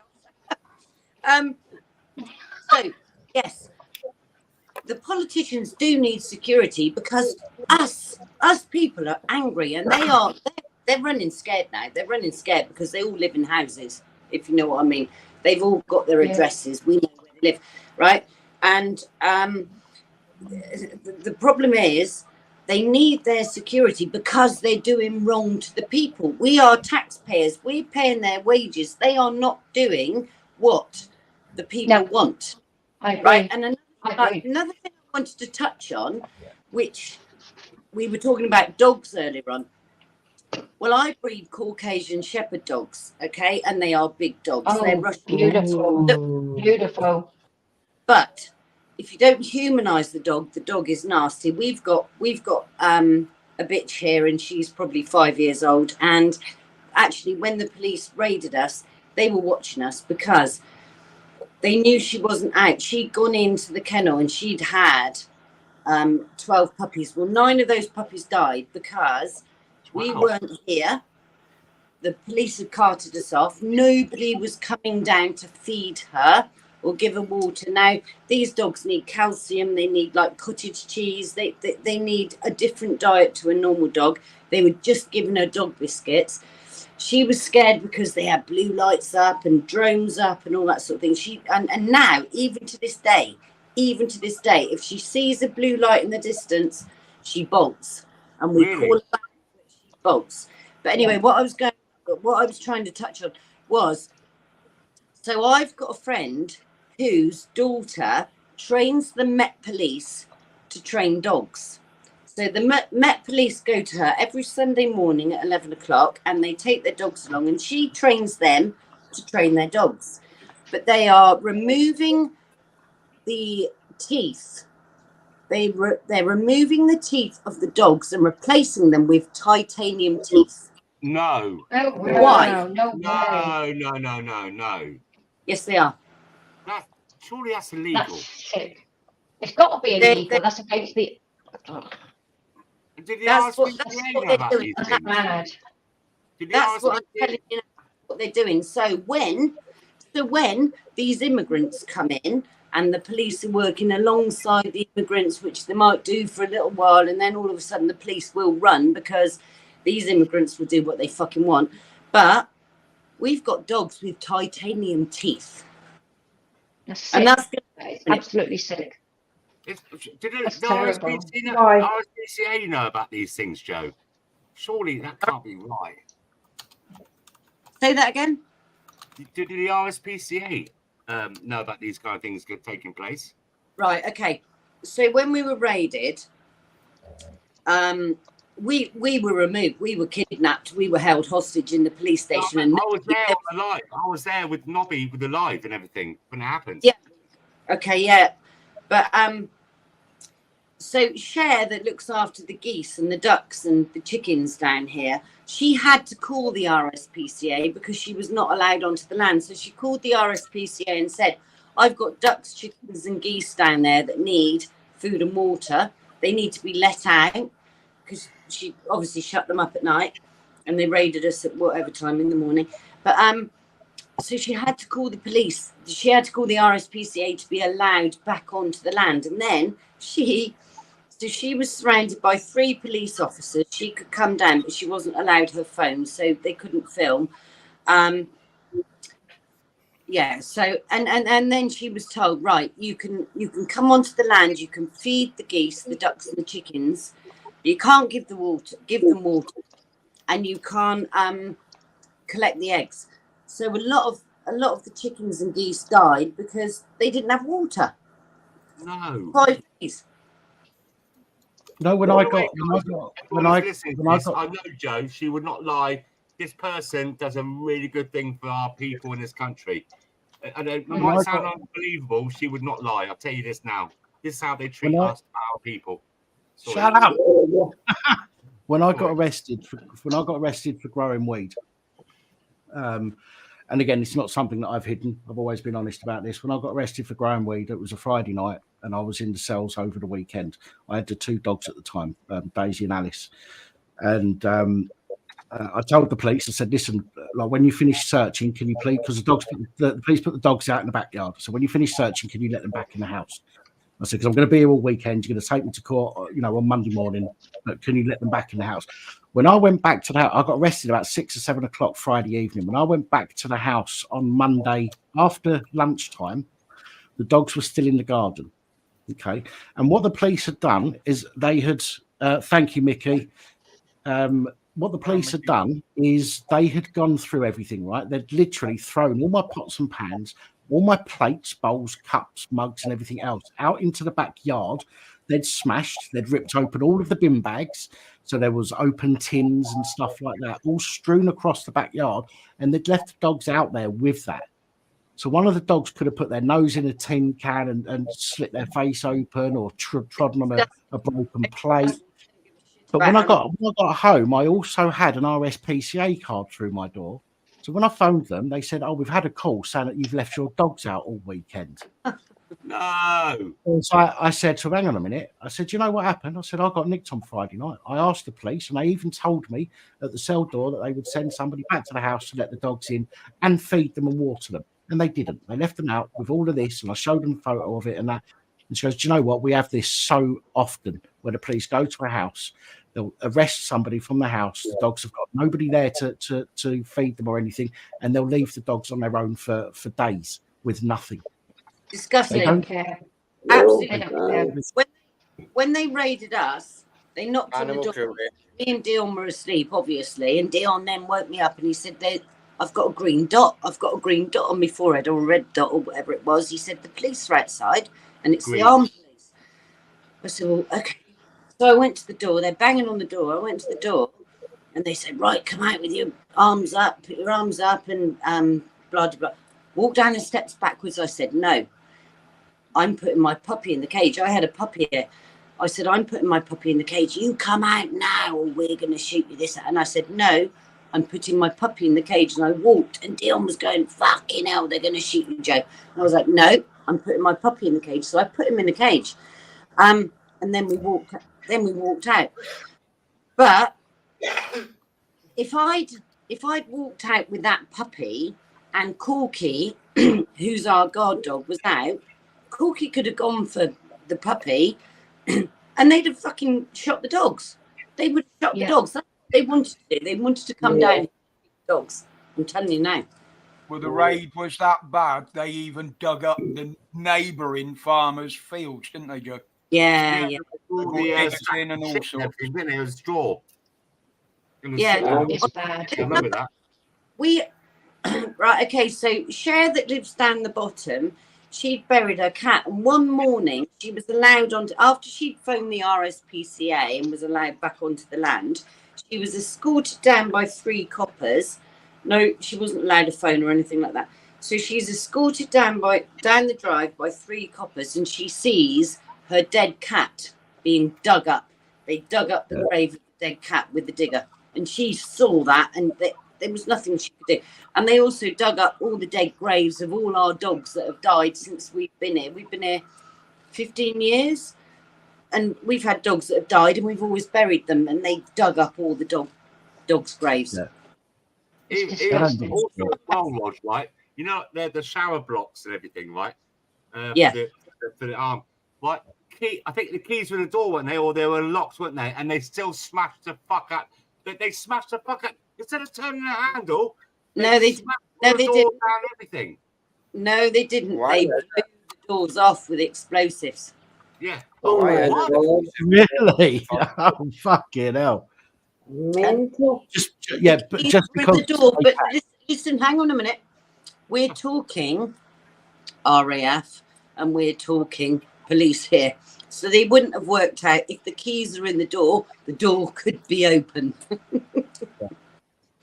They had too busy thinking about their safe houses and. Yeah, but the thing is, right, when they how much money this explosions of the jihadis, they have to use it, don't they? What is the reason that it's happening? Why are the police turning up and raiding you and doing these things? Why? Exactly. Right. Because they I'll can. let you tell that. I'll let you tell that one. There's a reason.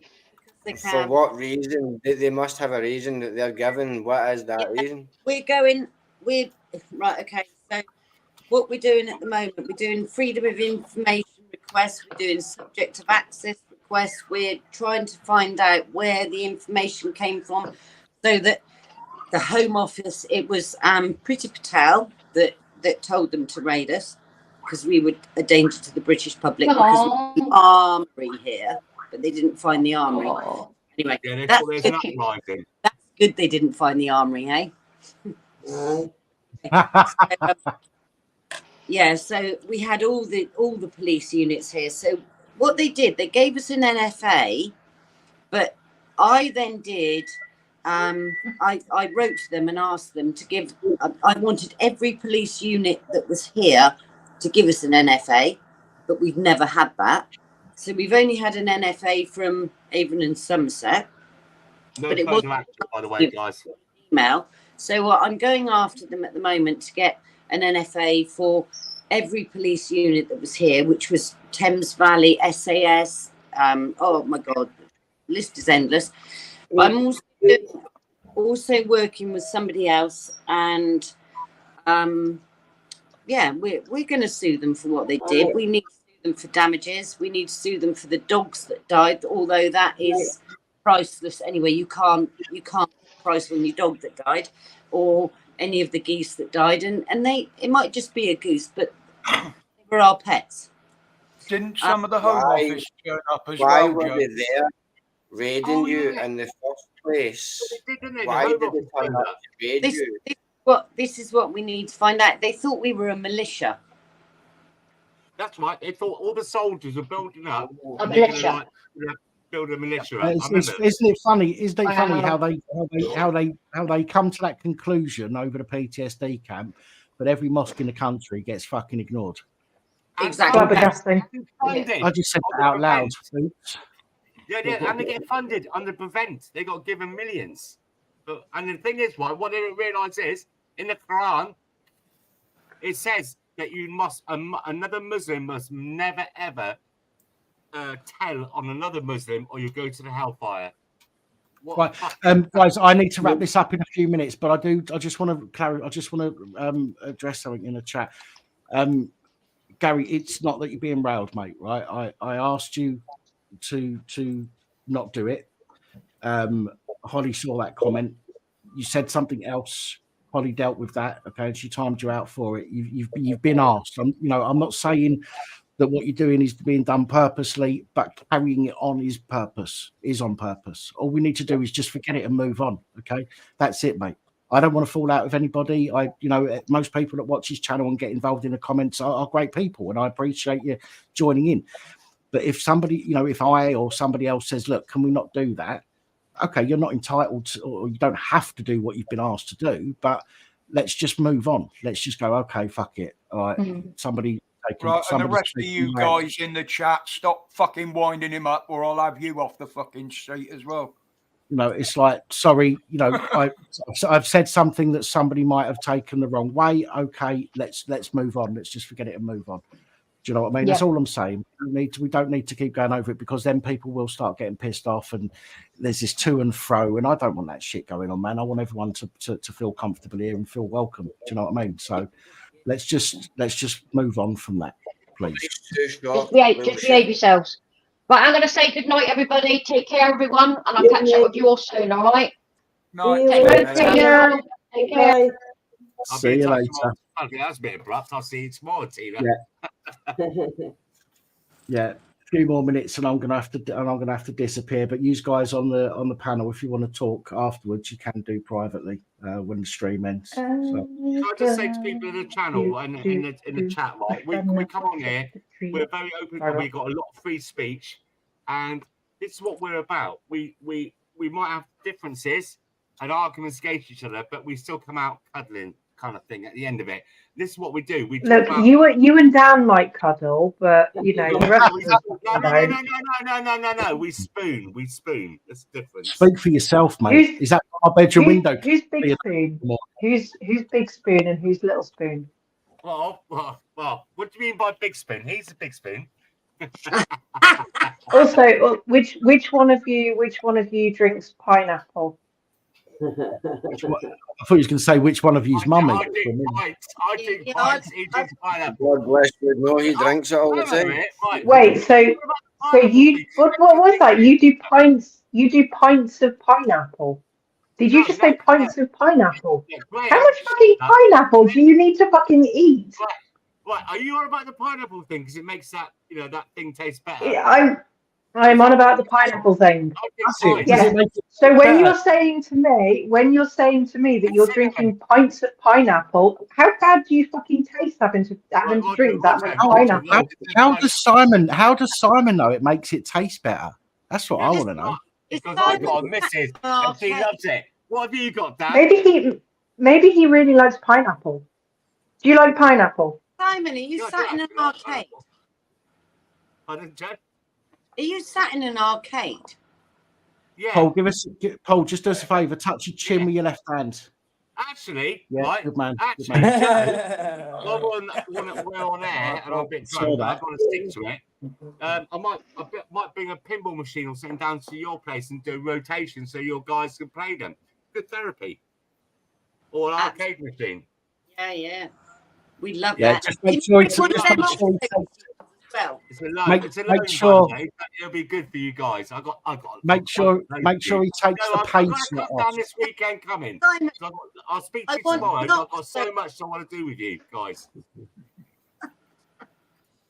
Just make sure he takes the pace off. And so should everybody else be helping the Bath PTSD camp.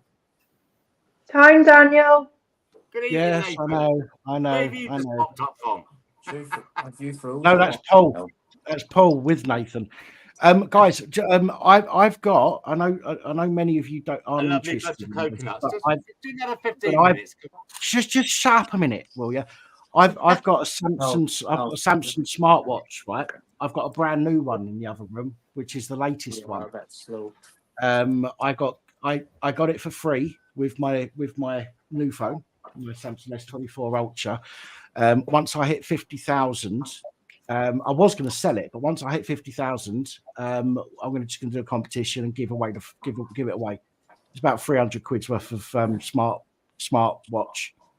So I'm going to do a competition and give that away, as well as when I get to 50,000 subscribers, I've got to go get my new tattoo with my channel logo on it. Tracking device on your butt.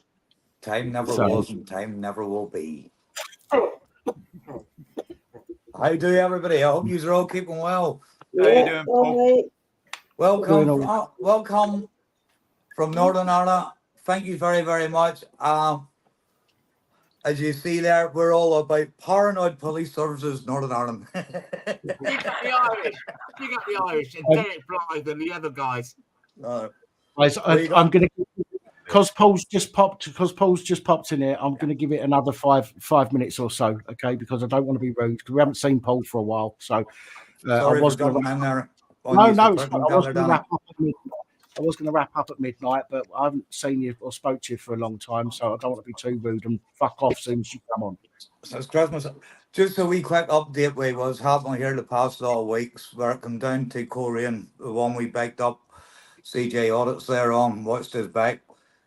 Everything, my case has been thrown out there, and the police presenting no evidence, so that's all. I'm open welcome on their investigation, but you know what the police ombudsman is like here now. They're a pile of losers in the story. CJ, the way a policeman here in my own town, Ballymena, went. He was doing audit in the industrial estate, police came at him and attacked him. His court case was there on Thursday past. He done a wee premiere there, a wee update there tonight at 9 o'clock. That's on his channel. His case was thrown out there on Thursday past. Not only that, man, I see what they're actually trying to do on CJ. We're trying to bring out 3 hospitals in this man, and he's never been convicted of anything. I'm going to bounce back to my court case there a few weeks back. Forgive me, Danny, for taking over. Go on. Please. That 9 hours before my court case up in Coleraine, I had to out it and to the judge, Danny, I sent you on private messenger there, so get a wee look at that there. That there, I out in the courtroom because we never got an opportunity to sleep. The police tried to kidnap Darrell, one of my sons, one of my witnesses in this court case, one of my camera guys in this court case. Man, you would have loved it. The judge gave me 4 minutes. The barrister, she kept looking up at me saying, will you shut up? Will you shut up? Who are you working for, love?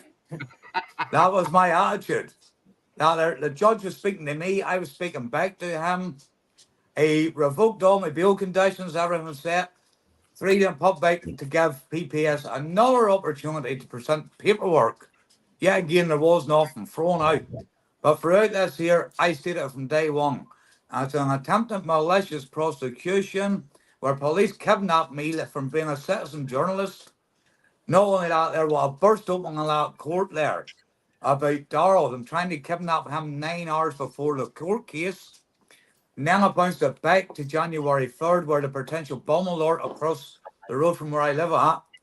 Now, there was no bomb, but there's a police officer attacked me, and then because he didn't get a reaction out of me, they tried to rile Nathan. Now, the way I word it in the courtroom, police officer attacked myself, didn't get a reaction, attacked my other camera guy. Not only that, he's a witness in this court case here, your worship. Not only that, he's my son that has went through 7 brain operations, that's diagnosed Dandy Walker syndrome, which is a very rare form of hydrocephalus. The judge just went like that. I shit you not. But the police here in Northern Ireland is getting out of big time. It's because we're only the size of a small pinprick, basically, compared to this planet. The police here in our own town won't even approach us now. They literally turn away. Nathan, I sat in the car here with Nathan a lot on a Sunday night. They'd go for a sail around, and the police actually come out, drive out behind us, and you only see them backing off from us. I'm not joking. Yes, you couldn't. What's been happening here? You couldn't write it. Also, your letter. CJ, after he did a wee, update on Thursday just after the court, which he named it perfect. Nazi Northern Ireland. And just listening to one of you guys are speaking there throughout this. I've been watching you for a minute or two. So one of you brought out about the Nazi regime and whatnot. It's still ongoing. There's no right wing, there's no left wing. They're sorry for my language, they're all the fucking same. It's time the country came together and shut it fucking down. 2 cheeks of the same arsehole. A pint of piss or a pint of shit.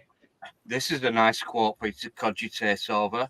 When fascism returns, it won't be wearing brown shirts and black boots. It'll be wearing Nikes. Rainbow colours. There's a new song Tom McDonald has brought out there. I just there last week. But listen, what was the name of that, Nathan? The Machine. The Machine. Man, let Danny speak. No, it's all right. I saw it. I've seen it. I've seen it this week. I see the words in that song. Wow. Yeah. Wow. Nathan, I want a lot. I don't know if you believe us or not. I got a thing called Wise Up, which is why Welsh, Irish, Scotch, English unite people, and we see what's going on over there. You got Derek Live and all the other people, Philip Dyer, but we watch you guys and everyone else. We think we got it bad over here. You got it bad over there, and we're absolutely with you. We need to unite. the Scottish, the Irish, and Welsh, and the English, because listen, never before since World War II have we been under attack. We're fucked. We need to stand together. I know we have a bit of banter, like you Irish this, you mix and that, and you Irish and you Love English. a crack. Yeah, it's banter, right? But at the end of the day, we need each other now. Yeah. Now. Not yesterday, not tomorrow, fucking now. Sorry. With Yeah. The thing is, we can only take small steps to doing this, and this is why going back to what I do, this is why I say to people, we need to look after each other and film interactions with the police. Right, that's a small step, right direction, protecting each other. And as I've said, if the recording's no good, if nothing happens, delete it. Who cares? It's just a couple of minutes of your time. Do you know what I mean? It's fine. Somebody could do the same for you when you're being fucking bullied or harassed or whatever, right? And you're going to want them to do it, especially if you're not being able to do it yourself. So we need to look after each other. We need to keep an eye on each other's backs and taking small steps first of all, because nobody's going to be, you're saying we need to stand with the Irish. Very difficult for everyone to go, fuck it, let's go over to Ireland and do what we need to do over there.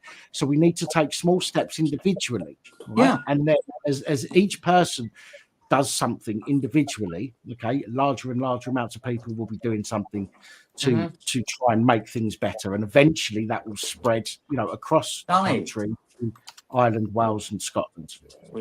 Danny, I started off here. Sorry, by the way, lost me from there. I'm Paul McCrory. Everybody. Oh, yeah. I started off here with a protest outside a courthouse. I have one person, me, myself, and I. Okay. Yeah. Next time I decided to change the words demonstration. There was two of us outside Ballymena police station.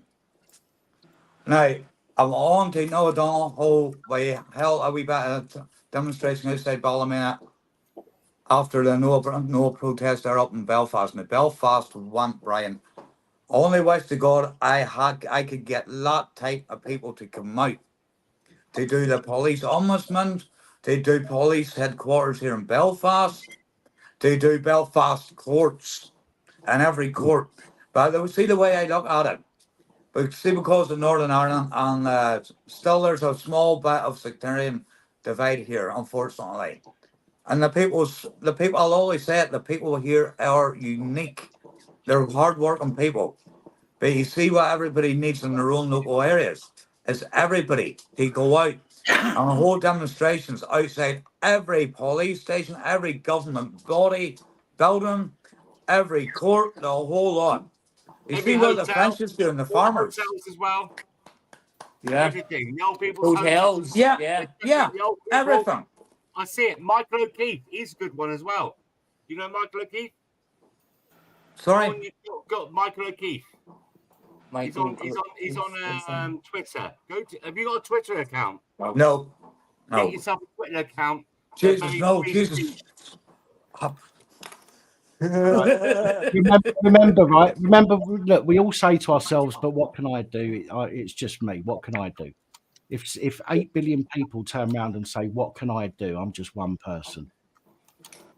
Right? Which they do. But people genuinely, it's all very well saying, what can I do? But there's a lot of people that's in front of their mainstream TV, right, mainstream news, going, oh yeah, but what can I do while they're being fucking brainwashed? There's not enough people saying that. These people that are on TV are not even saying that. They're going along with what is going on. Right? Every councillor. So we've got the council offices. Every councillor has a house. Every politician has a house. And a second house. What I'm saying is, we can't say more than that, can we? Down in Dublin there's a wee lady there. I think it's Instagram she's on there. Over the wall. It's not there. Met this wee lady, absolute gem. Now, as well. The police has tried to put her in jail repeatedly. She's won every court case so far. She started doing what you're suggesting there by going out there holding demonstrations around these people's homes. Boom. Straight away, the cops are going mad. Yeah, she was down Dean's Grange the other day, wasn't she, in Dublin filming? Yes. Yeah. No, she's a fantastic wee lady, and I'll tell you one thing. She holds a whole country and the palm of her hand with the balls that wee lady has got. And big respect to her. Big respect to her. And like you said just now, Dan, you said about what can we do, you know, we're doing something now. Anybody's on this channel right now in the chat, on the panel, you've made that first step. It's we're connecting. We're connecting. I'm sure. A lot of people will only take that step. That's what I'm saying. A lot of people will only discuss it. They won't do anything about it. I'm sure you guys felt the same. You see, the day I started PSNA abusing their powers, I knew from that minute I hit that button, I'm putting a target on the back of my head. I'm more so in Northern Ireland here.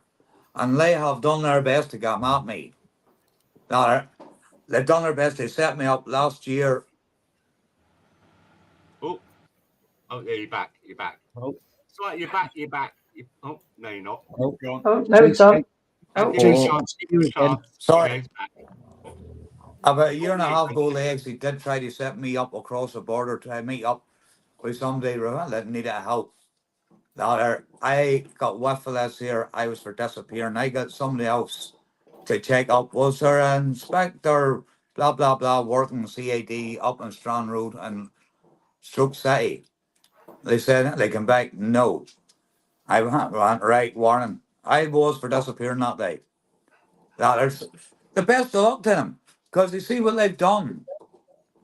All they've done on me here personally is make me stronger, make me more smarter, stay focused, and more things.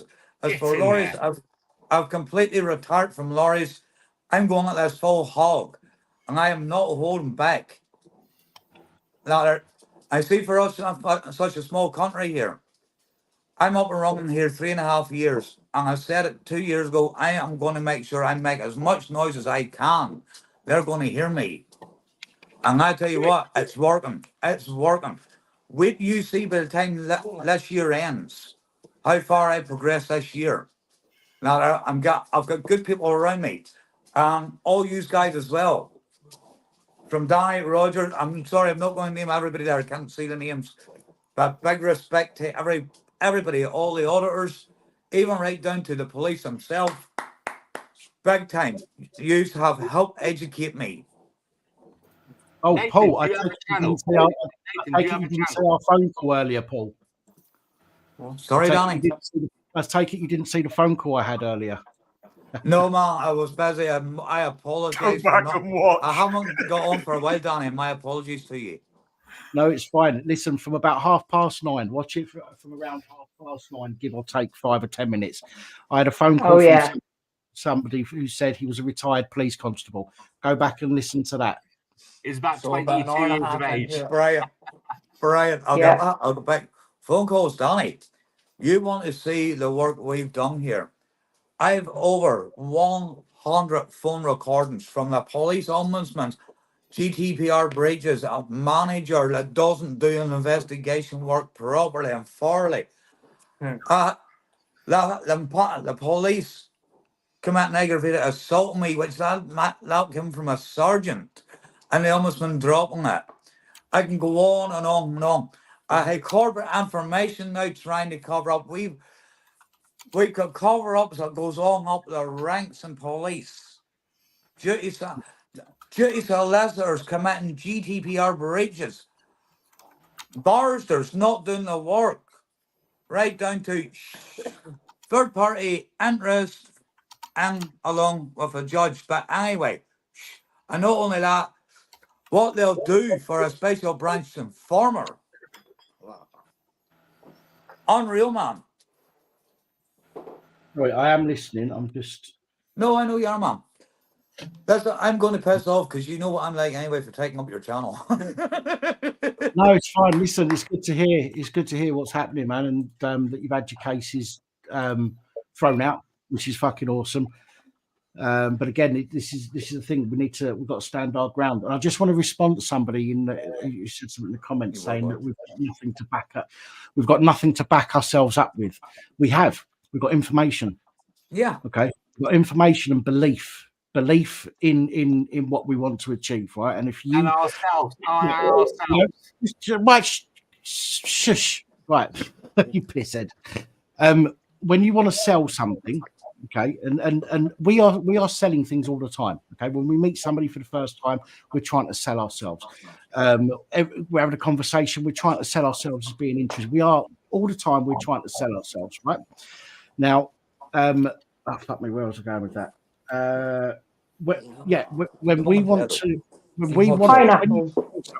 When you're selling something, okay, the best way to get people interested in what you're selling, and I use selling, don't take that literally.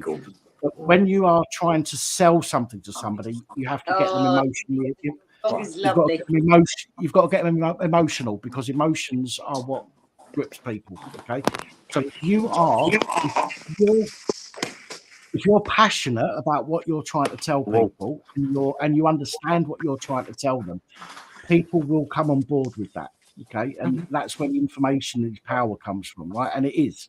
There's no point going out there beating people around the heads, okay, because they will just turn against you, right? So you've got to go out there with the information, with the belief in yourself and the belief in what you want to achieve, okay, and the emotion that you put into that is what will get other people on board. So we do have tools, we do have weapons.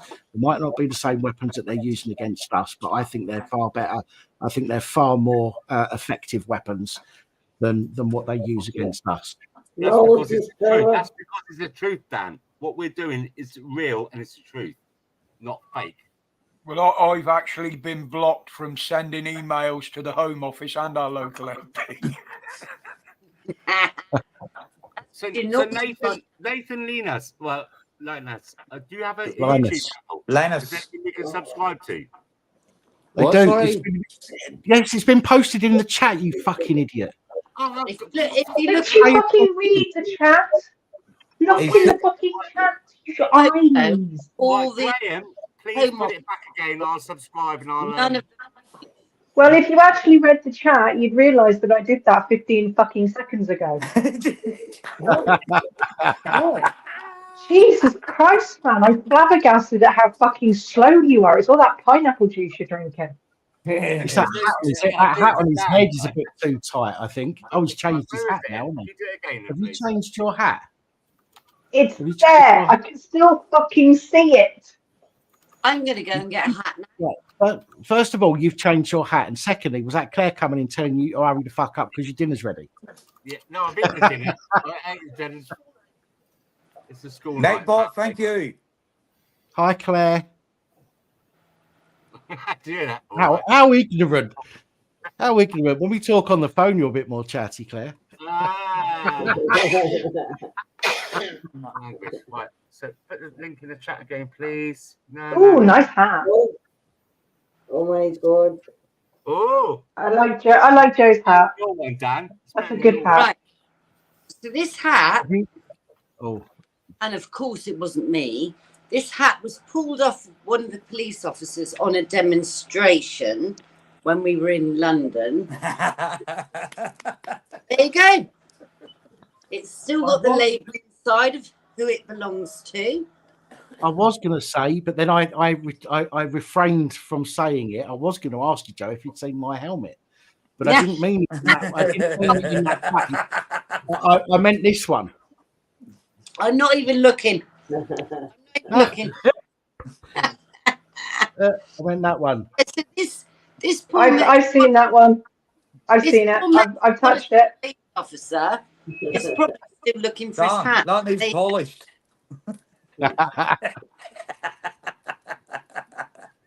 I'd love to say I wear it with pride, but absolutely. Well, yeah. There's a lot of cops want to say that too.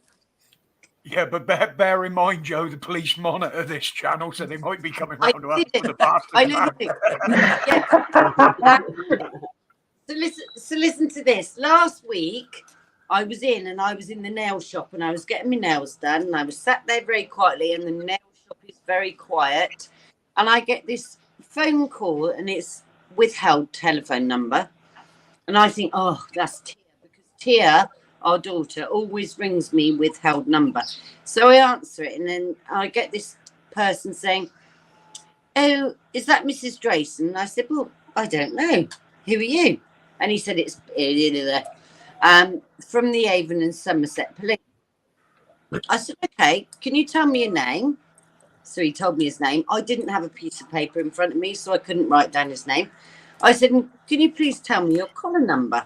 So he said his collar number, and I said, "Right, what's the problem?" He said, "Well, you were involved in an incident in November at Temple Meads in Bristol, and we'd like you to come in for a voluntary interview." And I said, "Okay."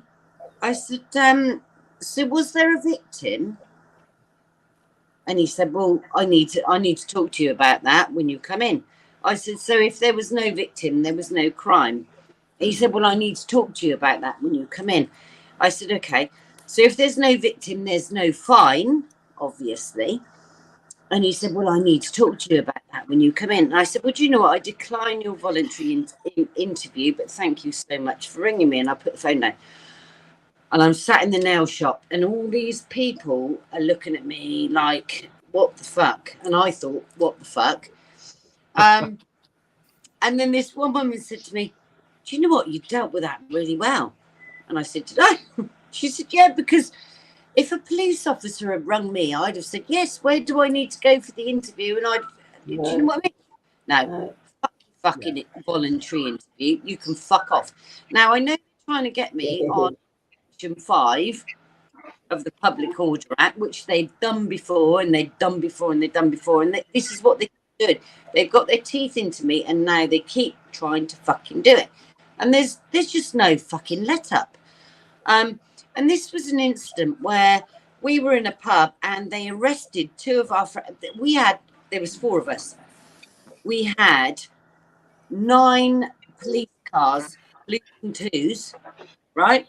And they came in, and they were aggressive. They twisted Minty up, and they put him down on the floor. They tried to arrest Casey. Well, they did arrest Casey and put her in the back of the car. But Minty's got a spinal issue, and he's got a spinal injury. So I was saying, leave him the fuck alone. You know what I mean? So, yes, I was swearing, and to be honest with you, I don't know how I didn't get arrested that night. But then the police officer came over to me and pushed me. So I fucking pushed her back. But that's one of the reasons why she didn't arrest me, because I was filming. So I've got it all on film. So when they come and arrest me, because obviously I've declined their voluntary interview, so there will be a warrant out for my arrest. When they come and arrest me, I'll say, "I want your footage. I want your body cam. I want you to show me what actually happened. And I want everyone's body cam that night," because they were fucking out of order. 9 police cars with the blues, and each police car had 2 coppers in it. So that's 18 police for 4 of us, and we weren't even causing a drama.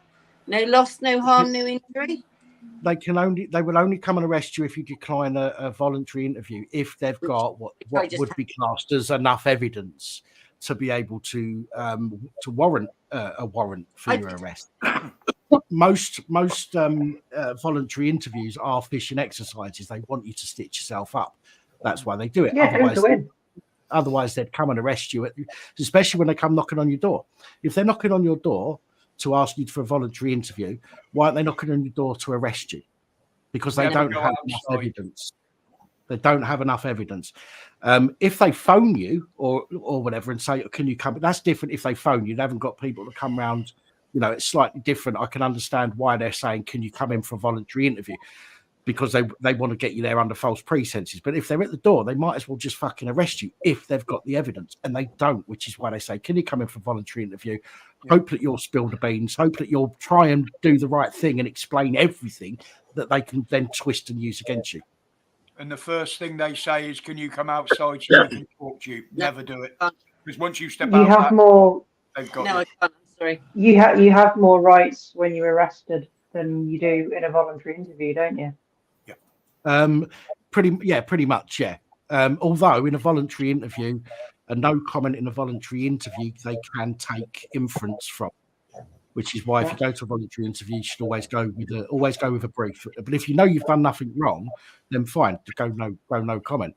But I would suggest going with a brief. I don't trust them all, but there's the only way you're going to know if a brief's any good, and some of them are, is if you get one.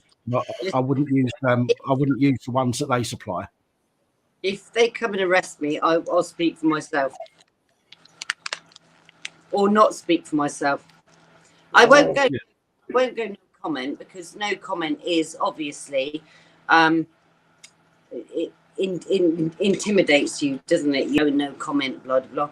But no, if they come and arrest me, I won't tell them the information they want, because I want all their body cam first. Yeah. And when they took me to court, not wearing a mask in a hospital, they had 5 cameras in there, 5 CCTV cameras in there in the hospital, but they only showed one, which was me behind the pillar. But then one of the magistrates actually worked for the NHS, which was a conflict of interest. So I then appealed after they fined me. I appealed, but they didn't show my video footage that day in the court. So I appealed. They then sent me back. We don't accept your appeal, or something like that. So I then went into the court and I said, can you please give me written evidence that you have now received my appeal? And she did. And then they sent debt collectors round. So I've appealed twice. I've now got the debt collector coming round for, which obviously I don't deal with, because I hadn't paid the fine. Well, I'm not paying the fine because I wasn't fucking guilty in the first place. So they're sending these debt collectors round, which, bless them, they've paid my fine for me because they're a third party, obviously. And so they can fucking carry on. They've got their teeth into me, and they keep getting their teeth into me. And what they're trying to do is grind me down. But I'm not going to give up. Yeah, Got to be strong. We've got to be strong. We've got to remember that we do have rights. Do you know what? Do you know what? I'll just tell you this.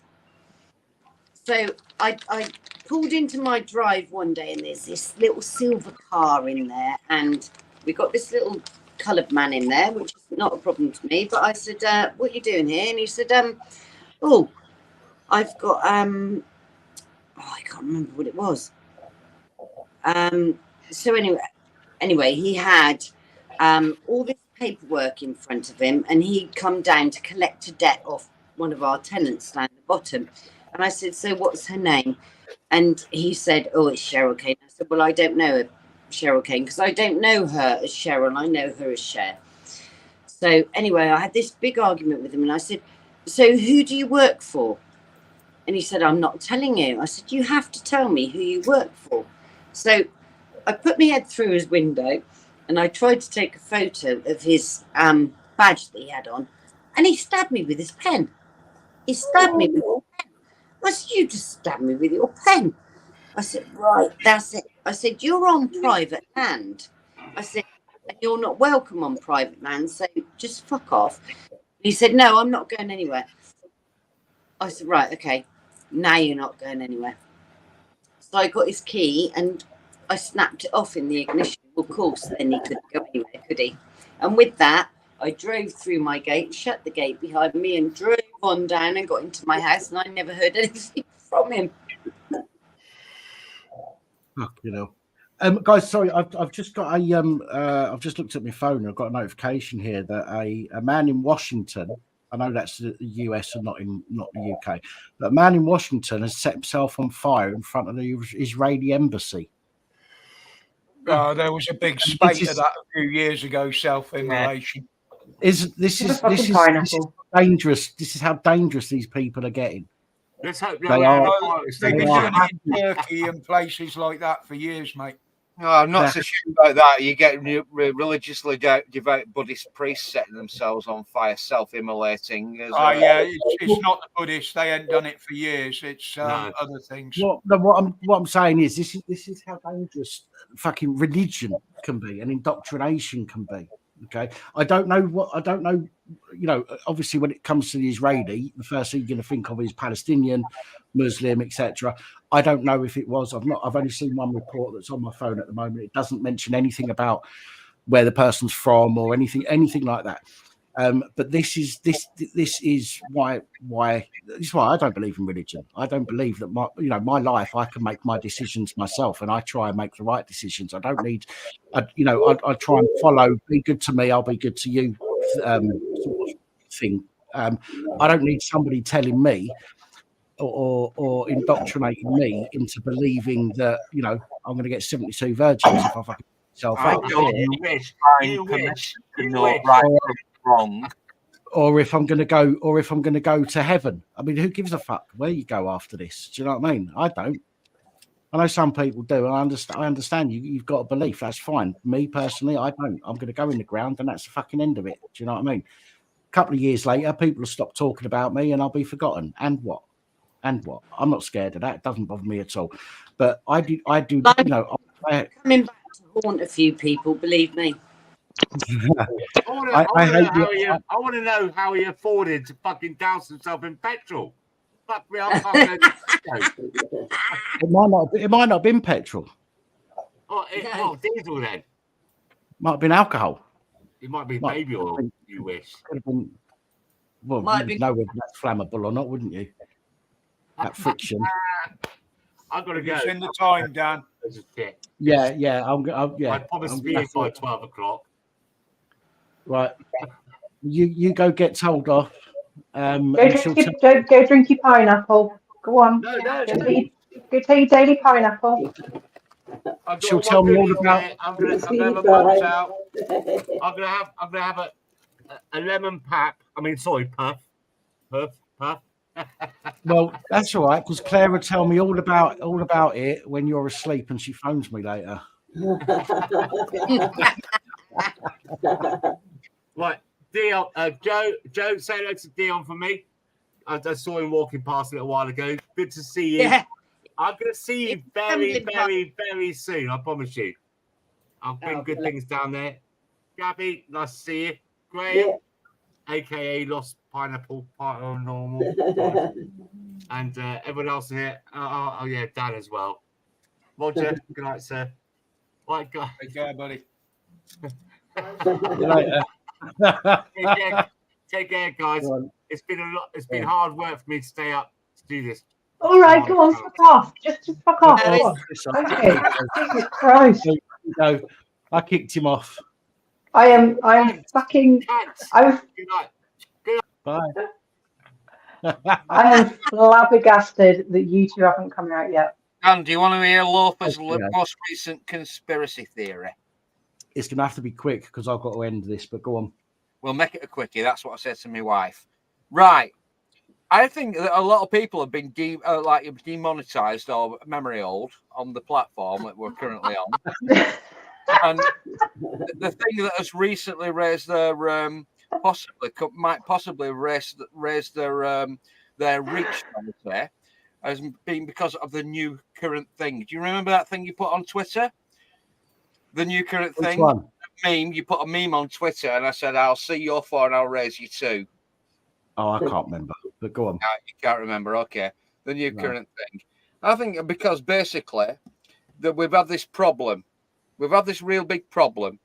And it's been, everybody's talking about it, but nobody's talking about it in public. The politicians have not addressed it for a very, very, very, very, very long time. But the new current thing blew up between the you-know-what-is, the small hat wearers, and the other small hat wearers.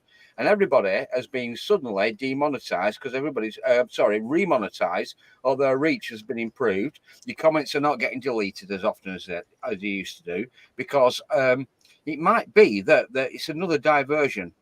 It might be that the people who really control what we're allowed to see and talk about have lifted it because of the new current thing. I'm rambling because I've about 4 pints. Bear with me. I will get back to it. It just seems that certain people who have been pilloried and demonized and lied about in public discourse amongst normies who are not having this conversation have been allowed back onto social media, and it's the new current thing now. Everybody's talking about the current thing which is going on with regard to the small hatters in that area of the Levant, and everybody's going absolutely apoplectic about it. Everybody's going crazy about it. You know, this is my theory. Now, right, call me a tinfoil-hatted conspiracy theorist.